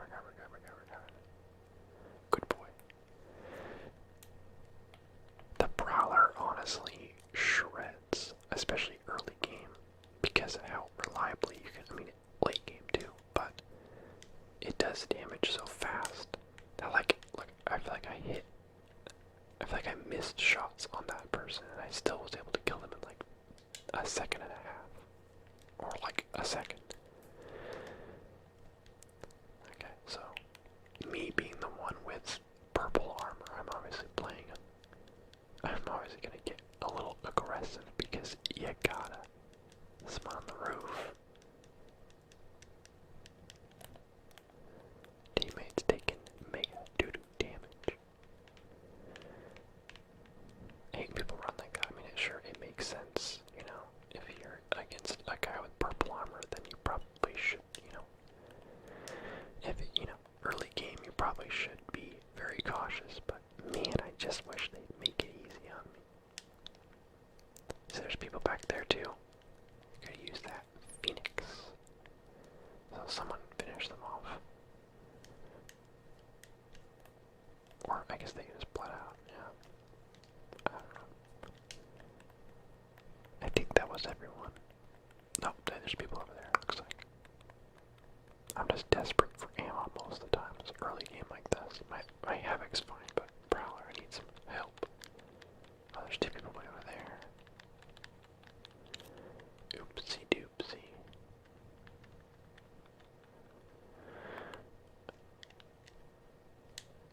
Oh. Little rescue from above there.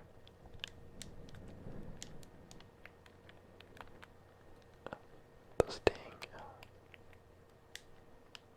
The Mirage buffs, or changes rather, pretty solid. And I get what happened right there. There we go. I was like, why ain't he moving? It's like, did he not?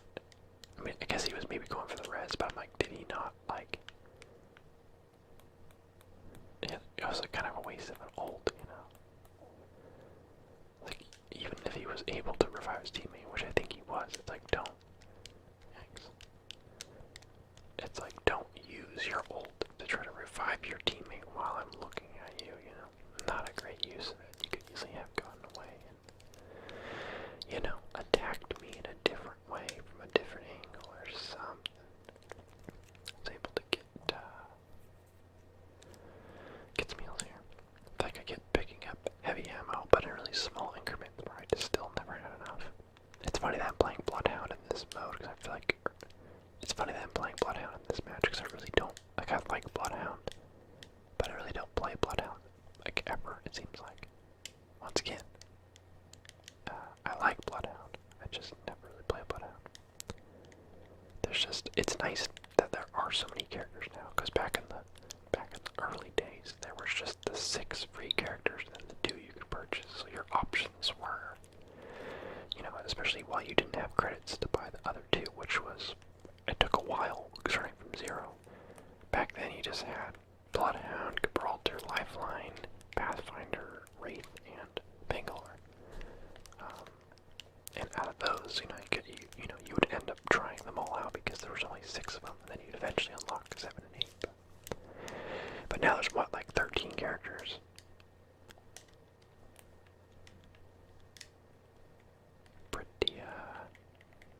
Pretty cool.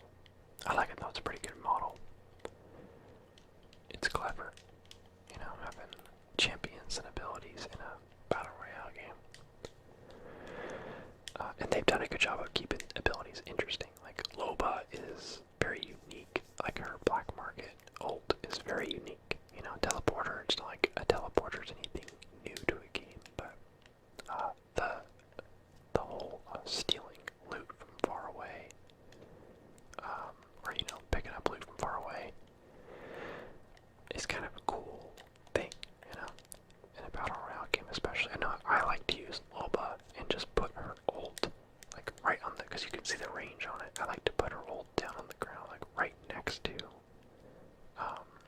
where people are fighting, where I know there's going to be death boxes, so they're all fighting. Then I'll just throw down my black market right on the edge just so I can get in range of those gold death boxes. And I'll take, like, you know, gold body armor or something off of it.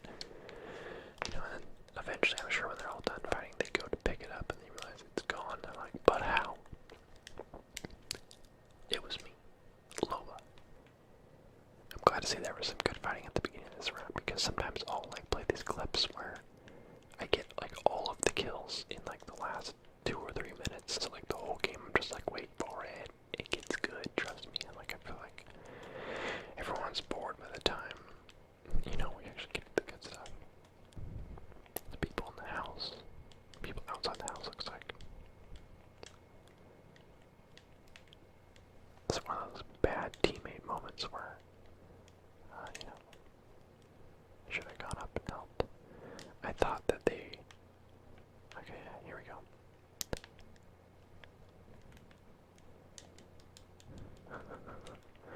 Such a low amount of health.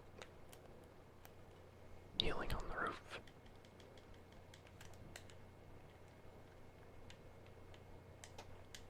Panic shooting. The dang knockdown shields, both of them.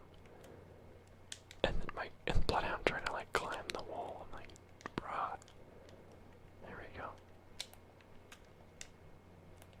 I just jumped over him on the stairs. There we go. Victory! Alright, 7 kills now. Prowler, shredding, scope. Yep, I like the red dot by the most.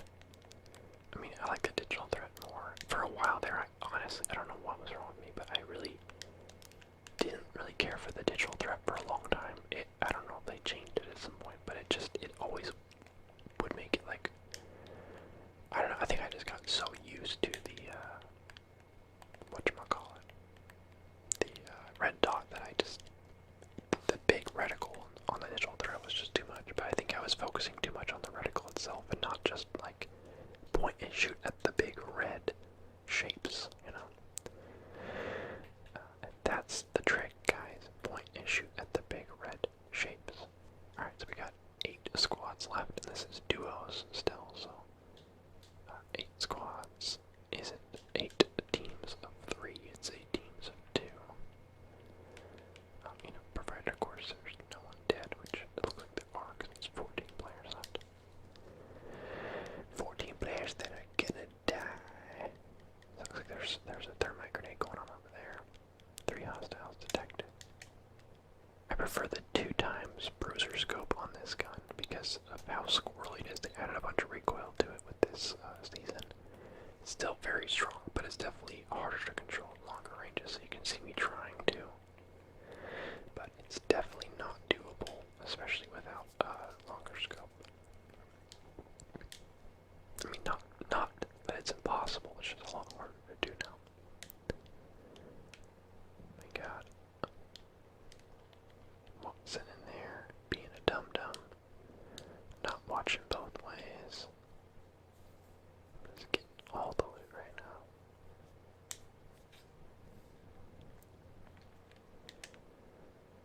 Thank you. Oh, we were just talking about that. Digital threat scope. You shouldn't have.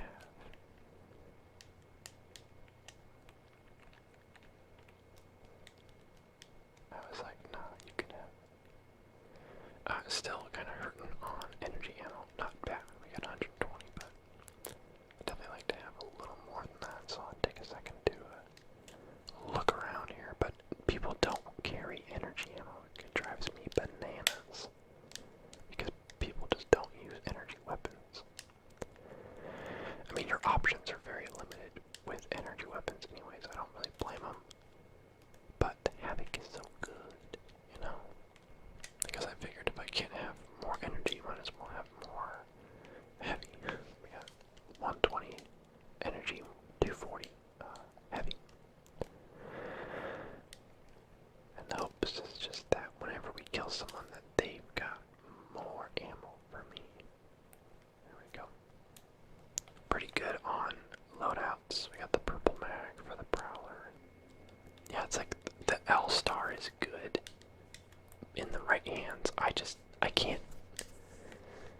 I'm just not good with it. I don't know what it is. I've had a few moments where I did okay with it, where I got like a pretty good kill, but it's always like early game when no one has any like armor. I think I've got gold over there.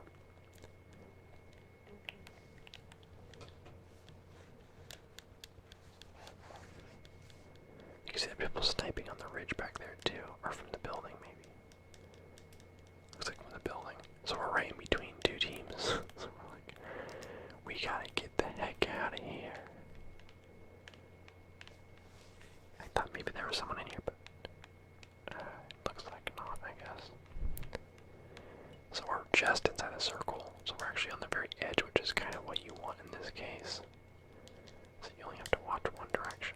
As long as you watch when the storm moves next, you know. It's a little annoying that I don't have a longer scope on my Havoc, because that means I have almost no long range capability right now. Which is not what you want. You want to be able to poke at people from far away. Or at least in medium range, you know, at a minimum.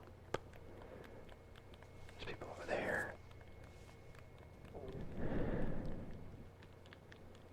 So we're kind of trying to work our way around. Staying out of in between the fight. That's really all that matters at this late in the game, is that you just don't end up in between teams. You always want to stay in a position where you'll get the other team in between teams. Like right now, we're staying on the edge. We're not going to end up in between. You know, it's not impossible, but it's unlikely. Go get the reload. Take the portal. Oh yeah, I remember this fight.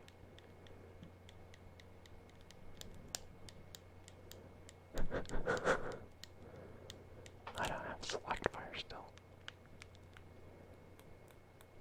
That was one of those fights that just went on for way too long. And now I'm like nervous because, you know, we both need to heal. Luckily I had the gold backpack. But they were coming. People off to my right, I just saw them. I don't think I saw them in the game though. And thank goodness we decided that she would take the gold armor and I would take the red armor.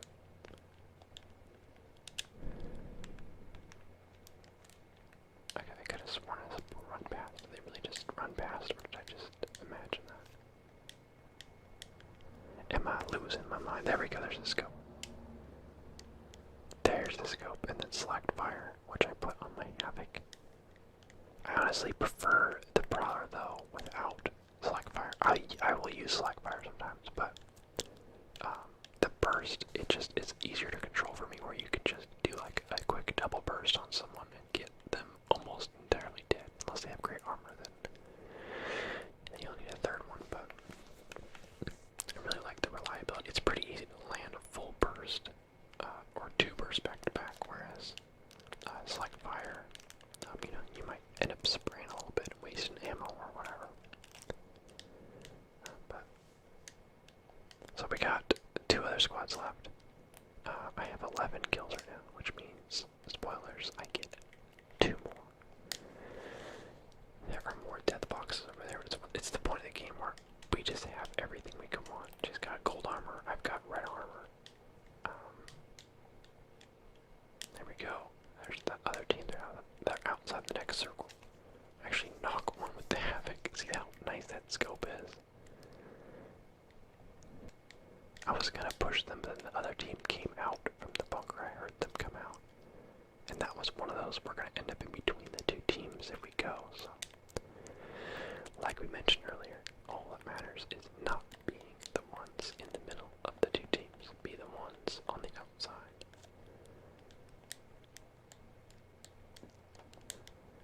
I rarely use select fire on the Havoc, but for these situations, it's nice to be able to hopefully burn them through their shields, you know, depending on how many they have.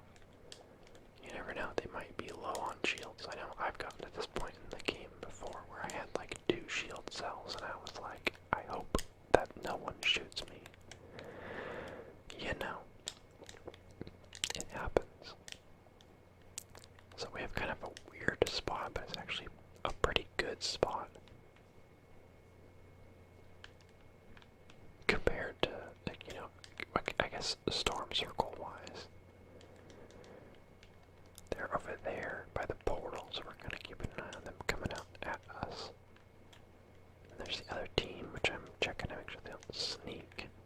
Okay, storm's moving and they're not portaling. They're running, which is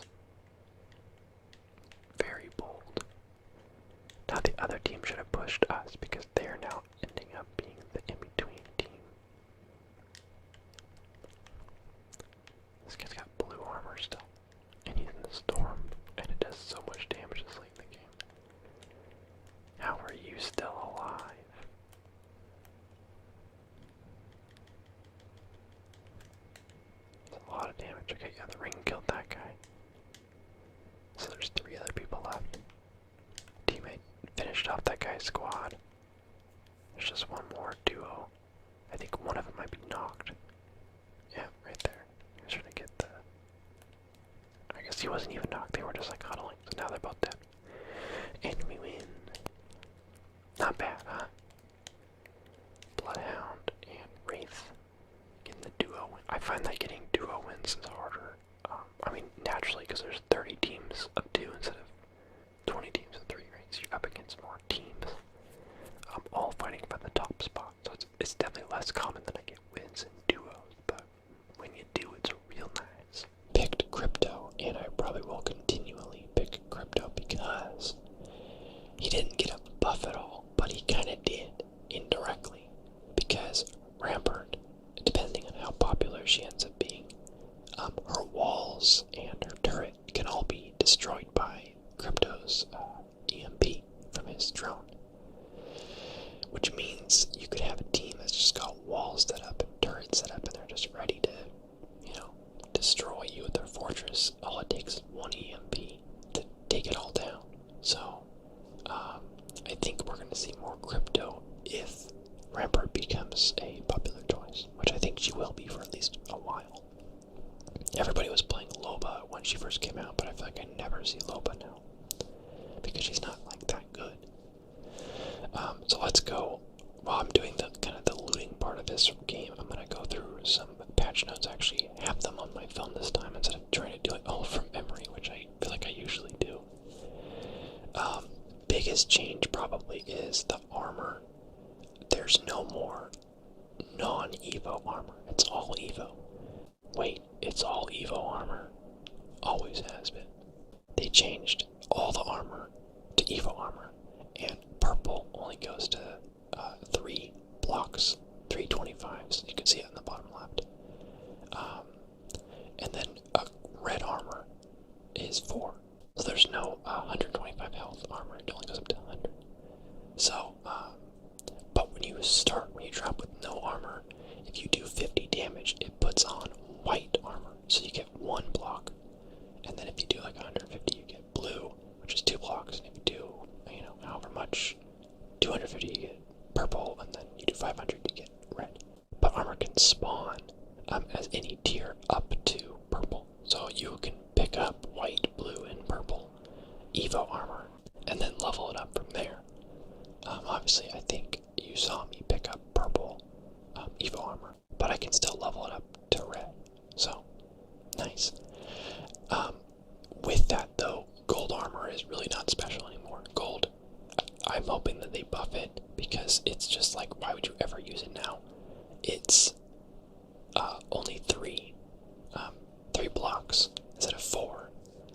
The ability is still what they changed it to, with where you use a shield cell and it gives you 2 blocks, which is dumb because it's 3 is its max, which means you still have to use 2 to get to full, but you end up having to use your second shield cell just for 1 block, which is like what you do anyway. So I don't know, the whole thing, I feel like gold should be a 4 block armor, or just change what it does, because I feel like, I don't know, maybe put it back to the double speed heal, or maybe not double, but maybe just faster healing. Because it's really, there's no reason to use it. I always go for red armor over gold now. So that's a little bit sad, but other than that, I do like how the armor works now. Okay, some patch notes. All recon classes, Bloodhound, Crypto, and Pathfinder, can use the survey beacons. See how much damage that thing does. And they were low on health, I know, but still. Cooked. All 3 recon champions can use survey beacons, just like it was just Pathfinder before, but now all 3 of those characters can do it, where you can, scan and it shows you where the next circle is going to be. So that's nice for them, but it makes you think, oh, Pathfinder's not, that's one less reason to use Pathfinder, he's not special anymore.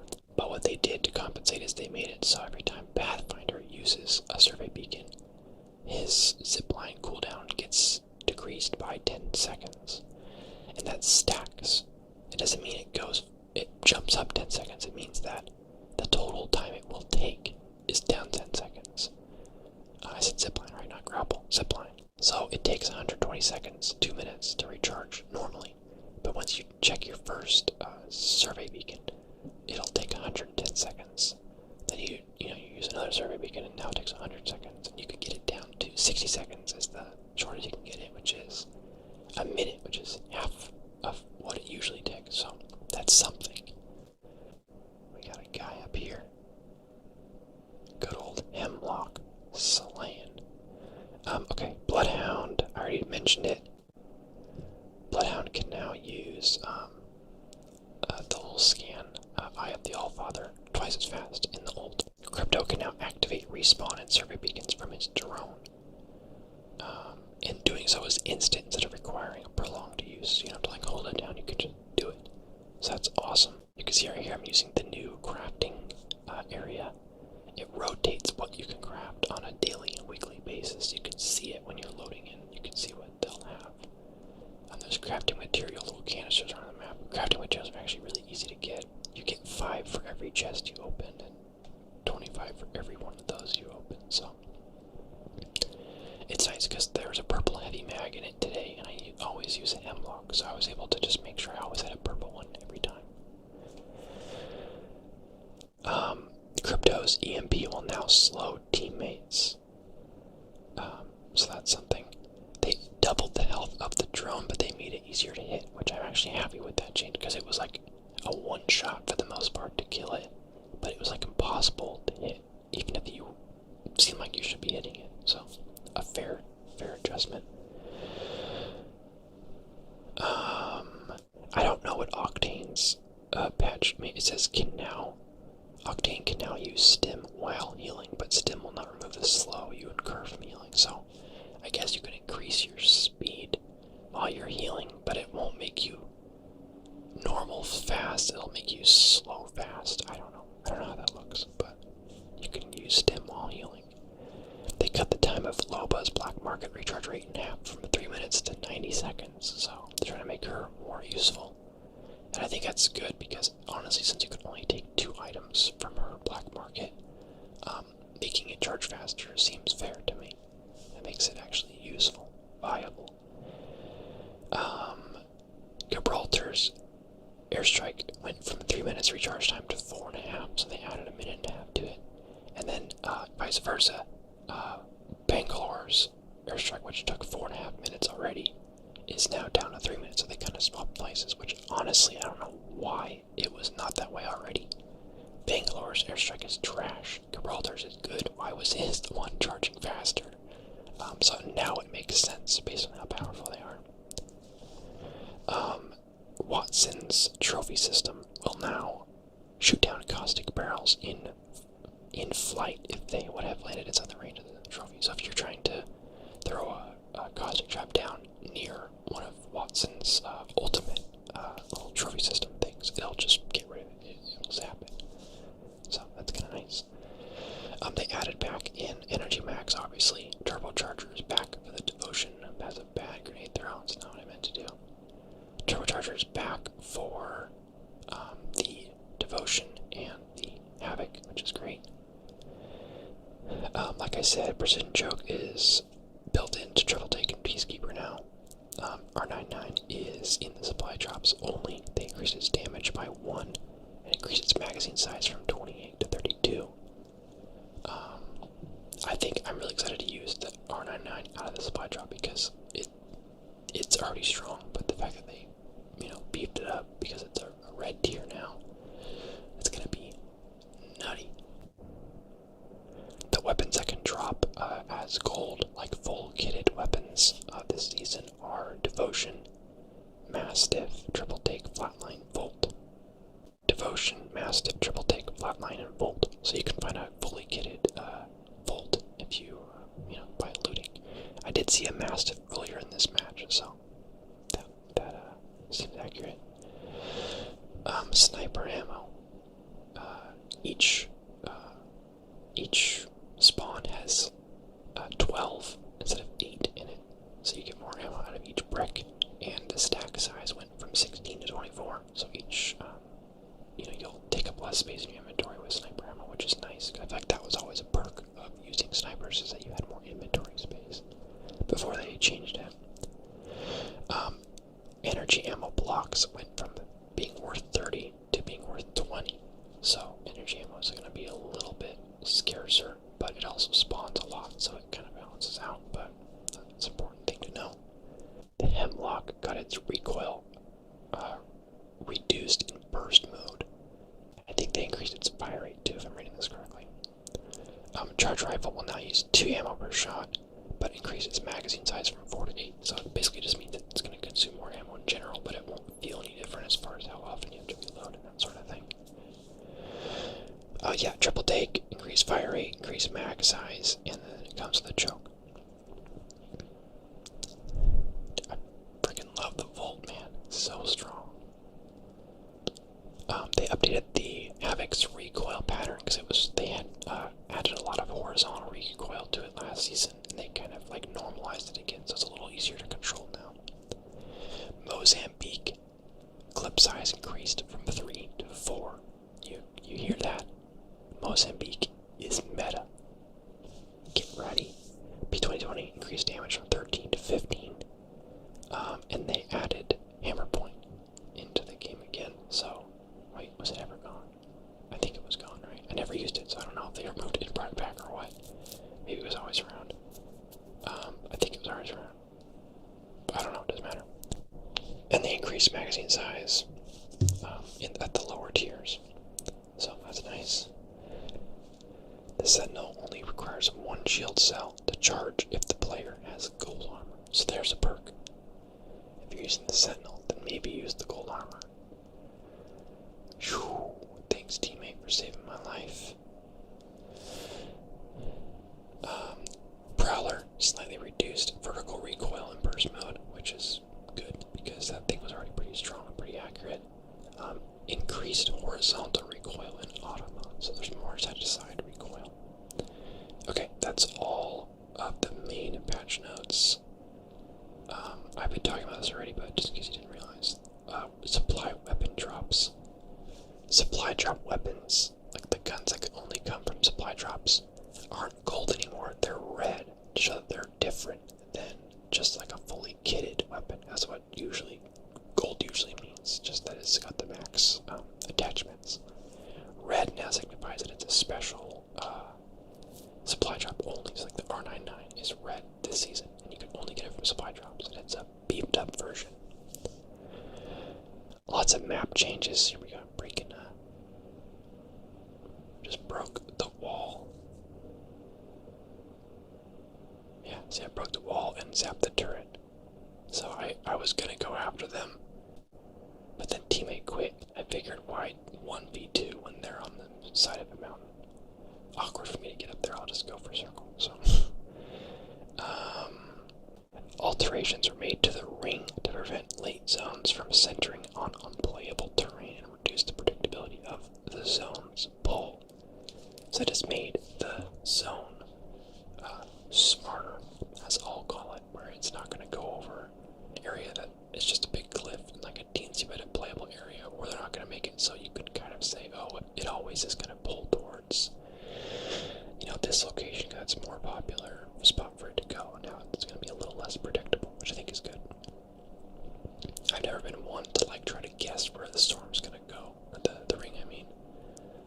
But I imagine it's not hard to kind of guess because it seems to be a fairly predictable thing. But yeah, no, I'm happy with pretty much all the things that they did. They made some weapons that I think needed some love. They gave them some attention. They added the Volt, which is great. They gave underused champions more reason to be used. The one thing I'm sad about it, like I said, is the gold armor feels kind of underwhelming now and not worthy of being gold. If you're gonna choose purple or red tier over it, like if you're gonna choose, a purple armor because it can turn into a red armor over gold, then that means gold needs some help.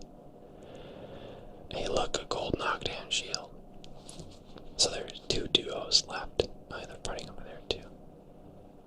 That is when you want to push, my friends. Too often do I see it happen where someone is in, especially in trios, you'll have one teammate left, and they'll have 2 full trios left.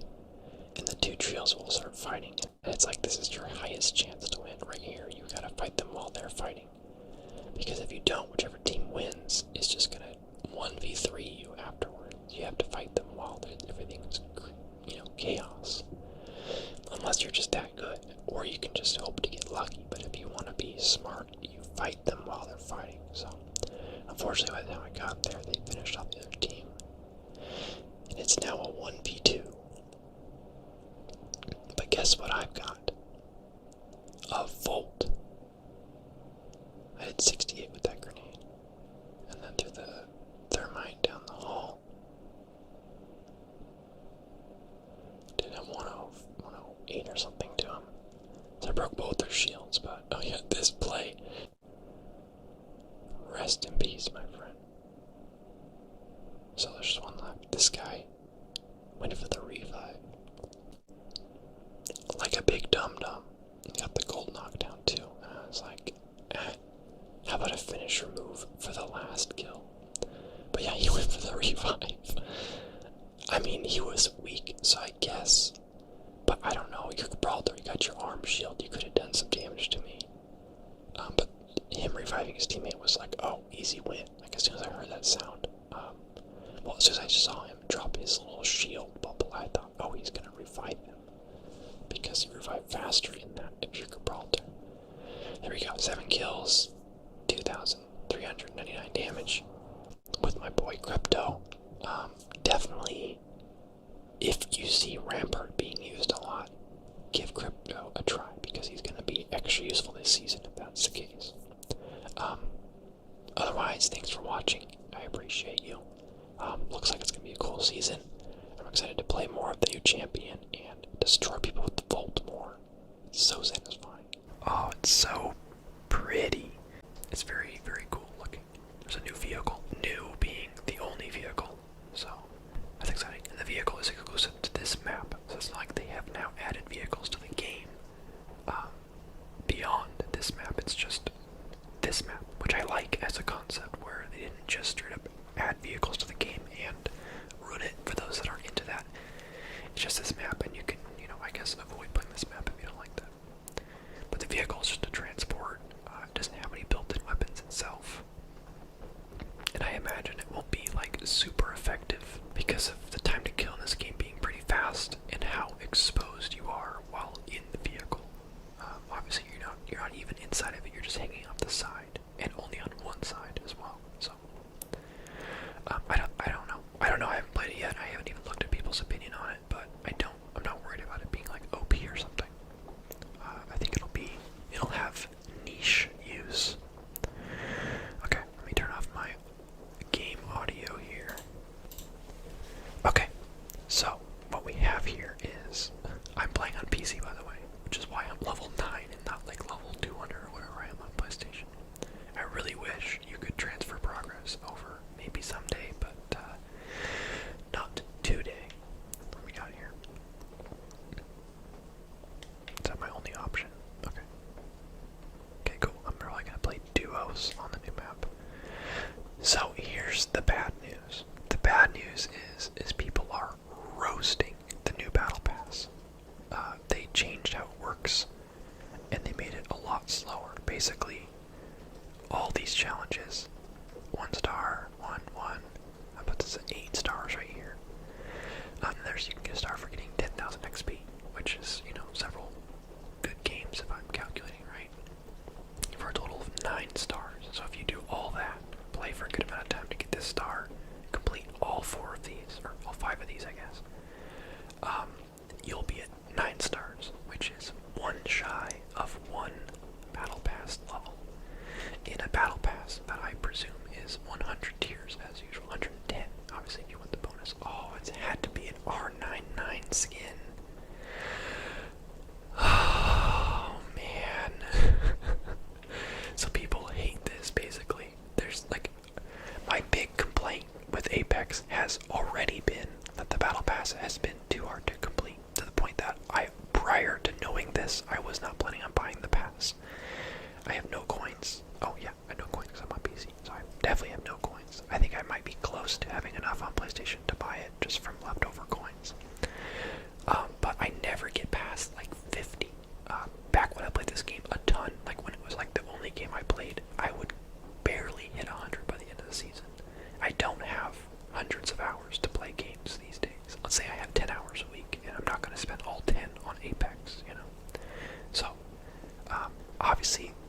that's more of a me problem, so I'm not roasting it prior to this.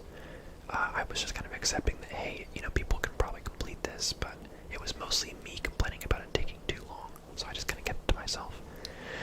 The fact, though, that they made it like what seems like twice, maybe even 3 times as hard to complete is just insane. You pay money for a pass. You should be able to complete it fairly easily. If you don't pay money and you know you don't get as many challenges, then yeah, sure, it makes sense that you would only be able to get maybe halfway through and get half of the free rewards unless you play a ton. So anyway, I didn't mean to rant so long about that, but that's honestly the biggest thing that I've seen about the season prior to playing it myself. So I realize now that I'm saying that I don't have the new hero, but I'm not going to not play with the new hero, which means I have to buy freaking Apex coins right now for this video. That's pretty sad. I have a crap ton of credits on my other account, but I don't have any on here. Don't say I don't do anything for you. I just spent $10 to show you this new character, alright? $10. Her abilities are passive, spacewalk, increase air control, and reduce fall impacts with Horizon's custom spacesuit. Fall impacts. There's not fall damage, so that must mean like the time it takes, because when you fall from a long distance and hit the ground, there's like a second where you kind of recoil before you can like aim properly, so it must negate that, I assume. I hope they didn't add fall damage to this season, because that would be a bummer. Tactical, gravity lift. Is her tactical reverses the flow of gravity, lifting players upwards and boosting them outwards when they exit. Lifting players upwards and boosting them outwards when they exit. So like a cylinder basically, that when you're in it you go up, and if you leave it you boost outwards. We'll try that for ourselves, obviously. Ultimate black hole. Deploy newt to create a micro black hole that pulls players towards it. So like a magnetic pull. We've seen that in many games. It sounds interesting. It does not sound extremely strong depending on how much range it has. Actually, before we go in, really quickly, I don't really care too much about Battle Pass because of everything I just said. Hopefully they change it. Hopefully by the time you're watching this, they've changed it to make it easier. But let's just go through the highlights. The gun you get right away is a pretty snazzy looking Prowler skin. There is a Horizon skin, Revenant, Bloodhound. You've got the gold tier at 5, the gold whatever box pack at 5, which is nice. Basic stuff, the usual credits. We got a Lifeline skin that looks very regal. I like it. Her hairdo kind of just feels very out of character for her, but that's the point of alternate skins, I guess. There's actually a decent amount of skins on the free track. Oh, it's just that set. Just this row here.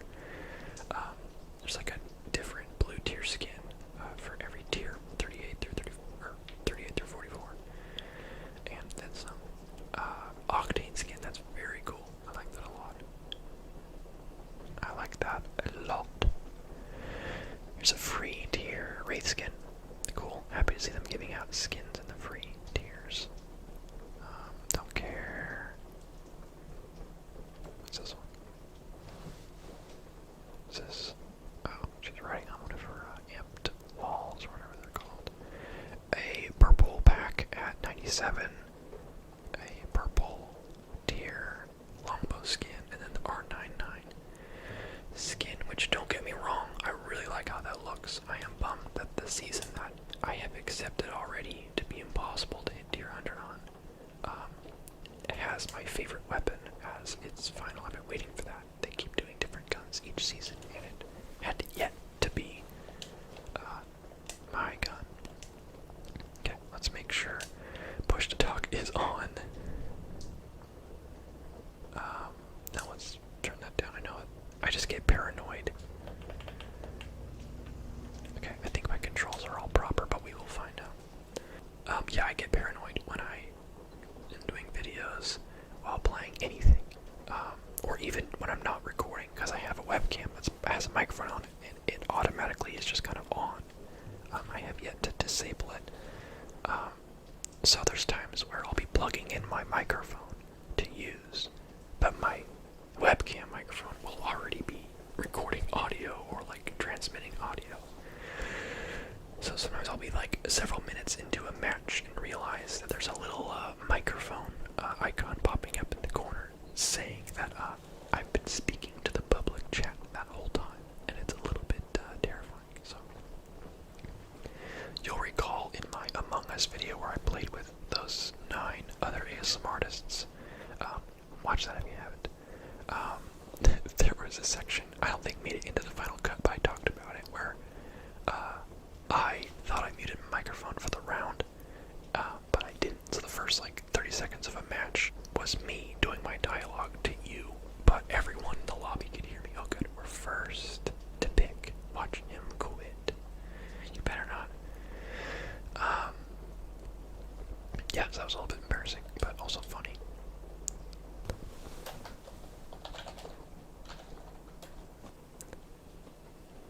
Let's go here. I don't know. Look at this map though. This map's sick. I don't know what that is yet. Looks crazy. It's probably like a no gravity zone, like a black hole. Alright, brother. You gotta, here we go. Okay, so it looks big. What's crazy is there's so many areas to like fall through. Well, I guess mostly just over in this section. Actually over here too. It feels a little funky, you know, to have areas that just holes in the map. But oh, I've got vibration on too, don't I? Okay, 1 second. Don't kill me. How do I turn on vibration? Off. Oh, shoot. No, teammate, I'm sorry.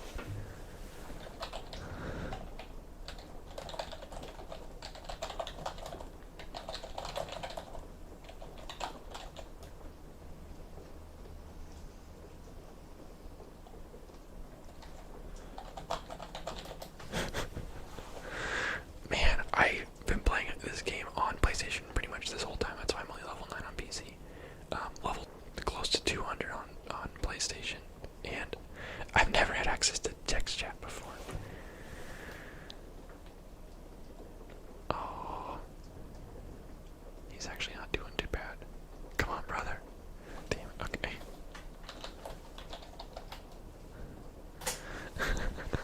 Dang, I feel bad. That's the problem with not having any sound, is that you can't hear when there's someone 2 feet from you. In that case, I might actually put on some sound really low. I think I can afford to do that. Let's put it like there. Because some sound I'll be fine. I'll just have to listen closely. Okay, we're gonna go over there and hopefully get a safer drop. This guy is also on PC. He was like, I didn't look up what level he was, but he's using a default skin for a default character. So that says it's a little refreshing, because on PlayStation, I load into a match and I always have like kind of mid-level teammates, but the champions are always like level 400 or 500, like the max, and they have, you know, like 20,000 kills and like a bajillion damage, and I'm just like, okay, so we're not gonna win. Okay, I can tell already my sensitivity is different on here than it is on PlayStation. It feels slower. Or something. Maybe it's just PC. Maybe it's just different. Okay. So my go-to guns, although I did not read the patch notes, so that actually scares me. There might have been nerfed. Some of the guns I like, you never know. But the Havoc and the Volt are beautiful creations of science. And then I love the Hemlock and the R99. Give it. So,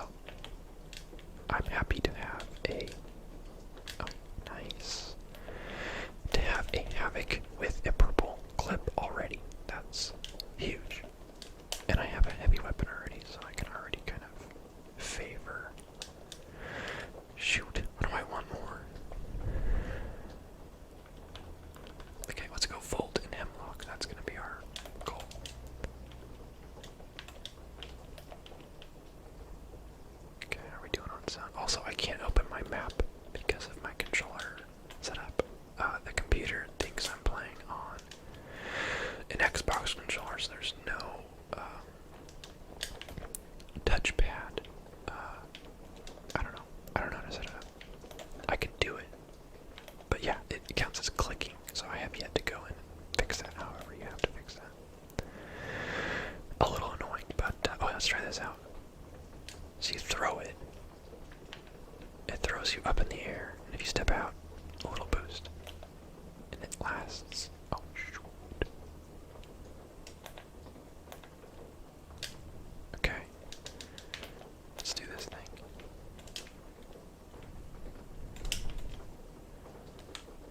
Come on around, you little pumpkin.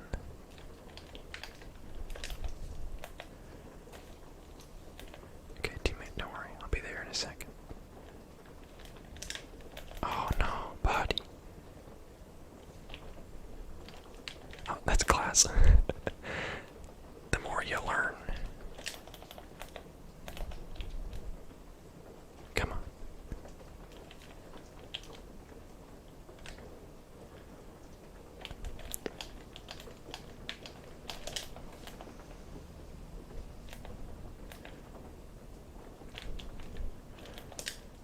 Okay. Here we go. Okay.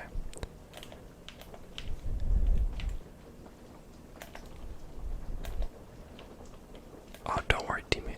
I'm gonna get you, but we just made a lot of noise.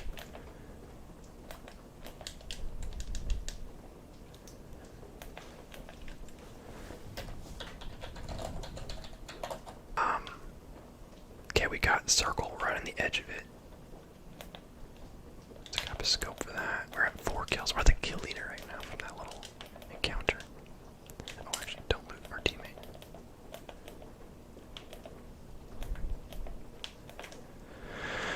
First game in like a year, he says. I believe it. If someone like me is back, then people like him would be here as well. Okay, what we really want is some attachments. I want a 2x scope for my M-lock. And more ammo like that. Actually, I don't remember what's in here.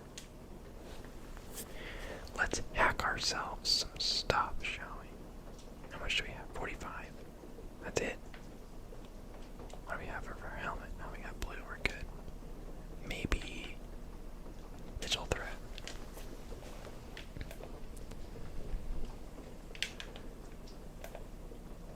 See, I never hop on voice chat in just like games of the randoms, but I love text chat. Brother, I've already got purple. Good.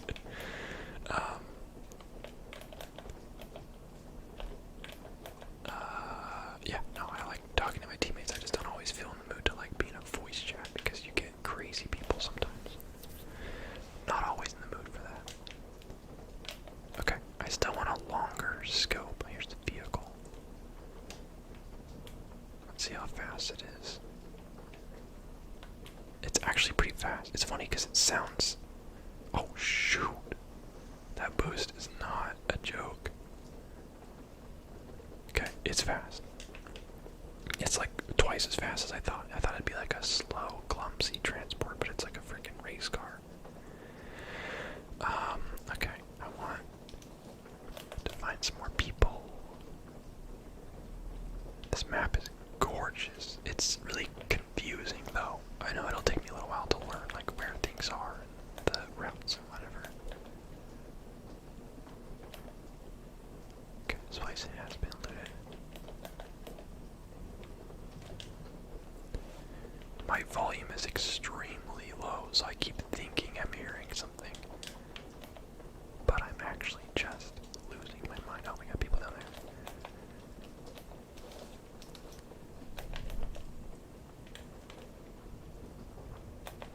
What do you think? Should we try it? Where'd they go?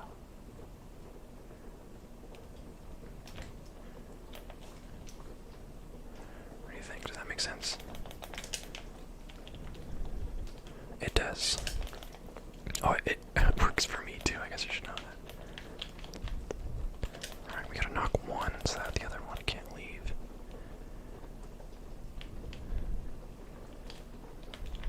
Hey.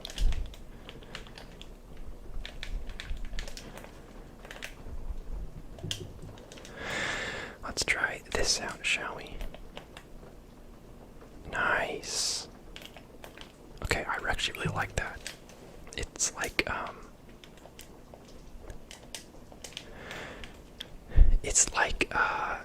Octane's jump thing, but with more, obviously less range to it, I would say, but more, whatever you call it. You can choose which way you want to go a little easier. Okay, cool. We're doing alright. Oh, I saw a blue scope back here. Teammates just following me everywhere I go. I don't mean to be that guy, where I just kind of do my own thing, but I'm not gonna explain everything, okay? Shoot. Uh-oh.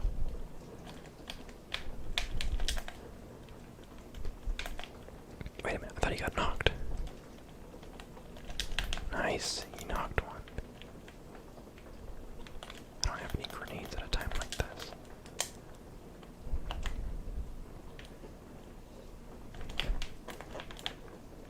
My aim is pretty bad. Okay, assuming that was all of them. Yeah. Bruh, I really like this character. Replace. Wait.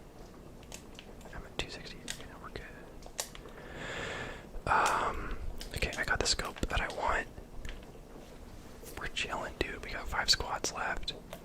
Everyone's been of agreeable difficulty to kill.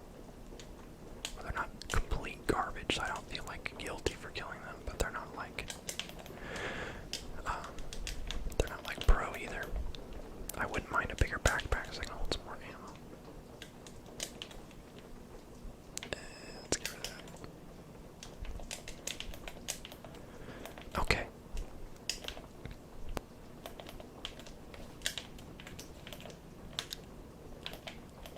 I wouldn't mind a grenade as well, but I don't really have a spot for it.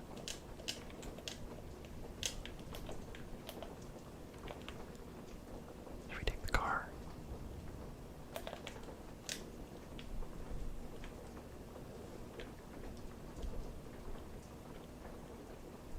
Okay. Okay. Jeez. Okay, let's go somewhere kind of central. I'm kind of hoping someone will shoot at us so we can at least get a sign of where they are. Okay, this ain't bad. Untouched.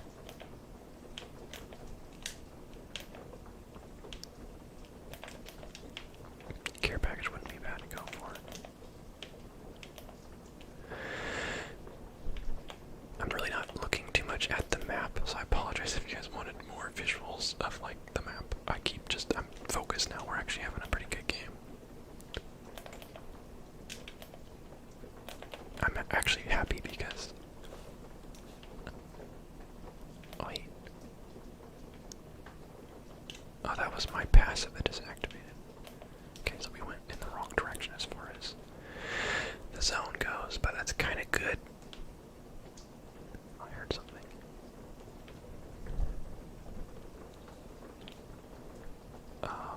There's definitely people somewhere. I'm hearing all sorts of stuff. I'm not too worried about snipers because I don't think anyone in this lobby is some sort of pro at the game. Perhaps that's arrogant of me.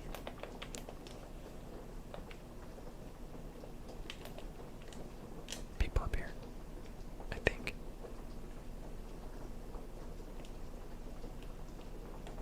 Yeah. I definitely hear something. Oh, the last 2 squads are fighting. I can't tell where they're coming from. Ah, I keep hearing it, but it's so quiet I can't tell which way it's coming from. Also, it's raining outside, as you can tell, so I keep hearing like what almost sound like distant gunshot, but it could also just be the rain.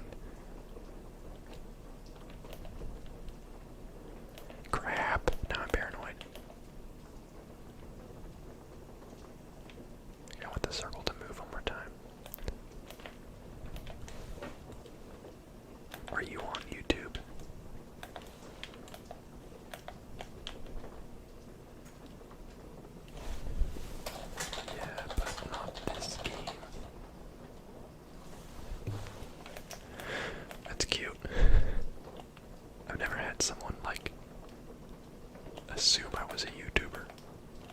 Oh, yo.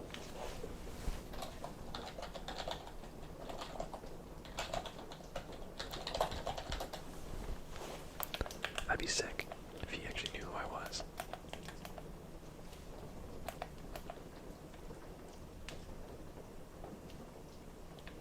Dude. This guy knows who I am. Oh, shoot. And now he's under fire. Ah.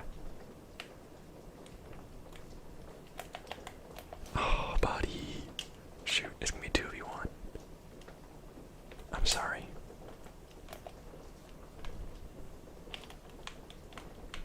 Come on.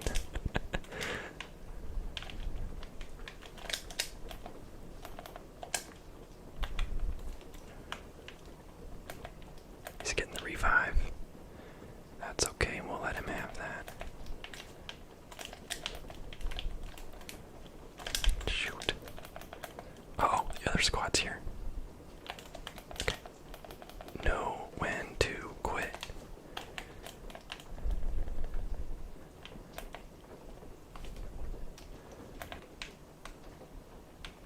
Okay, they have to move in a minute and a half. I might just pick at them. It's one of those moments where it's a really bad thing.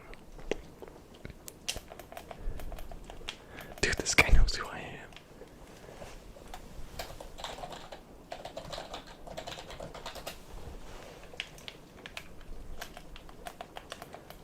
Okay, they're fighting.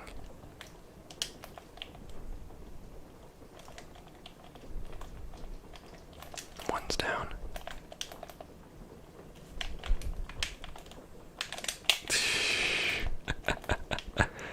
Yo.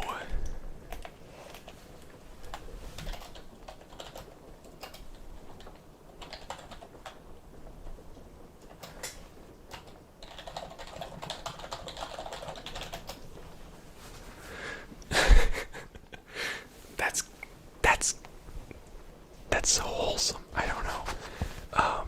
Okay, we got a win on our first. Well, let's pretend that other match didn't happen. 8 kills, 1600 damage. I like the map. It's cool. I like this character a lot. Their gravity lift is like really cool mobility. It's great for like doing a push, but like landing on top of people, which I really, really like. Very, very. I'm happy with that. That was a cute game. Like I knew who I was. That's gonna do it. Thanks for watching. I'll probably be editing and posting this immediately after filming. So if you're watching this when it just came up, I filmed this like probably an hour ago. So, yeah, I like new character. Playing without sound or very, very low sound. I want to kind of hear like her voice quips and like the sound of the abilities. Like also the sound is what I really like too. So, but she's pretty cute too. That don't hurt, does it? Let's see what kind of gold skin she's got. Cool. Nice. That reminds me of like an Overwatch character, or like I don't know, like StarCraft. Probably more than Overwatch. Definitely a Blizzard character, no matter what. These are cool. I don't know what they remind me of, but they remind me of something.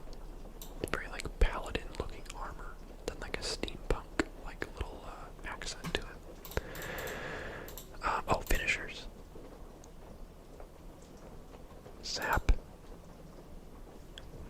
Oh, that one's cool. Okay, I like that.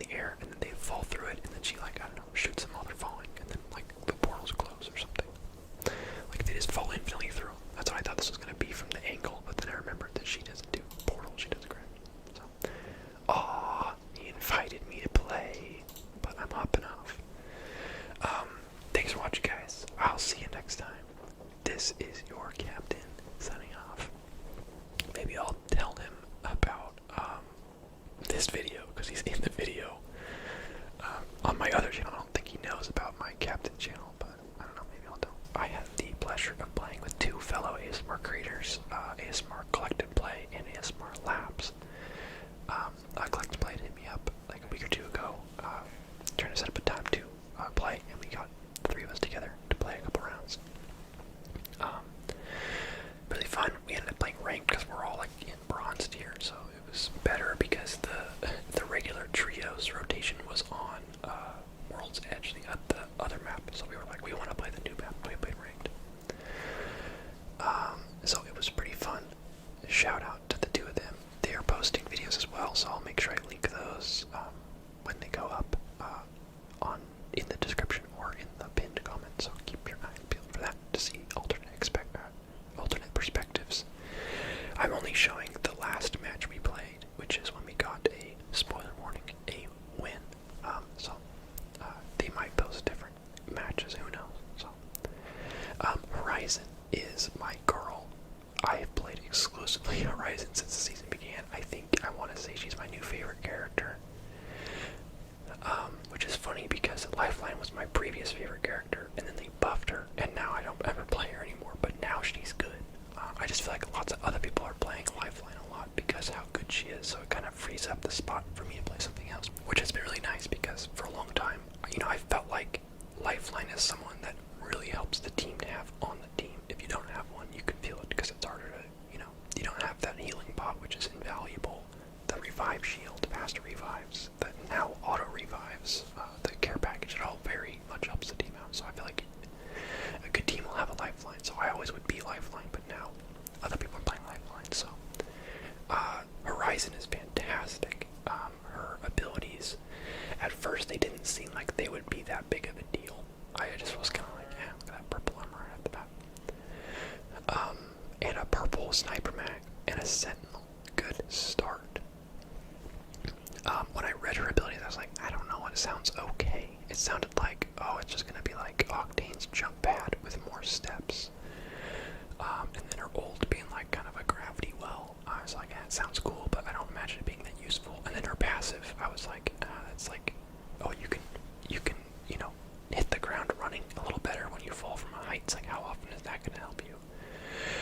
But you put them all together, and I don't know if she's considered top tier. I doubt it. I have not really looked at anyone else's feedback other than my own. I imagine she's kind of mid-tier because nothing she has is very game-breaking, but I really enjoy playing her. I think the best thing about her is just that she's really fun to play. Like being able to just throw your little gravity lift and just jump either in or out of a combat situation, or just stay in it to get a really good viewpoint for either shooting at someone or just seeing what's around you. Humongous. I love doing that. So it just gives you such good mobility options for this game. And then her passive, obviously, another character that didn't have her abilities wouldn't benefit from that as much, but since with her you spend so much time up in the air, obviously that perk becomes invaluable. If you did not have that, then it really wouldn't be that good being able to jump up in the air like that. So really good. And then her ult recharges pretty fast for an ult. I haven't looked at what its charge time is compared to others, but really fast. And I found that it works kind of similarly to Bangalore's ult in the sense that it's less good at doing what you'd think it would, and more good at doing, and more good at separating an enemy team. They have the option to either not move and get sucked into it, or all kind of scatter to get away from it, which separates them all and makes them avoid a specific spot. And oftentimes people will not. They'll stay their ground and get sucked into it, which is easy kills, especially if you have a grenade or something to throw into it. So I've had some great success with her ult as well. While playing, I think Labs played mostly Lifeline. Labs is Quiet Boy, if it hasn't become obvious, which I think is a great name. Collect and Play was playing Bloodhound for a lot of the time, but eventually switched to Caustic because he was reading through the patch notes and saw that Caustic received some buffs on his gas, where it does more damage now, I believe, and it doesn't like stun your teammates at all, I don't think anymore. I didn't read them for myself, but it definitely was a buff, so he tried him out, and then he had great success with Caustic. So overall, I think the three of us made a pretty good team.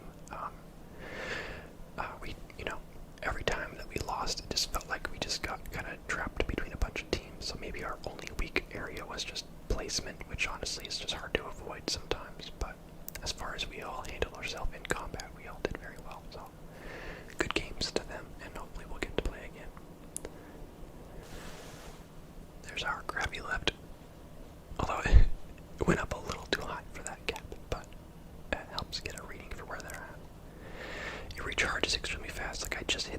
using it and it's already recharged. Like it feels like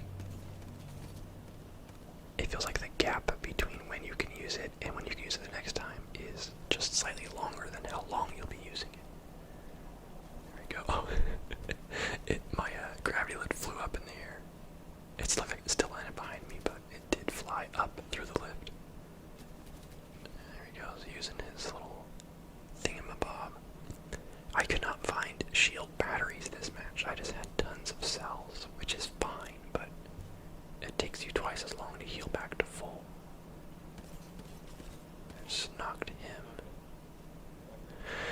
It's not the scope I usually use with the Hemlock, but I kind of liked it this match. It was really nice to have a bigger scope.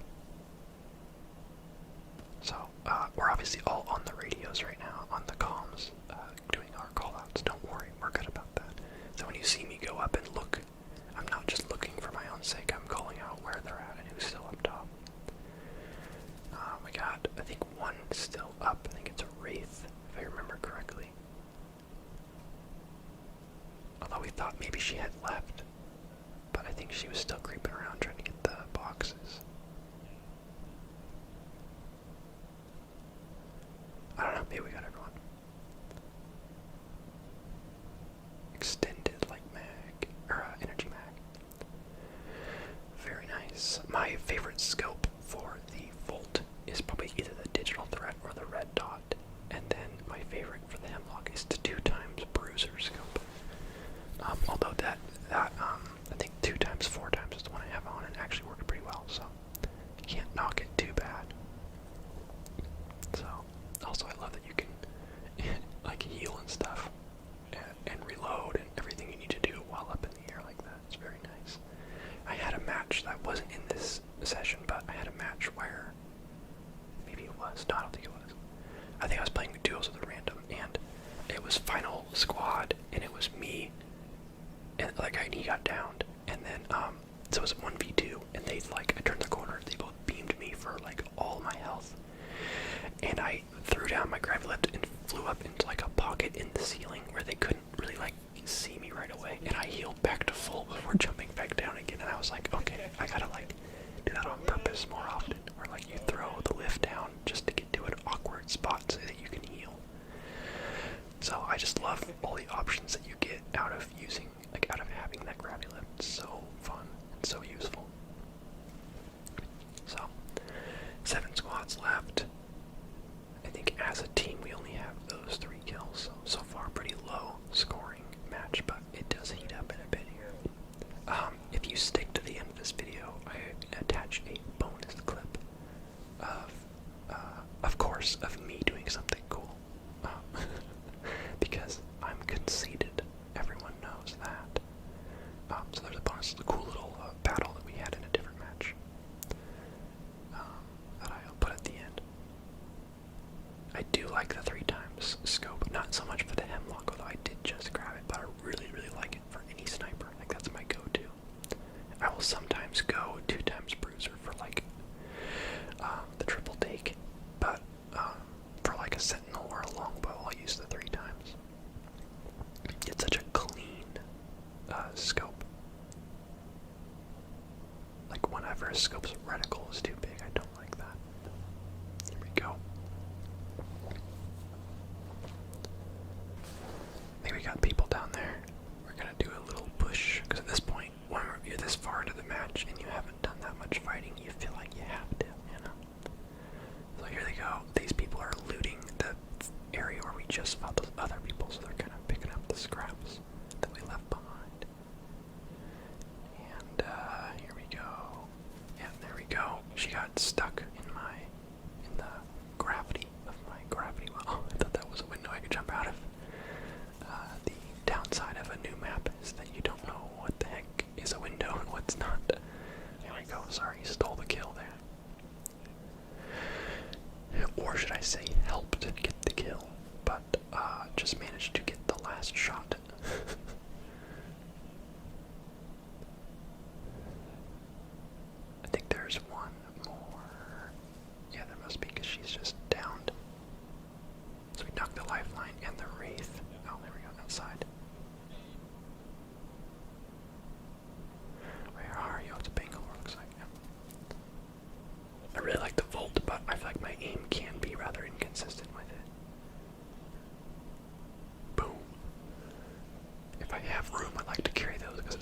surprise.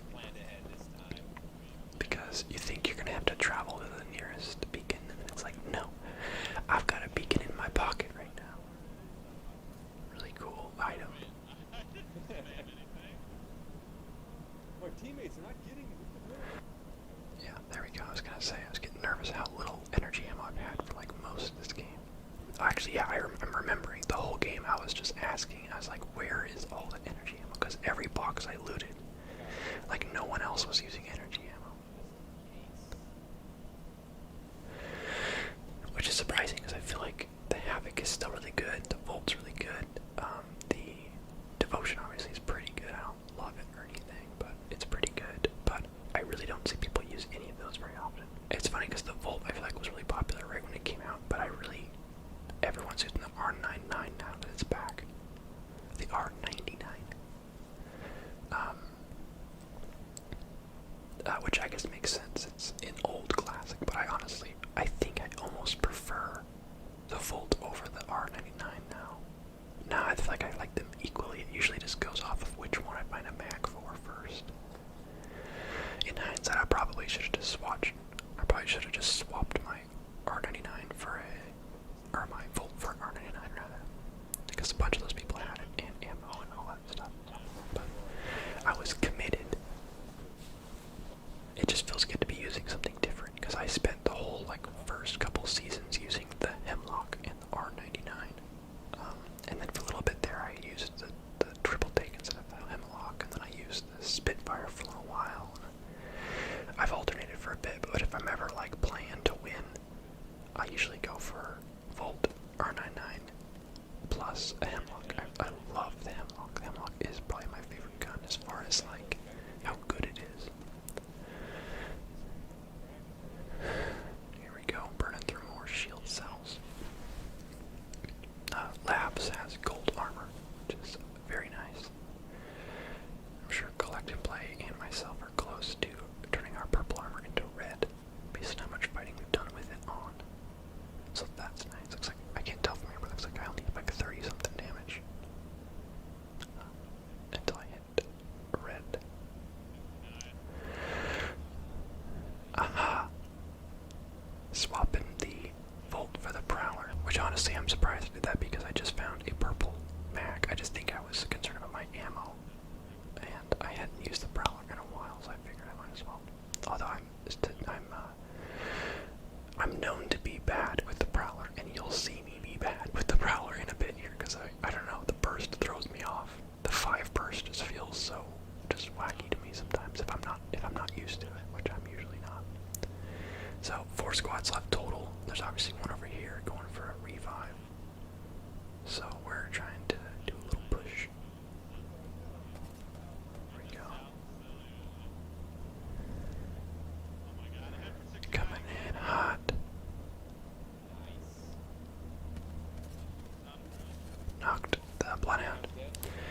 That's why the Hemlock is so good, is because you can reliably kill people from a medium range, just very quickly before they even have time to really react all that much. Well, I don't know why that Bloodhound went in the open anyway, but we don't need to talk about that.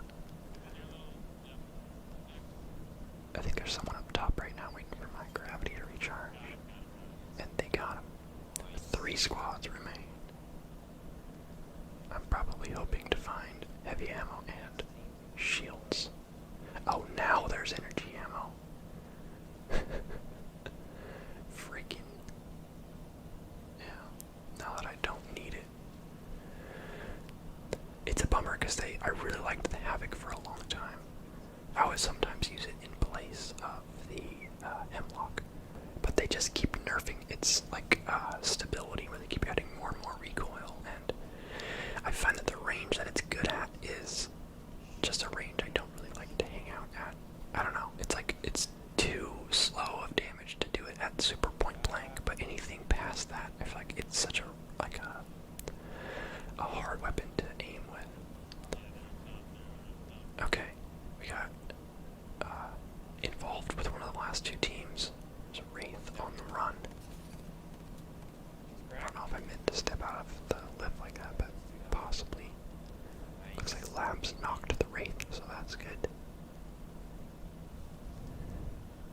But just get up on top of these giant obstacles. So nice. There's one left on this squad. I can hear him coming back around. There's one. It feels good to get someone completely finished off because then you know they're not going to just get up again somehow. There's Watson above me. It's such an awkward range to be fighting at. Potato aim. Yeah, I could not land a full burst. I could only land like one bullet in a burst. I'm not good with moving targets with the Prowler because I sweep while it bursts. Awkward, but click and play got to finish him off or knock him down. There's a Horizon down. A little mid-air kill. One of the squads got finished off, so there's just that guy way out there. Yeah. So there's just one guy left at this point. Oh, just kidding. Two. Shoot down here. I should honestly have switched to.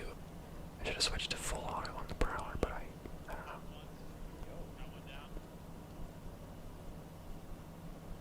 Okay. CMP knocked someone. I forgot about the storm. Almost got stuck in my own gravity lift. Yeah, my gravity. Well, not gravity lift. I don't know what you would call it. Sweet victory. I thought that guy was knocked, to be honest, when I first saw him. I only shot him thinking he was just knocked to finish him off, but he was actually the last guy, just sitting there healing, so. Good win. Champions of the arena, 15 total kills. There's CNP with 2,000 damage and 7 kills, me with 6 and 17, and Labs with 2 and 900, all around a good match. 15 total kills, and a win. And I think when you win in ranked, you get a ton of points. I think it went up a level as well. Yeah. Bronze 1. Wow.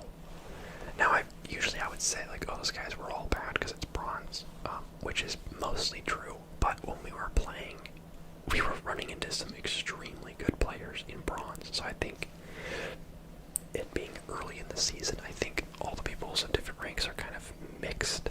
Or people are coming back because of the new map that were good back in the day, whatever. Like, it was definitely, like, when like, I think 2 seasons ago when I played a lot of ranked, like, bronze was just a snooze fest. It was like every encounter, it was like team wipe, team wipe, team wipe. Everyone was super bad, but maybe I'm just rusty, I don't know. But we were getting against some really, really aggressive and accurate and coordinated teams in bronze. So, okay, bonus clip really quick.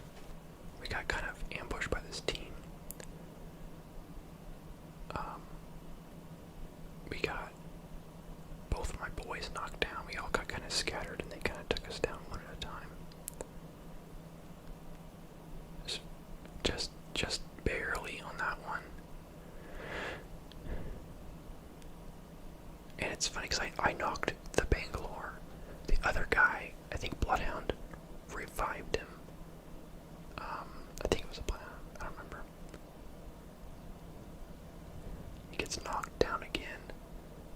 Because people always push when they hear that sound.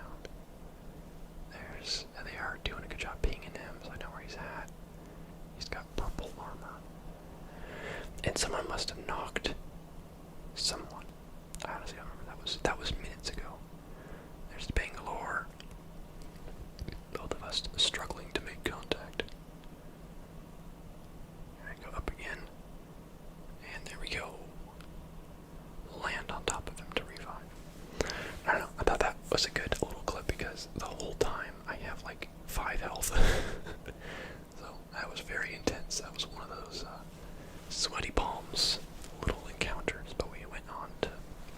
We obviously didn't win that match, but we went on for a bit longer. Welcome to Apex Legends Season 8. We do one of these every season, and this season is no different. So we're going to do a couple things. We're going to look at the Battle Pass. We're going to look at the new guys' abilities in the shooting range.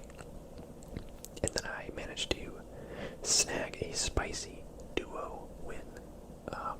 Actually my first game of the season. I played as Horizon though, I think. Yeah, Horizon.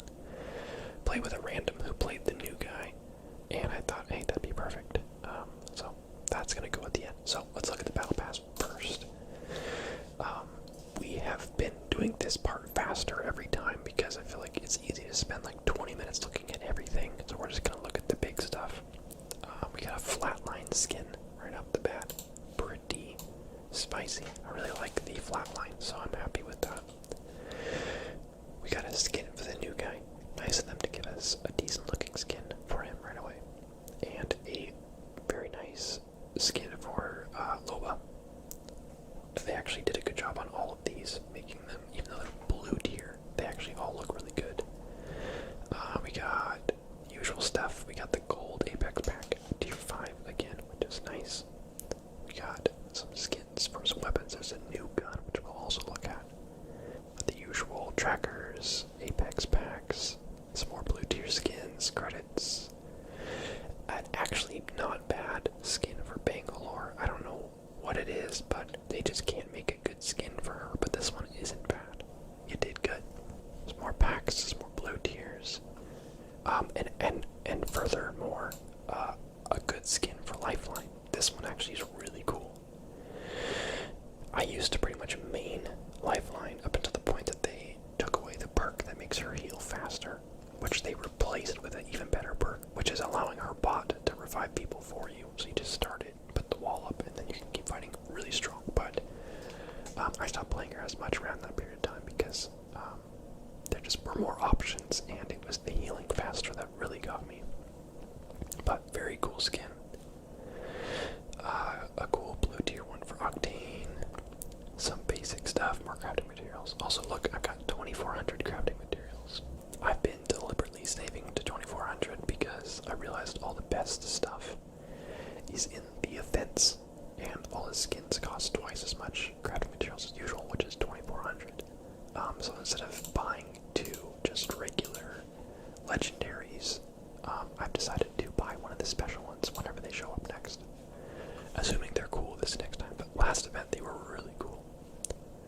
We got another Pathfinder emote. I don't know why they keep making more and more Pathfinder ones. We got some more guns, nothing too crazy. Some more charms, nothing too crazy. A bunch of blue stuff. I really wish they put more purple tier stuff in here that wasn't, like, you know, banners and emotes. And then here we go, the final bit. We got a purple tier. We got a purple box at 98, which I probably won't be getting. A purple tier for the new gun. That looks nice. Little animated skin. And then the tier 100 is the longbow. And it's not the coolest skin I've ever seen, but it actually isn't bad. I think it looks coolest from this angle, which is the angle you'll mostly be seeing it from. But yeah, pretty cool. And then the tier 110 is kind of a white, blue, and gold version, which I think looks even cooler. Very nice. I don't really use the longbow much, so it doesn't necessarily appeal to me all that much, but that's okay. Okay, let's go into the firing range as this guy. So this guy has a couple basic things. He's, as usual, a passive, a tactical, and a ult. As always, you know the drill. Let's grab the new.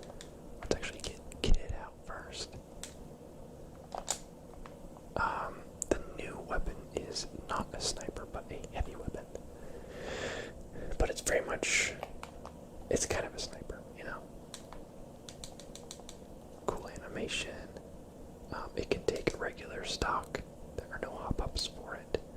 And I like it the 2x bruiser or the 3x. We're gonna do this for the sake of ease.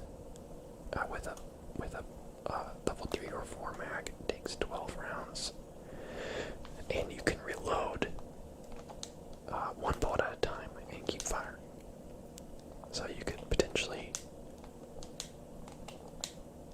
have infinite ammo and negative accuracy. Also, when you ADS, there's like a 1.5 second delay on charging it up. You can see on the sights there.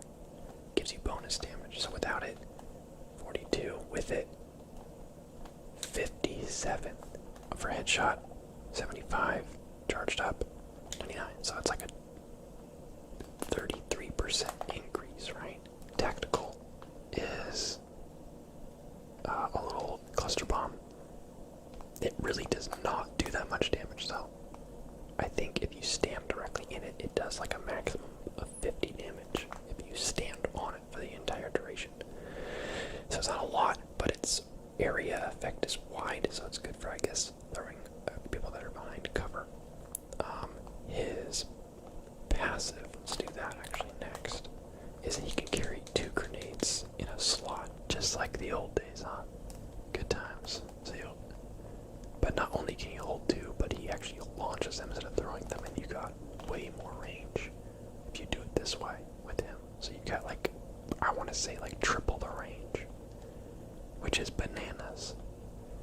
It's really, I haven't used this much in actual combat, but knowing you can launch grenades that far is kinda sick. I wish you could zoom though, to be honest. I don't know how that would work, but maybe zoom in a little bit where you can see where your actual trajectory is gonna go, because once you get beyond like a couple hundred feet, you really can't tell where it's looking. So anyway, his passive basically makes him artillery, Mr. Artillery, and his ult cannot be launched indoors, or at least if anything obstructs the arc of the weapon, it won't let you fire it at all. I had thought it'd be cool to use in like a small room and just light the whole place on fire, but you can't do that, at least not from what I've seen. So, but you fire it, goes up, comes down, creates a circle of fire.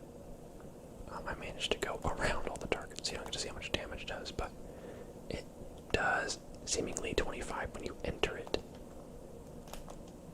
Yeah, it does a big chunk when you first touch it, and then it slowly burns you, even after you leave it, for probably another 25 damage. So, pretty effective, nothing too crazy, pretty easy to avoid, or pretty easy at least to not take very much damage from. It's pretty easy to react to it and just move. But with the grenades and his tactical cluster bomb combined with his firestorm or whatever it's called, you've got a lot of launchable damage. So lots of wide area, long distance damage. So yeah, he's not bad, I will say. Let's do this.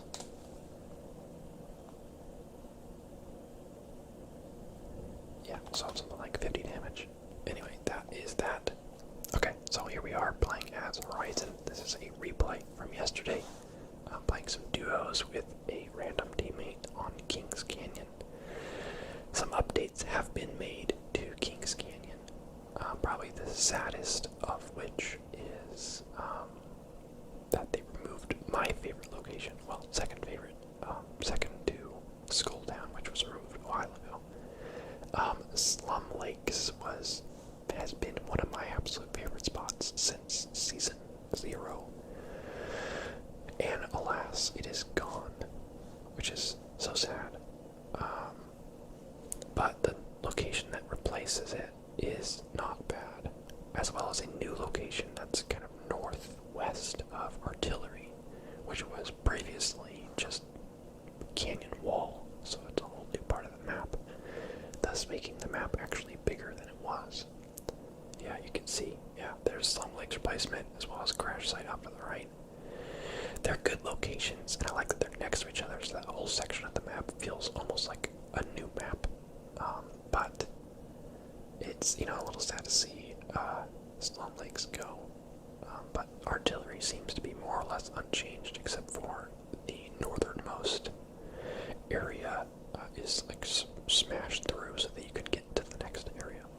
There are some new structures over there too, new aesthetic, I guess I should say, whereas a lot of each season kind of reuses its own assets and style, but this new area has kind of a new color scheme and kind of more futuristic look to it, so it looks clean. And the kind of oil leaking from the crash site ship into the water is kind of a cool detail. You can see it kind of glistening, the oil in the water. But you'll have to take my word on it, because I don't have any video of me going there. So here we are, no one else went market. I have a Spitfire and a 301 so far. My kind of go-to weapons these days, because it tends to change a little bit. Hemlock, always and forever. That's the one gun that stays one of my favorites through every season. Hemlock with the 2x bruiser sight. I used to be a huge fan of the Havoc, but I think it was last season they gave it a lot more recoil, so it's a lot harder to hit people reliably at a mid-range. So I really don't ever use the Havoc anymore, which is a bummer because they brought the turbocharger back. But yeah, no, I don't bother with it now. I still don't really bother with the Wingman. Not really my thing. I'm just bad with it. I like the Volt a lot, although they nerfed its damage by 1, so it does 15 instead of 16, I believe. And they actually buffed the alternator in the reverse, so it does 16 instead of 15. So that's something. There's a 2x scope. What a lovely thing to see. I don't know if I used the new gun. Oh no, I do. I used the new gun in this match. I'm pretty dang sure. Yeah, no, I'm like 99% sure. I was surprised to see them make it a heavy weapon, because it feels a lot more like a sniper to me, but I guess it's kind of in between, because it's more of a rifle, but it's also listed in the assault rifle section in your menu, so that's interesting. There we go, just still looting up, using 2 heavies, which I've actually been doing a lot now. I've been using the Hemlock and the repeater, this new gun, or the Hemlock and the Flatline, honestly, is also a really good combo. So, I don't know, call me crazy, but been using that double heavy. When the Prowler comes back, I'll go back to an old classic, which is the Prowler and the Hemlock, but the Prowler is still a red tier gun, which is surprising because they've been switching up which guns are red tier each season, but this season they didn't. At least not that I know, because it's still the Kraber and the Peacekeeper and the Prowler. So yeah, they didn't change it. It's the same as last season. So that's a little disappointing. I would have liked to see them shake it up again. I don't think the Flatline has ever gotten to be a gold or a red tier. I mean, they could go like triple take, Flatline, and maybe alternator, or like the P2020. I don't know, just buff the damage, like buff the crap out of the damage on the P2020 and make it a red gun. That would be fun. Just make it do like 30 body damage. Broken.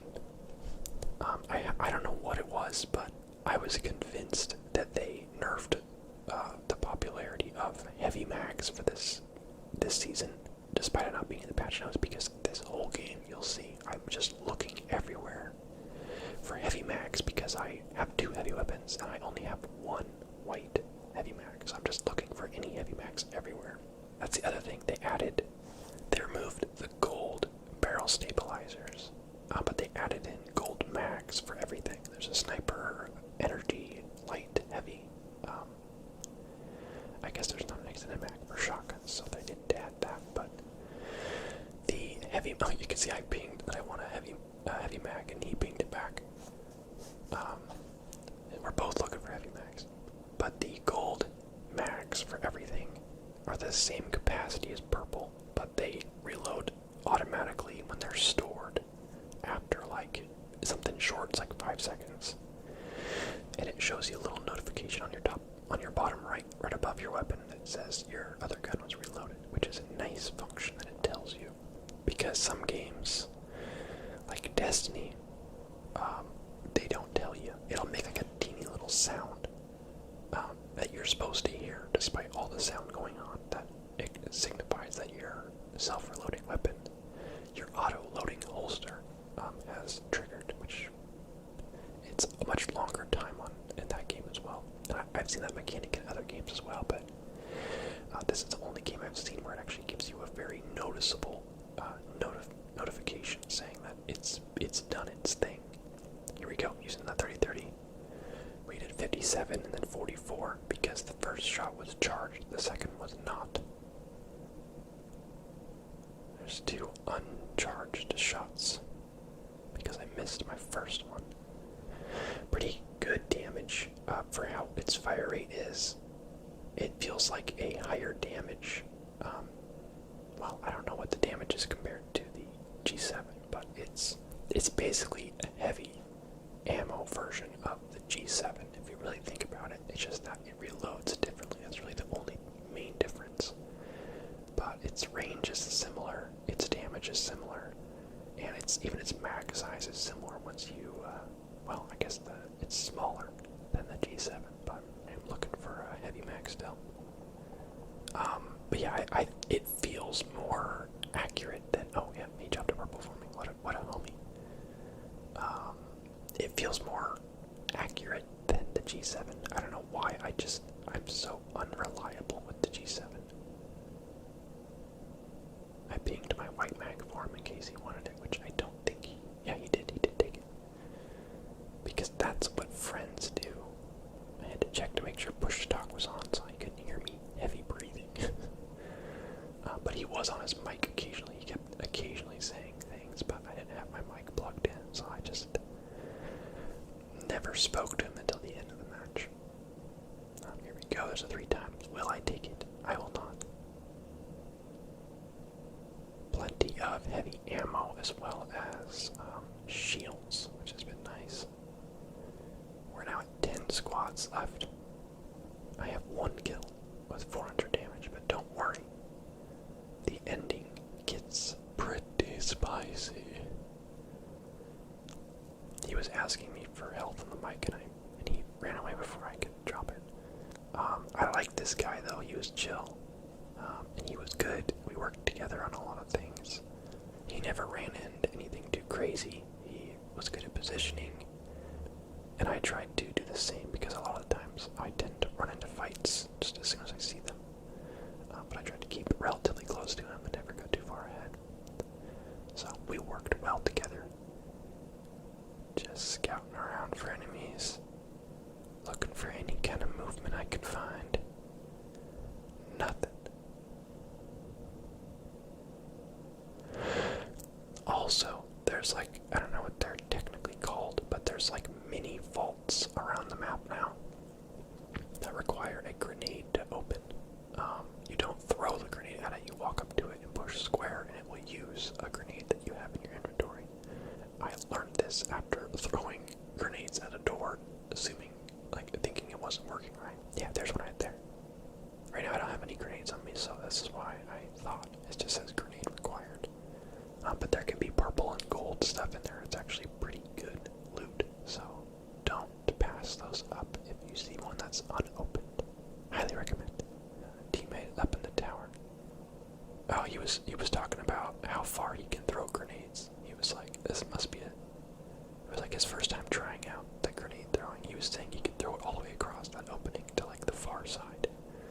And so I was jumping up and down to see if he'd throw one just so I could see how far he could throw it, but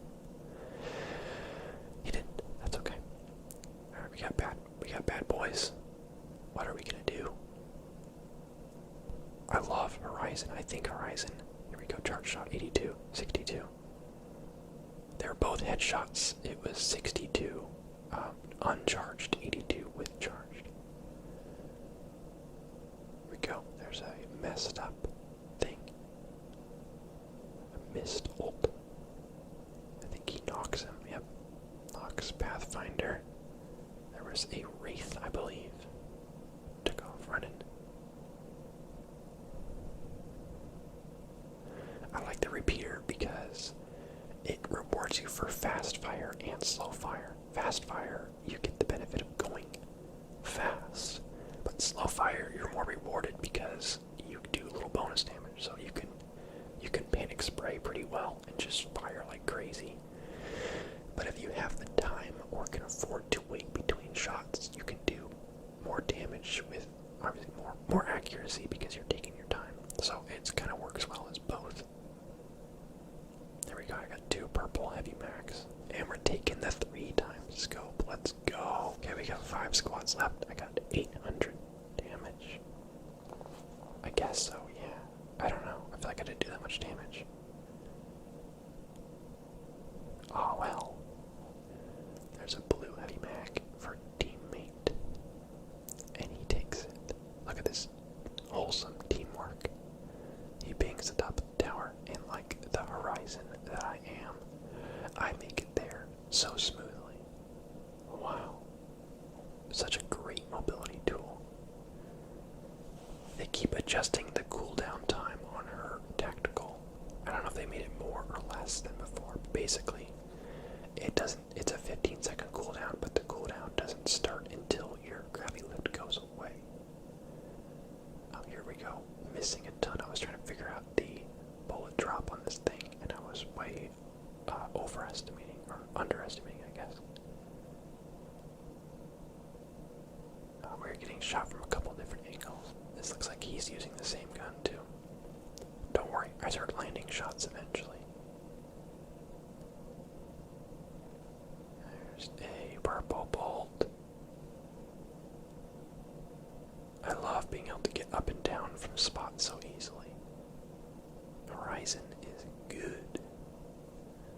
Okay, here we go. Hit 60. Got my red armor. Always a good feeling. They're on the run. There's 87, 60. It would have been one more hit to down him, but what can you do? They're over there hiding to heal, but the storm is coming upon them, so not a great plan. You can see them running off to the left. 60, 57. Teammate kills him. Oh, the ring killed him. Nice, though. We're at 4 kills, 4 squads left. 1100 damage, 2 spectators. See, my aim with this thing's pretty inconsistent, but when you can get your shots, and once you can kind of learn the bullet drop, I think it'll be pretty strong. It seems like the 3x scope is the right choice for these distance of fights. And then using the 2x on the hemlock gives you something a little closer range. Honestly, the hemlock is pretty solid even in close quarters if you just don't ADS. We are on the edge of the circle, so I'm thinking, of course, that up top's going to be the play once my grav lift charges. 57. Fire strike on us. Just jump away. Look at that. Excellent exit. Looks like a teammate firebombed him at the same time. Fuses think alike, don't they? You see someone, you drop fire on them. It looks cool though, having fire like that. It seems to last quite a while as well. Here I go. Teammate kind of picked up on what I was hinting at. We both go up top. We are now in the circle. Although he's just outside the circle. But that's okay. There he is. 4 squads left still. 1100 damage. It is coming down to it. Circle is about to shrink again in 10 seconds. I still have 300 plus ammo because I planned ahead so I can shoot and miss all I want and not feel bad about it. I was really expecting people to come from behind. Also, I was trying to be cheeky there with that jump, but I missed it. I'm surprised that no one really came around on that side. Thanks, teammate. I was waiting for my tactical. There we go.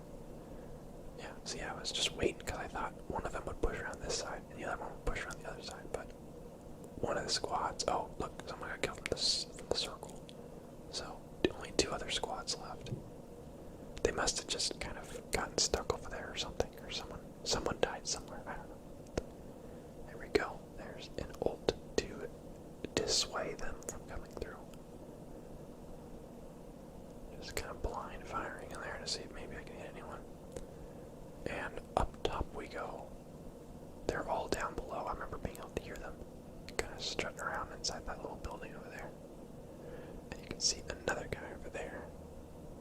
Cracked his red armor. But he ran away like a little baby boy. I got 6 shield batteries. It's a great feeling. We got 1300 damage. We got people still right below us inside the building. Teammate getting lit. Lit up. You know what I mean? I think that's a devotion that guy was using. People coming up, not really thinking that I'm over here. What the? Whose team are you guys all on? Let's back up. Shield battery. Teammate's kind of further away than I'd like him to be, but that's okay.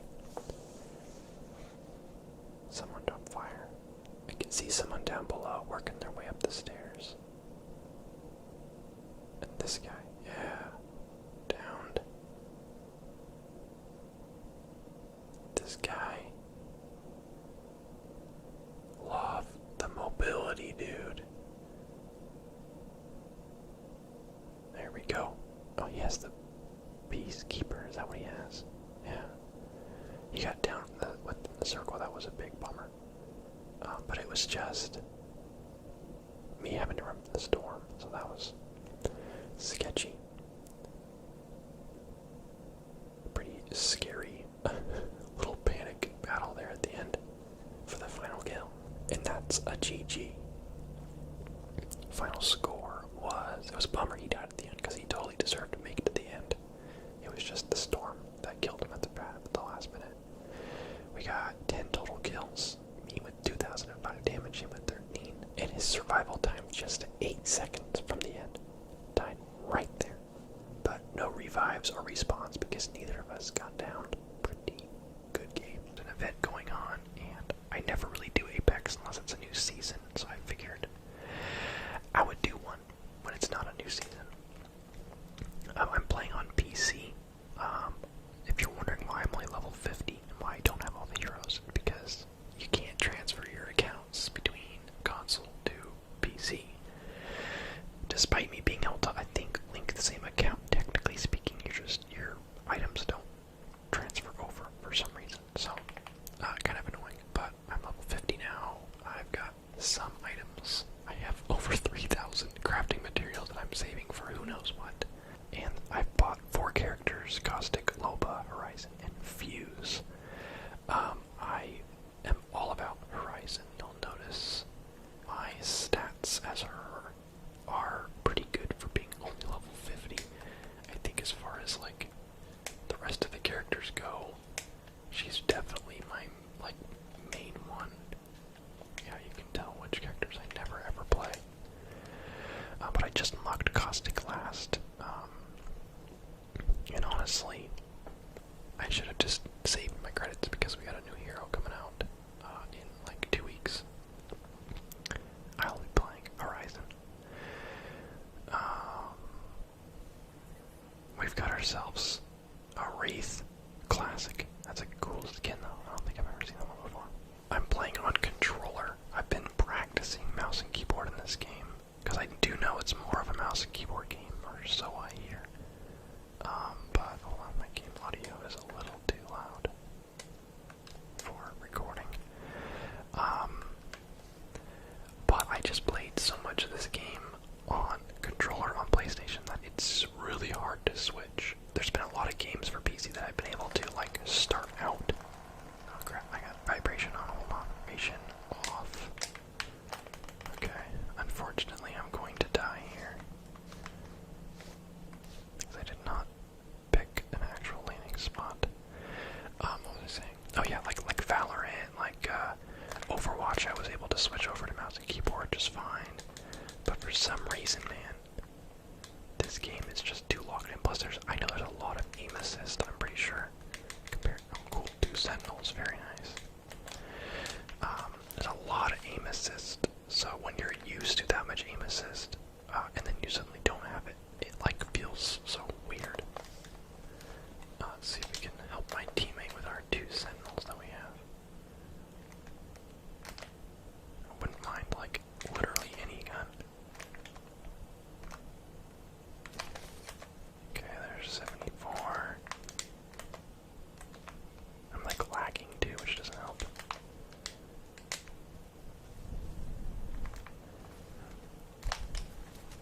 Die!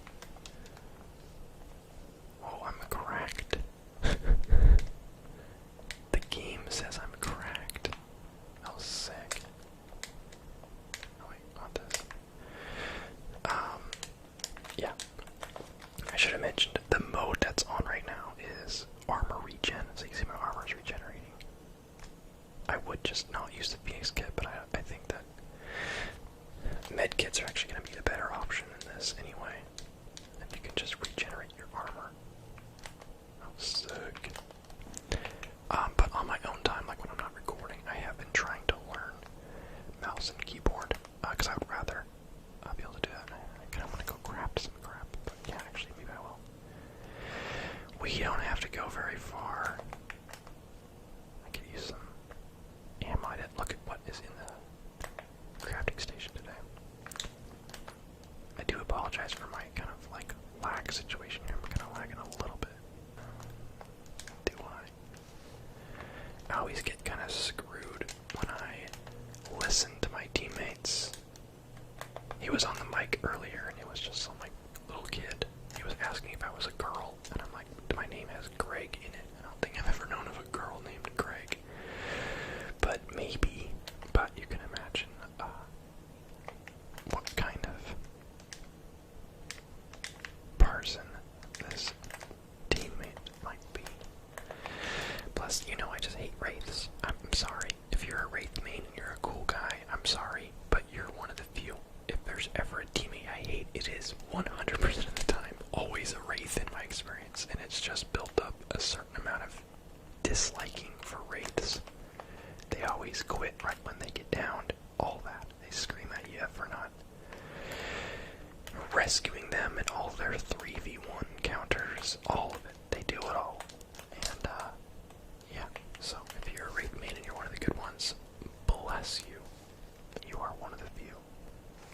But yeah, I always get in, whenever I play with randoms, I'm like, I'm just gonna ignore my teammate because they're always stupid. But then I'm like, I know I feel bad. I know that they're probably yelling at me on the microphone right now, and I end up going with them, and then I end up dying in some, you know, big team fight, and I'm like, why did I go with them? They had no tactics whatsoever. They just jumped right into the closest fight they saw, head first. So, whatever. Let's change our scope here. I don't want it 3 times. Should be listening a little better too, because... Okay. Really? I think they're further that way, aren't they?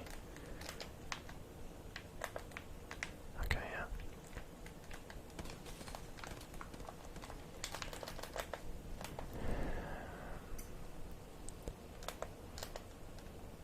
Where'd he go? Oh, did he jump?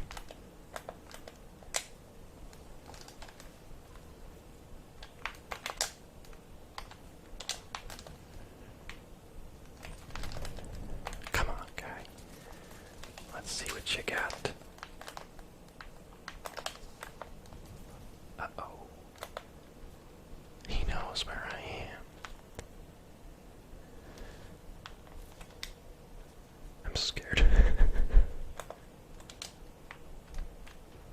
Come on, guy. My audio's so quiet, I just hear like really vague footsteps and things.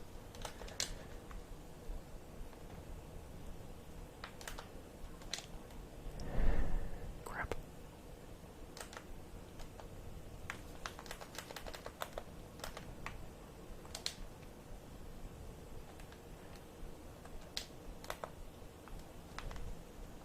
Uh-oh, uh-oh, uh-oh.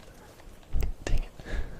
That was one of those moments where I definitely did not hear that he was right above me. I'm sure teammate is having a really good experience right now, being really reasonable about how I'm down.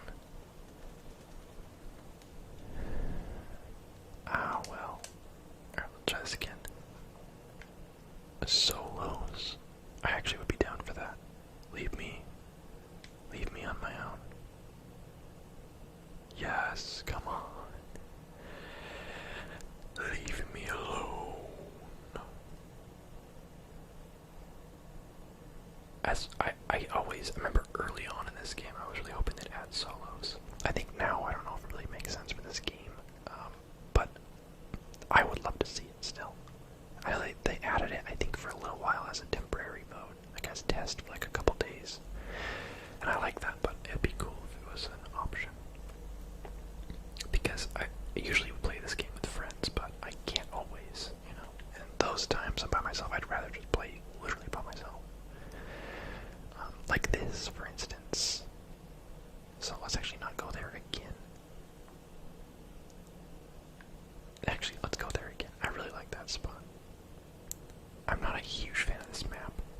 In fact, I'm just kind of bummed at the map in general, at the maps in general, because World's Edge has been gone all season.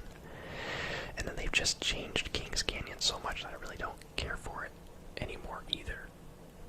And then there's this map, which is like fine, but it's like not my favorite. It's funny how with every game, I don't know if it's just nostalgia or what, but we always end up in this. Oh, there was a gun back there, I didn't see it. We always end up in this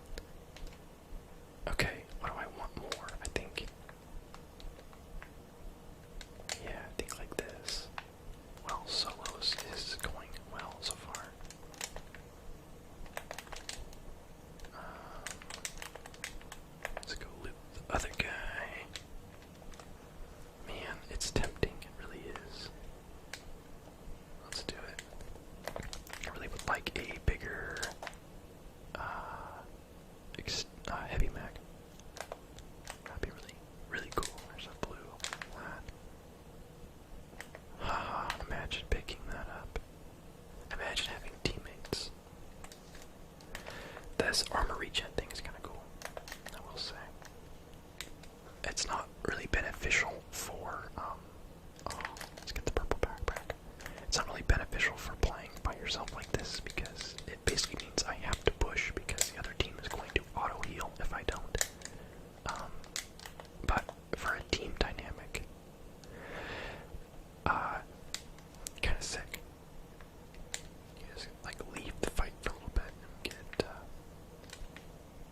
get your armor back.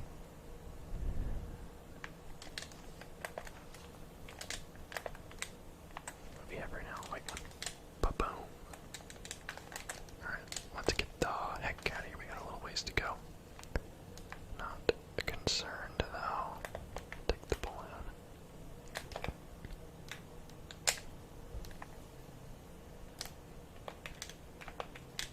But, yeah, as I was saying about the maps, they're supposed to update this map a lot for next season. It's like Infected Olympus, so it's gonna be all diseasey or growthy, I don't know. There's been an airplane that apparently is just circling my house, so if you are wondering how I got here so fast, I took the little portal thing and got the care package. Just as a recap in case I edit all that out if it's too loud. We got 7 squads left. I don't need that much ammo.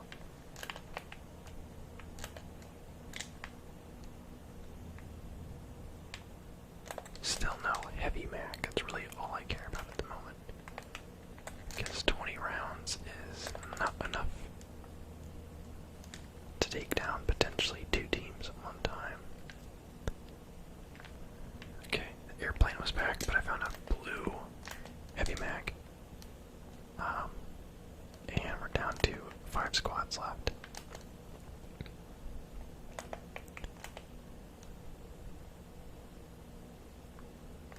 So that's exciting, but also terrifying because I know I'm just gonna get wrecked. I'm really surprised at the loot that I've been finding though. I'm like, where are the guns at? Like I haven't seen a hemlock yet this whole time, which is what I would much rather have. Don't get me wrong, I like the flatline, but I don't want to have 2 essentially ARs. There's one.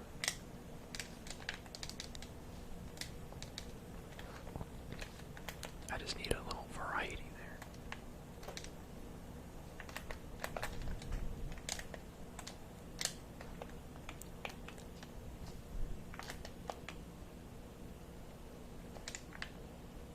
I think I hear people, but it's so faint because how low my audio is. I mean, we're in the next zone.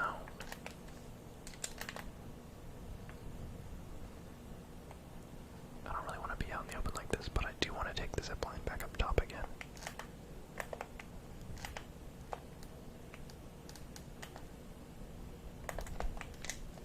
So let's just make sure we're not the first team they come across. Once again, by team I mean me, by myself, because it's just me. Oh, there's people right there. Let's ping them for our teammates. Oh, care package over here.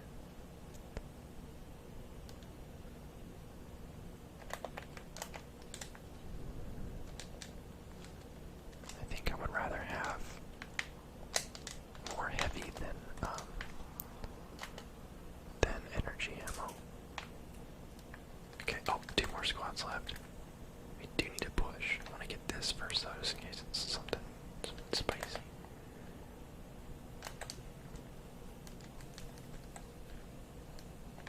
I mean, oh, freak, dude. Let's do it. I know what you're thinking. Why not replace the Volt? Or why replace the Volt with the Hemlock? But I'm telling you, man, I really like the Hemlock. I could be a little shaky with the Volt. Our strategy here is going to be don't get in a super close quarters fight. We're going to do this thing from a distance. If we can Kraber one guy, then we can Hemlock the other. I'm going to play like a weenie because I can't hear. Pretty much just going to wait until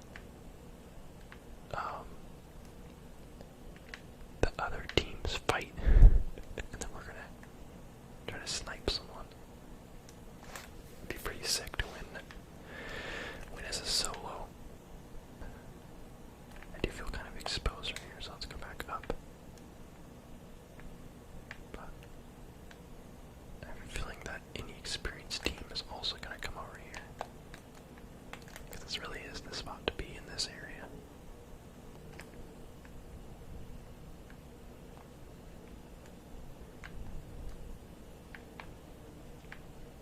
Where is everyone? Oh, right there. What if? Hear me out. A little higher, that would have been a kill. But they're also giving away their own position in the process, so it kind of works out for me.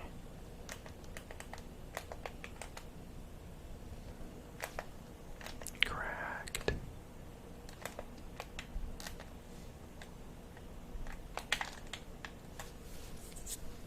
We will auto heal for this one.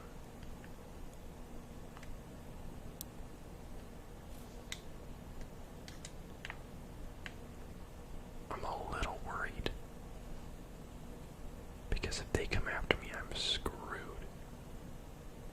The hope is that the other team and them will fight. That's the hope. That's really the... Oh, they're fighting. Here we go, boys.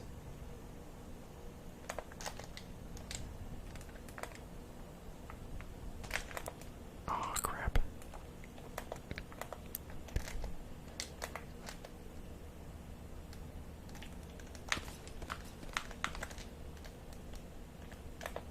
Oh, man.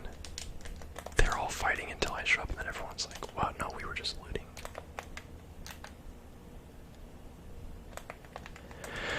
You appear to be mistaken. Well, the important thing is that everyone knows where everyone is now.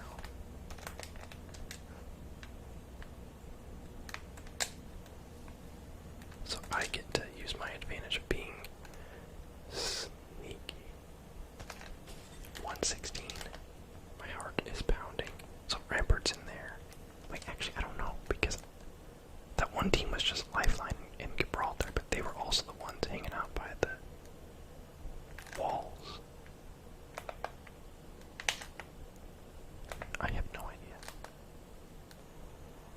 My location just became not too bad.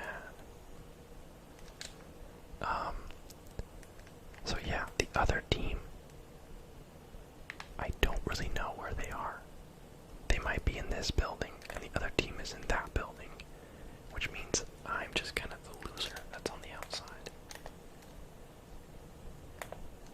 But that's actually okay with me. This is obnoxious.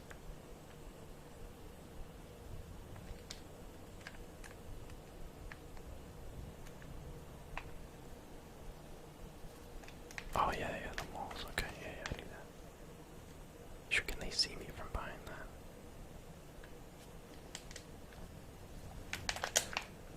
No, that's too far. This is not what I wanted to do, just in case anyone's wondering.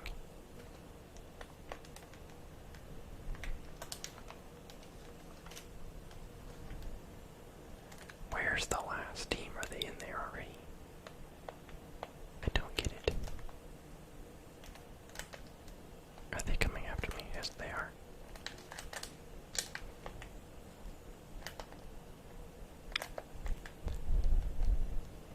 Why does it feel like it's everyone versus me, you know? There should be 2 other teams left. Why am I being bullied?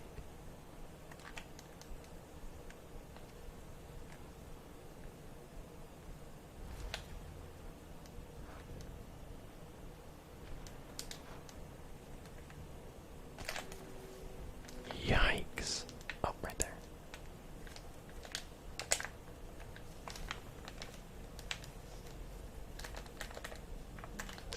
This is really something.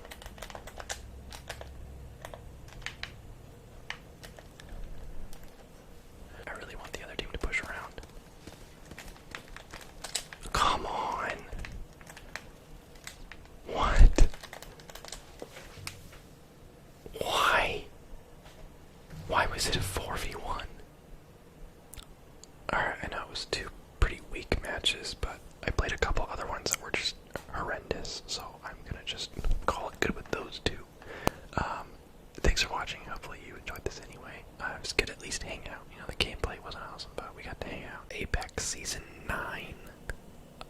This is a special season, as we are used to with every season we get.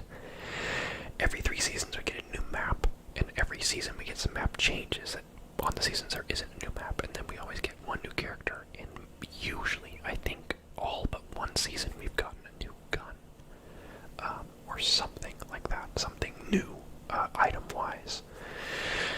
And this season we got some map changes, and we got a new champion, and we got a new weapon. But we got a new mode this time, arenas. And it's kind of a big deal because it's a battle royale game that has added a 3v3 kind of elimination deathmatch type mode. And it kind of borrows ideas from like Valorant, where you like buy your items at the beginning of each round, and also just any sort of arena type shooter game. So we're going to talk about that today. I'm going to show you some gameplay from that today. There are, I want to say, 4 or 5 maps. I'm hoping.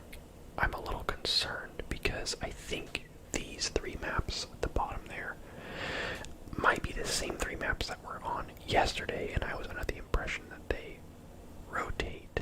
I was under the impression that there was more maps that were going to rotate in per day. But we're going to talk about that. But before we do, let's go through the battle pass really quick and look at Valkyrie's abilities really quick, and then we'll jump into some arena. So quickly here, because I feel like you don't need to spend too much time on this. We got the starting stuff. We've got a Spitfire skin. That's a little too Christmas looking for me when it's not Christmas. That's just my opinion.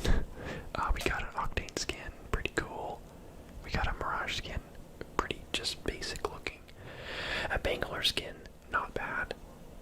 We got the usual stuff, some basic blues, a gold box at tier 5, which is lovely.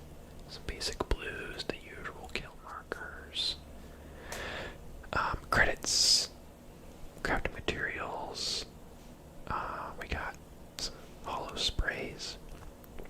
We got a Rampart skin at 25, legendary. It's pretty cool. She's in need of more skins, so I'm happy to see that. We got the usual stuff, some more artwork. A purple at 40. That's actually, I don't know what it was last season, but I think that they keep moving it further and further down the line. I think it was like 95 initially to get the purple one, so I might actually be able to get this one this time. We got a Wraith skin at 50. Once again, not really my style. Don't really care for the colors or pretty much any of that, including the fact that it's Wraith, and I do not like Wraith. We got a Valkyrie skin, pretty cool and colorful. We got the usual stuff, some other junk. A Caustic's kind of emote. They gave him like the most cartoony, like wackiest ones, and he's like probably one of the more hardcore characters behind maybe Revenant. That just always very against his character. He's just like a big like Dr. Robotnik kind of goofball. Okay, we got more stuff. Cool. We got a Val. Actually, didn't see this yet. Sick. Love it. And the last bit here, another purple. Wow, I didn't notice that. There's 2 purples. This one's 98, but there's another one at 40. Very nice. We got a Flatline skin at 99, which is a cool one. I like that. I like the kind of gold on it. I don't care much for the devotion personally, but the skin is pretty cool. Got kind of a white and blue and yellow variant, and then at 110 you've got kind of a deep purple, green, and yellow. So pretty cool. An animated badge for you at 110. We got the comic stuff again. We got the usual kind of reward track here for the treasure packs. We have challenges that are both Battle Royale and Arena. I'm a little disappointed to see that most of them are Battle Royale. guess it makes sense, but I was kind of hoping more of them would be this any mode. So we'll see in future weeks. I know that I played a ton of Arena yesterday. Probably like 6 hours worth of Arena yesterday, and I went up to tier 4. And it was almost entirely from just XP, which you don't really get very much of in Arena either. So, since I'll probably spend most season playing Arena, I would imagine it's disappointing to know that it's not very fast progress on the Battle Pass. I will definitely have to switch over to Battle Royale. Now that being said, there are more challenges this time around than usual. Usually there was only 3 that give you 10, and then like I think 4 that give you like 5 and 2. So now there's 4 that give you 10, which is a whole tier, and then you've got a couple 5s and a couple 2s. So there's more to work with. If you're happy with switching between Battle Royale and Arena, I technically think it'll be faster progress than usual, because the season is still the same length as usual, just with more challenges. So I like that, because I will be playing Battle Royale as well, so I might actually make some decent progress in the past. But since I want to grind mostly Arena, it's a little sad that most of the challenges are Battle Royale so far, but whatever. So that is it. I'm going to switch over to some gameplay clips now. I'm just going to be watching some clips from yesterday. Yeah, Party Crasher, so it is the same map from yesterday, so it's the same 3 maps today. I wonder if they rotate. I could have sworn I read there was more than 3 maps. I don't know when they rotate. I hope there's more than 3 maps, because honestly, there's one I really like, one I think is just okay, and there's one I really don't like. So I would like to see more maps. Look how many characters I'm missing. It's so sad having to start over like this. So sad. Hopefully they can eventually make it so I can transfer my progress over. It's dumb that I was able to transfer my name, and like technically my profile is the same profile, but that you can't bring your items over from console to PC. Also, the kill tracker, that kills marker is for Battle Royale, so it says 0, but I've also played like 20 matches of Arena as Valkyrie, so it says I have 0 kills, but there is an Arena kills tracker.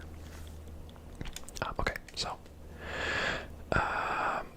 here we go. So you get a certain amount of credits each match, and each round you get slightly more credits than the time before. So the first round you get the 550. I usually buy Havoc for 350, and then if I'm Valkyrie, I'll buy an ability for another 200, which spends all of it. And then you can get a P2020 or Mozambique, which are both free as a sidearm. So you see, I didn't purchase one, so it gave me the Mozambique. So it's 3v3. You can revive your teammates. They go knocked. They're not instantly out. And it's first team to win by 2 points. So there are, I don't know if it's the same on every map, but on this map there are 3 crafting materials things and 2 supply depots, or supply bins, I mean. The supply bins have 2 shield batteries, a phoenix kit, and a med kit that you can pick up, and the crafting material things give you 200 for your whole team. Everyone gets 200 of credits towards for the next round, or just into your pool, which you can use next round or not. So I really like that. I think that's a cool function. It kind of makes you have to push. It makes you benefit from being aggressive.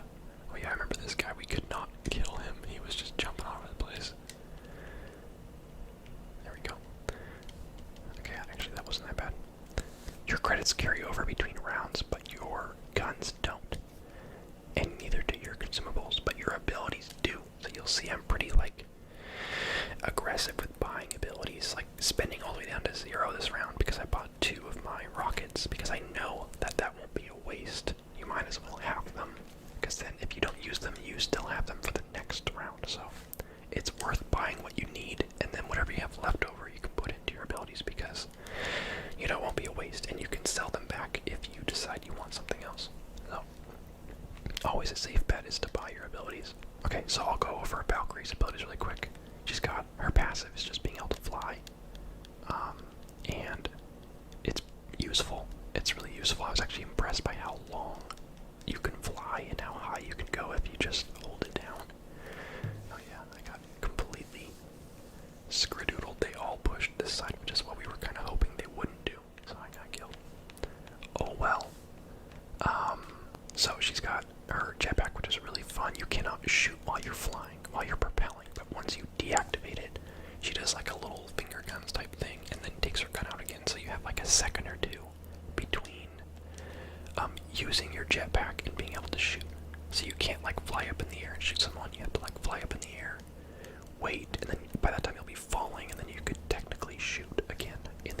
but it's more to just get up somewhere and then take your gun out again.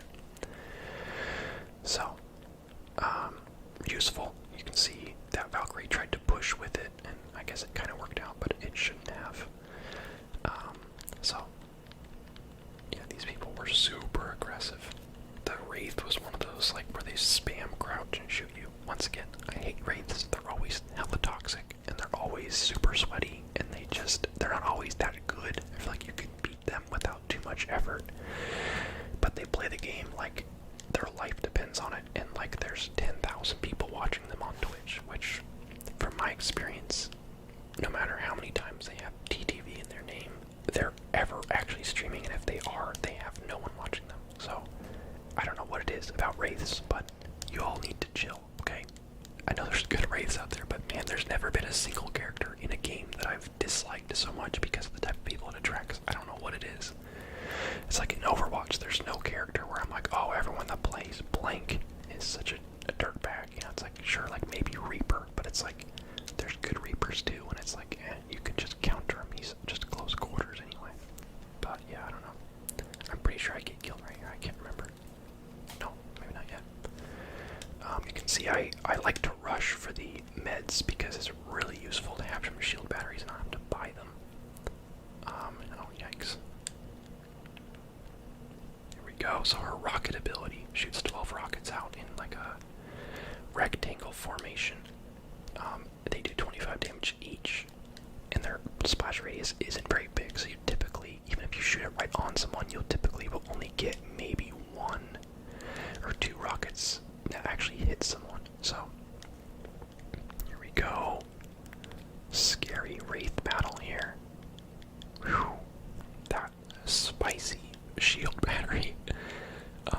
Those things are, I get myself in trouble a lot trying to pop those, like when someone's pushing me, but if you can pull it off, and they expect you to be low shields and you have a full shield, like that Wraith just did, they thought I was low and over pushed, but I was not low. Oh, but her Valkyrie's rockets are actually pretty good, because what I didn't realize is that it's not really about the damage, it's that it stuns them. That's really what makes it good. It's not for damage really. You can do a little damage that's nice or whatever, but if you can hit someone with one, it stuns them, slows them for a little while, in addition to whatever damage you do. And that's really what is useful about it. So think of it more like a stun ability, and that's good. It takes a second or two to use, and you obviously can't really move much while you're using it, so you can easily get killed while using it. But if you can manage to use it and hit people with it, then you can land and do some damage to them before their like stun wears off. So it is useful. I absolutely think so. It's funny, the first like match or two I played with the Valkyrie, I was really not impressed. I was like, her jetpack is like garbage. Like everyone just shoots you out of the air and you die. And then her rockets like do garbage damage, and her ult is like cool, but it's also like I'd rather just have like a jump pad, you know, like Octane's jump pad. So I was just kind of not impressed by any of it. But then once you realize, hey, her jetpack is less for pushing and more for just maneuverability or getting out of a situation, or just like throwing someone off by jumping over them. And then her rockets are more for stunning than actual damage. And then her ult is a nice just kind of bonus for repositioning. I think it'll be mostly useful in Battle Royale, which I have not used her in yet. So, yeah, I'm pretty sure I die here. I imagine that I do. It's 2v1 here. Oh. Now it just means, oh yeah, no, I remember. Well, no spoilers, but I'm pretty sure I died to the Wraith. Because the storm pushed in and I was not paying attention to it. That Wraith got me stressing, bro. There's a full-on missed clip there. Did not have my ability ready, so that was a waste. And then stepped into the circle right there. And then I don't know what happened right there, but my rockets like just didn't go. I don't know where they went, but they didn't go. Oh well, I was gonna die anyway. So, but yeah, as I played Valkyrie more and kind of got used to when her abilities are good and how to use them more effectively, then I actually really started to like her. said, only in Arena have I played her, so I don't know how all that stuff's gonna work in Battle Royale mode, but I think it'll work pretty well, for lots of the same reasons. I think her ult will actually be really handy for escaping or pushing or just getting out of, like, when you're pinned down, you can just get your whole team out of there. Good for getting away from the storm, good for getting away from, you know, getting third-partied, whatever. So, useful. For this, my kind of tactic was, since I am very maneuver, like, look how far up I am, and my teammates are still back there, it was useful for me to just kind of run ahead, grab the meds. Usually, I don't know if I do it at all this match, but usually on the other map, Phase Runner, I think is the map's name, I would just portal, fly over, grab the meds, and then fly back to where my team was defending themselves, and just put the meds on the ground so that we could all kind of gather them. It's kind of a good tactic, is just have one person bolt for the meds, and then come back and share them with your team. But it makes a big difference because as you can see, I almost never bought any meds this whole match. I almost always just spent it on guns and abilities to make sure I had the guns and abilities that I wanted. Oh man, I think Wraith was at what, 15 health left right there. I don't know where she went, but I was hoping that I could just pick her off, because as soon as Wraith's dead, her other two teammates were really, like, not that good. So it's all about killing the Wraith, because the Wraith was stressing us all out big time. But yeah, one thing I will say is I wish they gave you a few hundred more credits just across the board each round. You get a little more each game, and, you know, picking up the crates gives you bonus, obviously, but it feels like in order to have anything half decent, you have to pick up the credits. I know that's kind of the point, but it feels like the first, like, 1 to 3 rounds, you get so few materials that it's like not, I don't know, you get like maybe one good gun. You get like a tier 1 or 2 gun, and then maybe one thing of shield cells or something. So I don't know, I wish they give you just a little bit more so that you actually can, like, use guns that you like and actually have, like, decent sights on them without having to do anything too crazy. Yes, that was a little teabag there. I was getting into this one. Just one teabag. That's my limit. Just one teabag. That's if I really dislike someone for being super sweaty.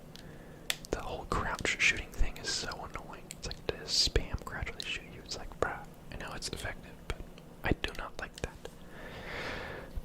So yeah, that's my only complaint about Arena, and I'm sure that they'll balance it based on player feedback. And I don't know if I'm the minority, maybe people like having to use less than ideal guns, but it does seem like in the later rounds, like here, we're on the 6th round here, and I still have 2 blue guns and 1 thing of shield cells, right? Like, I couldn't even buy a purple tier of anything. I couldn't even buy my ult. I couldn't buy much, you know, I couldn't buy a shield battery or anything, and that's with picking up crafting materials last time, so it just seems like they could boost it a little bit, because I'm down for, or at least have it scale more per round, where maybe, like, at the beginning you start with nothing, and then a good amount goes up each match until, like, the last few rounds you can just kit yourself out, like, maximum, where you can get everything you want for, like, the final round, if it goes this long, because sometimes it's over in 3 rounds.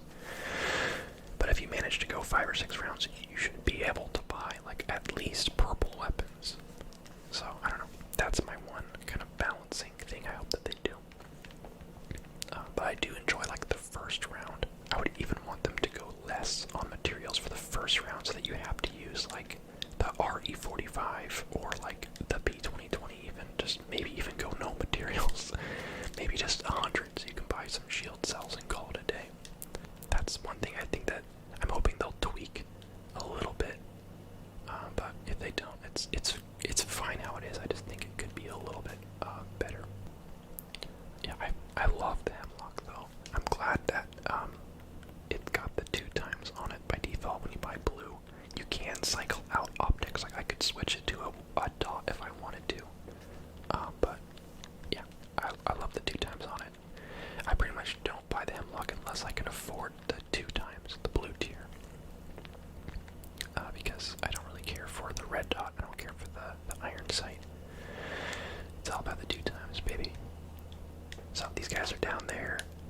bridge, and we got the storm moving in, so they have to push up. And I'm up opposite side from my team, so I'm trying to get around. Valkyrie's down, and someone else is down too. I think it's just the Wraith left, as always, dude. Yes, and that's the win. And there you have it. We got 8 kills. Whatever, 1600 damage. Good matches.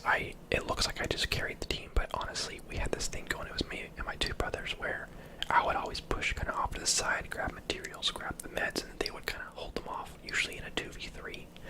And then I would hopefully quick enough get there to try to like flank and help them out when the battle started. But there was a couple matches where you saw the second round where they pushed the other side where I was flanking, so I got killed. We lost that round, so that because my teammates were instantly down a man.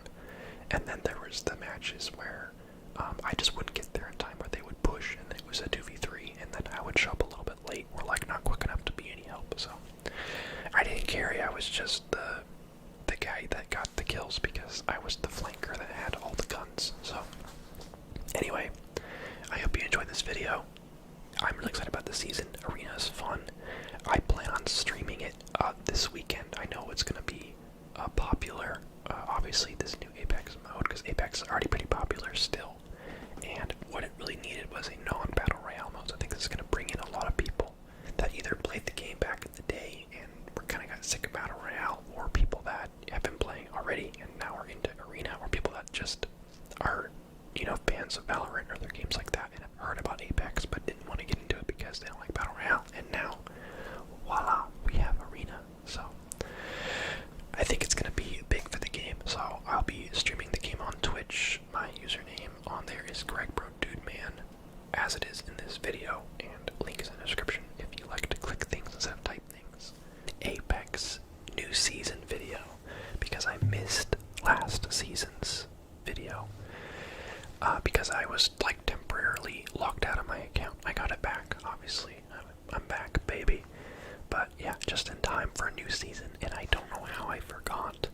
But this season comes with not only a new character and a new weapon, but a new map.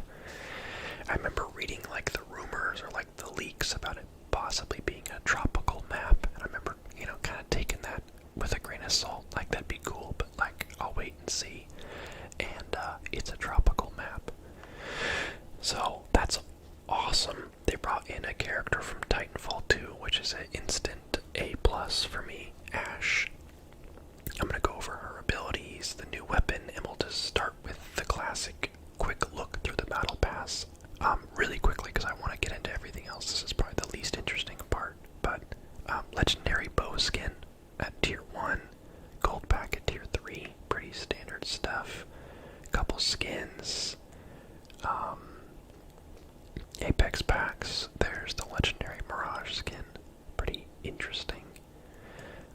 We got a blue tier Rampart skin. We got a legendary, pretty cool looking Gibraltar one, so that's cool. Just some other basic skins. So the skins are all very sharp and like pattern heavy in the past, like that. That's pretty much the skin on this gun. So now we got a blue, yeah, all the blue tier skins are all like the same 2 or 3 patterns, just repeated. In tier 100 we have a Prowler skin, which is pretty cool. Pretty unique. And a purple 301 skin, which looks like the rest of them in the past. So that's why I said the battle pass is probably the least interesting thing. Let's look at the new gun real quick. It is the car, which is also from Titanfall 2, which I'm really excited about. This is definitely a season for us Titanfall players with a Titanfall 2 character and weapon.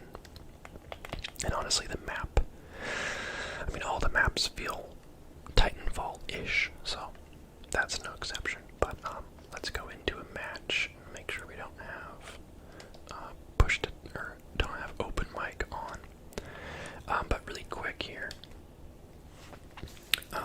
I'll show it to you when I'm in the match, of course. But Ashe's abilities, her passive, is that she can see death boxes on the map, on her little mini map.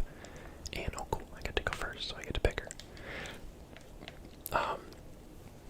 Ash's map shows the location of recent death boxes. Press a button on a death box to mark surviving attackers in that team. And then her tactical is like a arc star type thing you throw out, but it sits there and it goes off when someone gets close to it. And then her ult is like a one-time teleport. Think like Reaper from Overwatch. Although it's instant as far as becoming safe, but you do take a while to travel to it. You'll see what I mean when I'm out there, but here's the new map. Gorgeous, bro. I love how it looks. I'm a little wary of playing live because I can't hear what's going on, and sound is so important in these types of games, so bear with me if the gameplay is a little, not good. But I'll see if I can get the, new gun.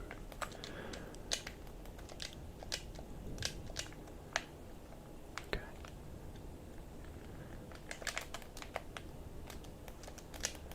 Gonna jump on his head after I grab that. Uh-oh. Oh, come on. Yep. I heard just a little glint of a footstep behind me. It's like, I think there's someone behind me. I actually almost killed her and did like 140 to her. Anyway, that's just the nature of these videos. I know people prefer if I'm actually playing in the video rather than just talking over pre-recorded, so just know that this is a side effect, is that I can't guarantee I get good gameplay on the first go. But, yeah, no, Ash is really good.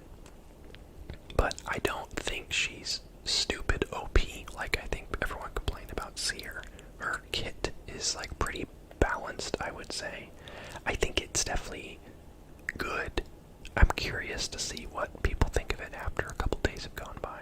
I have not used her marking teammates passive yet. I've seen the death boxes on my map, but I haven't marked the surviving teammates with it yet.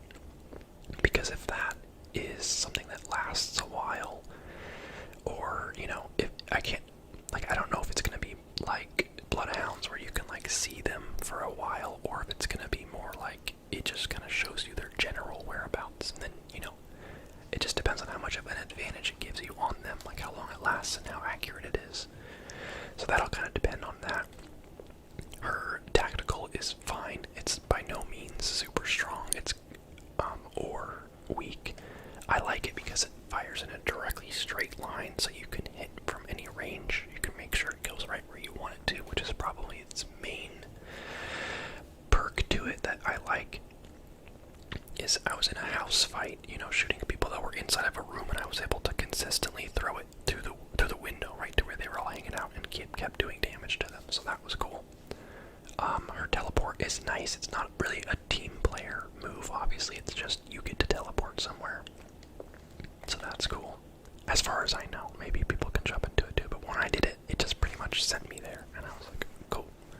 But it's great for getting on top of a roof. It's kind of like Pathfinder's zipline, where you know you can pick a spot and just get there, but hers, you're just there. No one can stop you, but only you can get there. We're gonna land at Lightning Rod, I think. I don't know the locations yet. But dude, isn't the map gorgeous? Wait, why does that remind me of Titanfall 1? Is that from Titanfall 1? It's been a long time. Yeah, the map is gorgeous.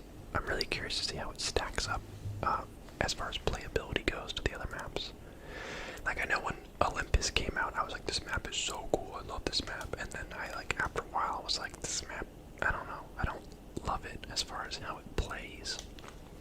So, curious if a similar thing will happen with this map. There's also like wildlife nests. I think there's one back there where there's the prowlers, those like, I don't know, dog dinosaur things. And there's also spiders, it says, which is wacky. Now we got people like on us. Give me the ammo.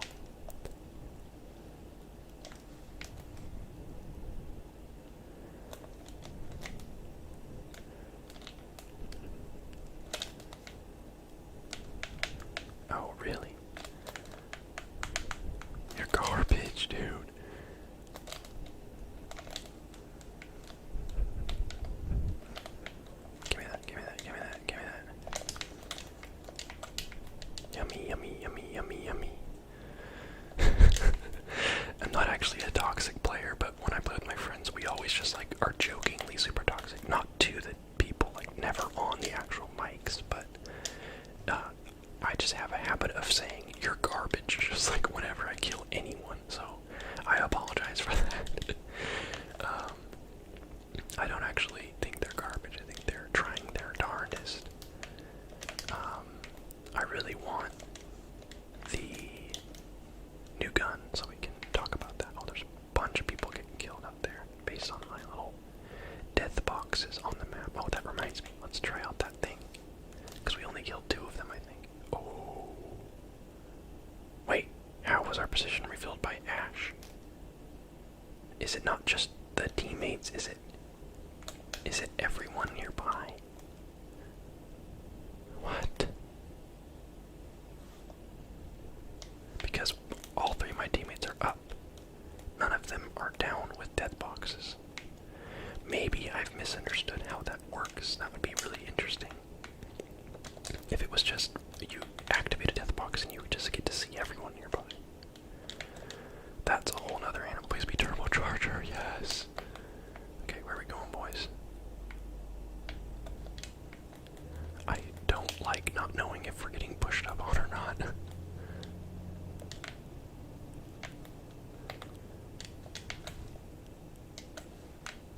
What? Bro, you're a pathfinder. How did you just fall that gap? Why would you do this to me?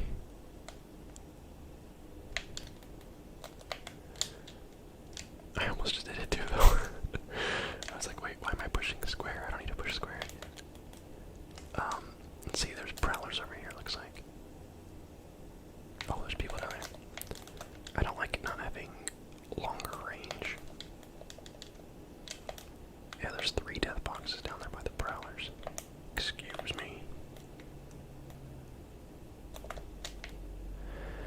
Yeah, I hope you like controller noises, because there's all sorts of controller noises for this game. Just constant button spamming. Okay, there's a prowler. It seems to be prowling.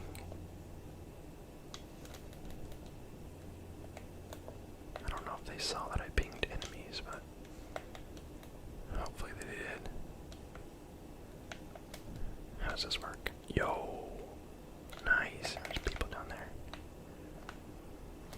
Cool. I like that. Oh. That's just a mirage. Every time, bro.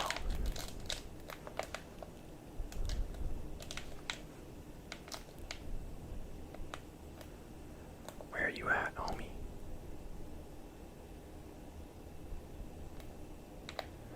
Gotta get up top.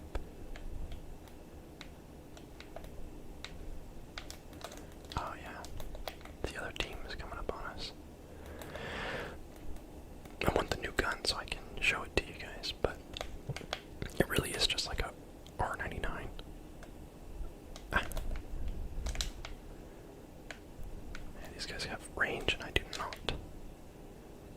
I feel like we should technically push back that way, but no one listens to me.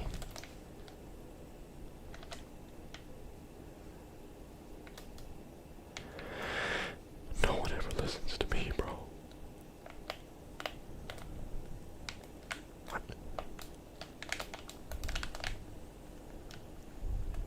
Dang. That moment when you do a lot of damage but you don't kill anybody. Oh yeah. Auto Riva. Let's go.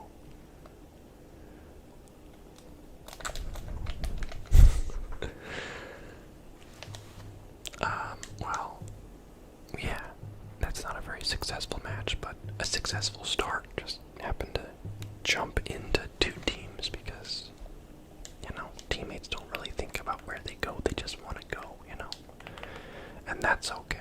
Let's try another one, and no matter how good or bad it goes, if that's gonna be it. But let me just look at the skins for the new gun. Very nice. Very nice. Very interesting. Huh. I don't love them, I don't hate them. They're all nice. There's just something so classic about just the default car-like shape of the gun.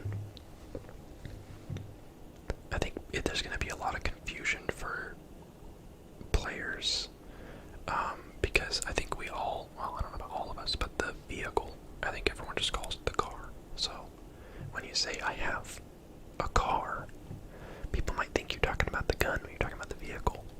vice versa.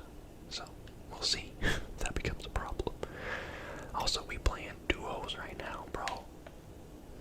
A little duo ranked. Yay, Jumpmaster. Yeah, we're just duos. This location looks cool. I like how much water it is. Okay, let's go somewhere. I mean, I want to say let's go somewhere safe. But, like, is there such thing? I want to go somewhere far. Actually, let's look at that. Oh, that's the wall. Okay, interesting. Yeah, I think I do want to go way out there. I think no one's gonna go out there. I just want to have a chance to, like, loot and then get the new weapon. That's really my goal for this video. I gotta actually show you everything, you know? Maybe go fight some spiders too, because I'm really curious about the spiders. Are they actually spiders? Like, do they look gross? Everyone wants to know. Okay, ooh, 5 supply bins. Okay, I think we're alone. Very cool. If you land here, I swear Octanes are all the same person. Just zero respect for other people's loot. They just do not care. We land at a giant location and he lands directly next to me to get the same boxes as me. Bro, there's etiquette here.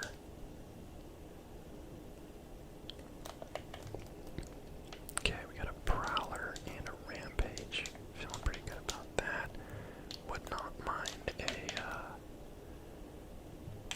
car. Please, a car. Please. Oh, we got a turbocharger. Where's... Oh, I thought I was just falling to my death. Where's the loot in this location? Look at this beautiful place. I just want to hang out on the shore, you know? Just kind of relax a little bit.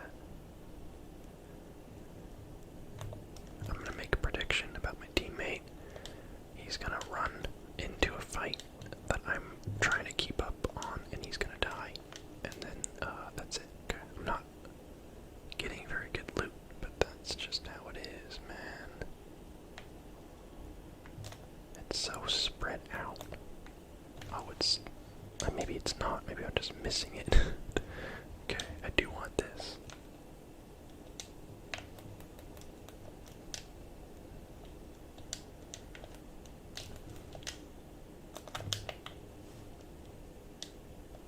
Yay, there it is.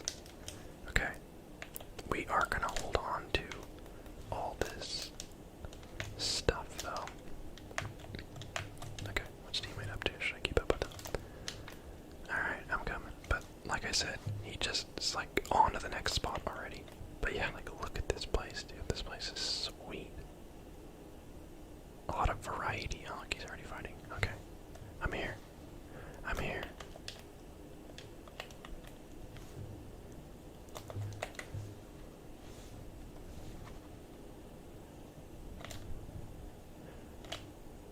Is there actual enemies, or you just fighting? Oh, there's a death box.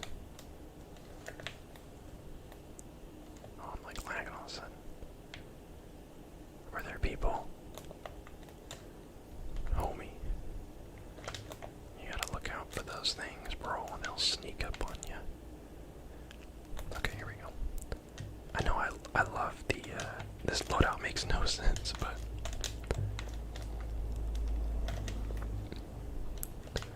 But, you know, 2 SMGs, but it's what I like. Dang, do they just keep coming, or do you eventually, like, kill them all? Man, I know I keep just saying, oh, Titanfall 2, and, like, if you didn't play Titanfall, then you don't care, but even just the sound on the car, the gun,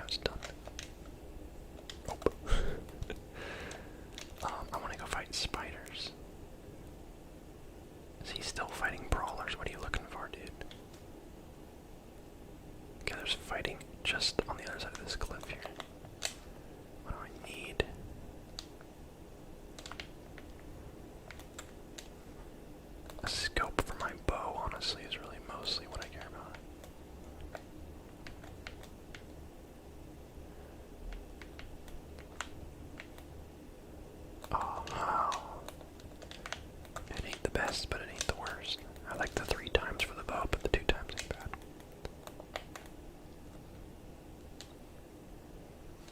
What's he using? Okay. Sure, why not? Okay, there's spiders over there. Let's go kill some spiders, dude. Oh, man, not on the car.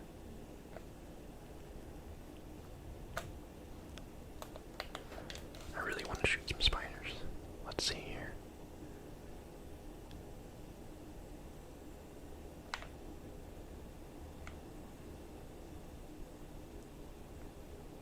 What are they gonna just...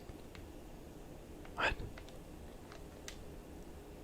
Oh, bro, they're actually spiders. What the frick?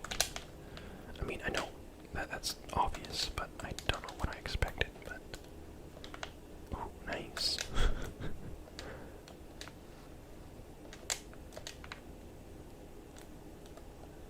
But yeah, they're like actually spiders.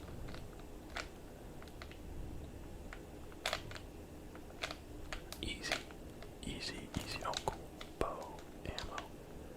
Does it have like a higher chance to drop the ammo you need? Because both times it dropped arrows.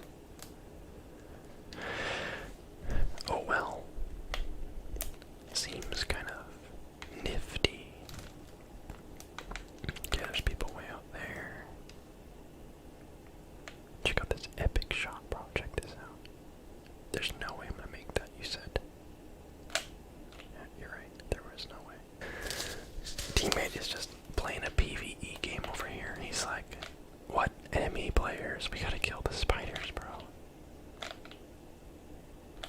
Oops.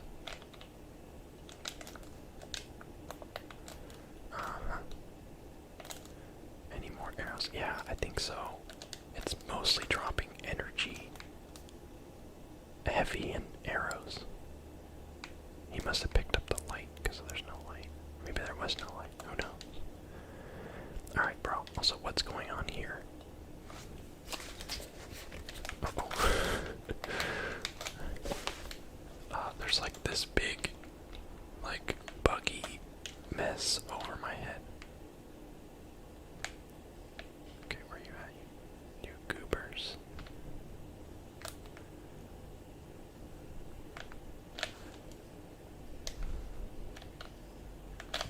Oh my god, dude. Bro. Sorry, teammate, you're dead. I'm so dead. Yeah, well. Lame matches, that's for sure. But we're here to loot, not to shoot. I'm here to show you. I can't play without sound. Anyway, here's my excuses for bad gameplay. No sound. Missing a teammate. My only teammate was an Octane. No sound. Also, you stress me out by watching. Anyway, that's gonna do it for today. Hopefully you enjoyed. I will be putting out probably another Apex video soon. Also, I stream Apex on Twitch occasionally. It's usually the game I stream when I'm streaming. So follow my Twitch, GregBroDudeMan, just like it is written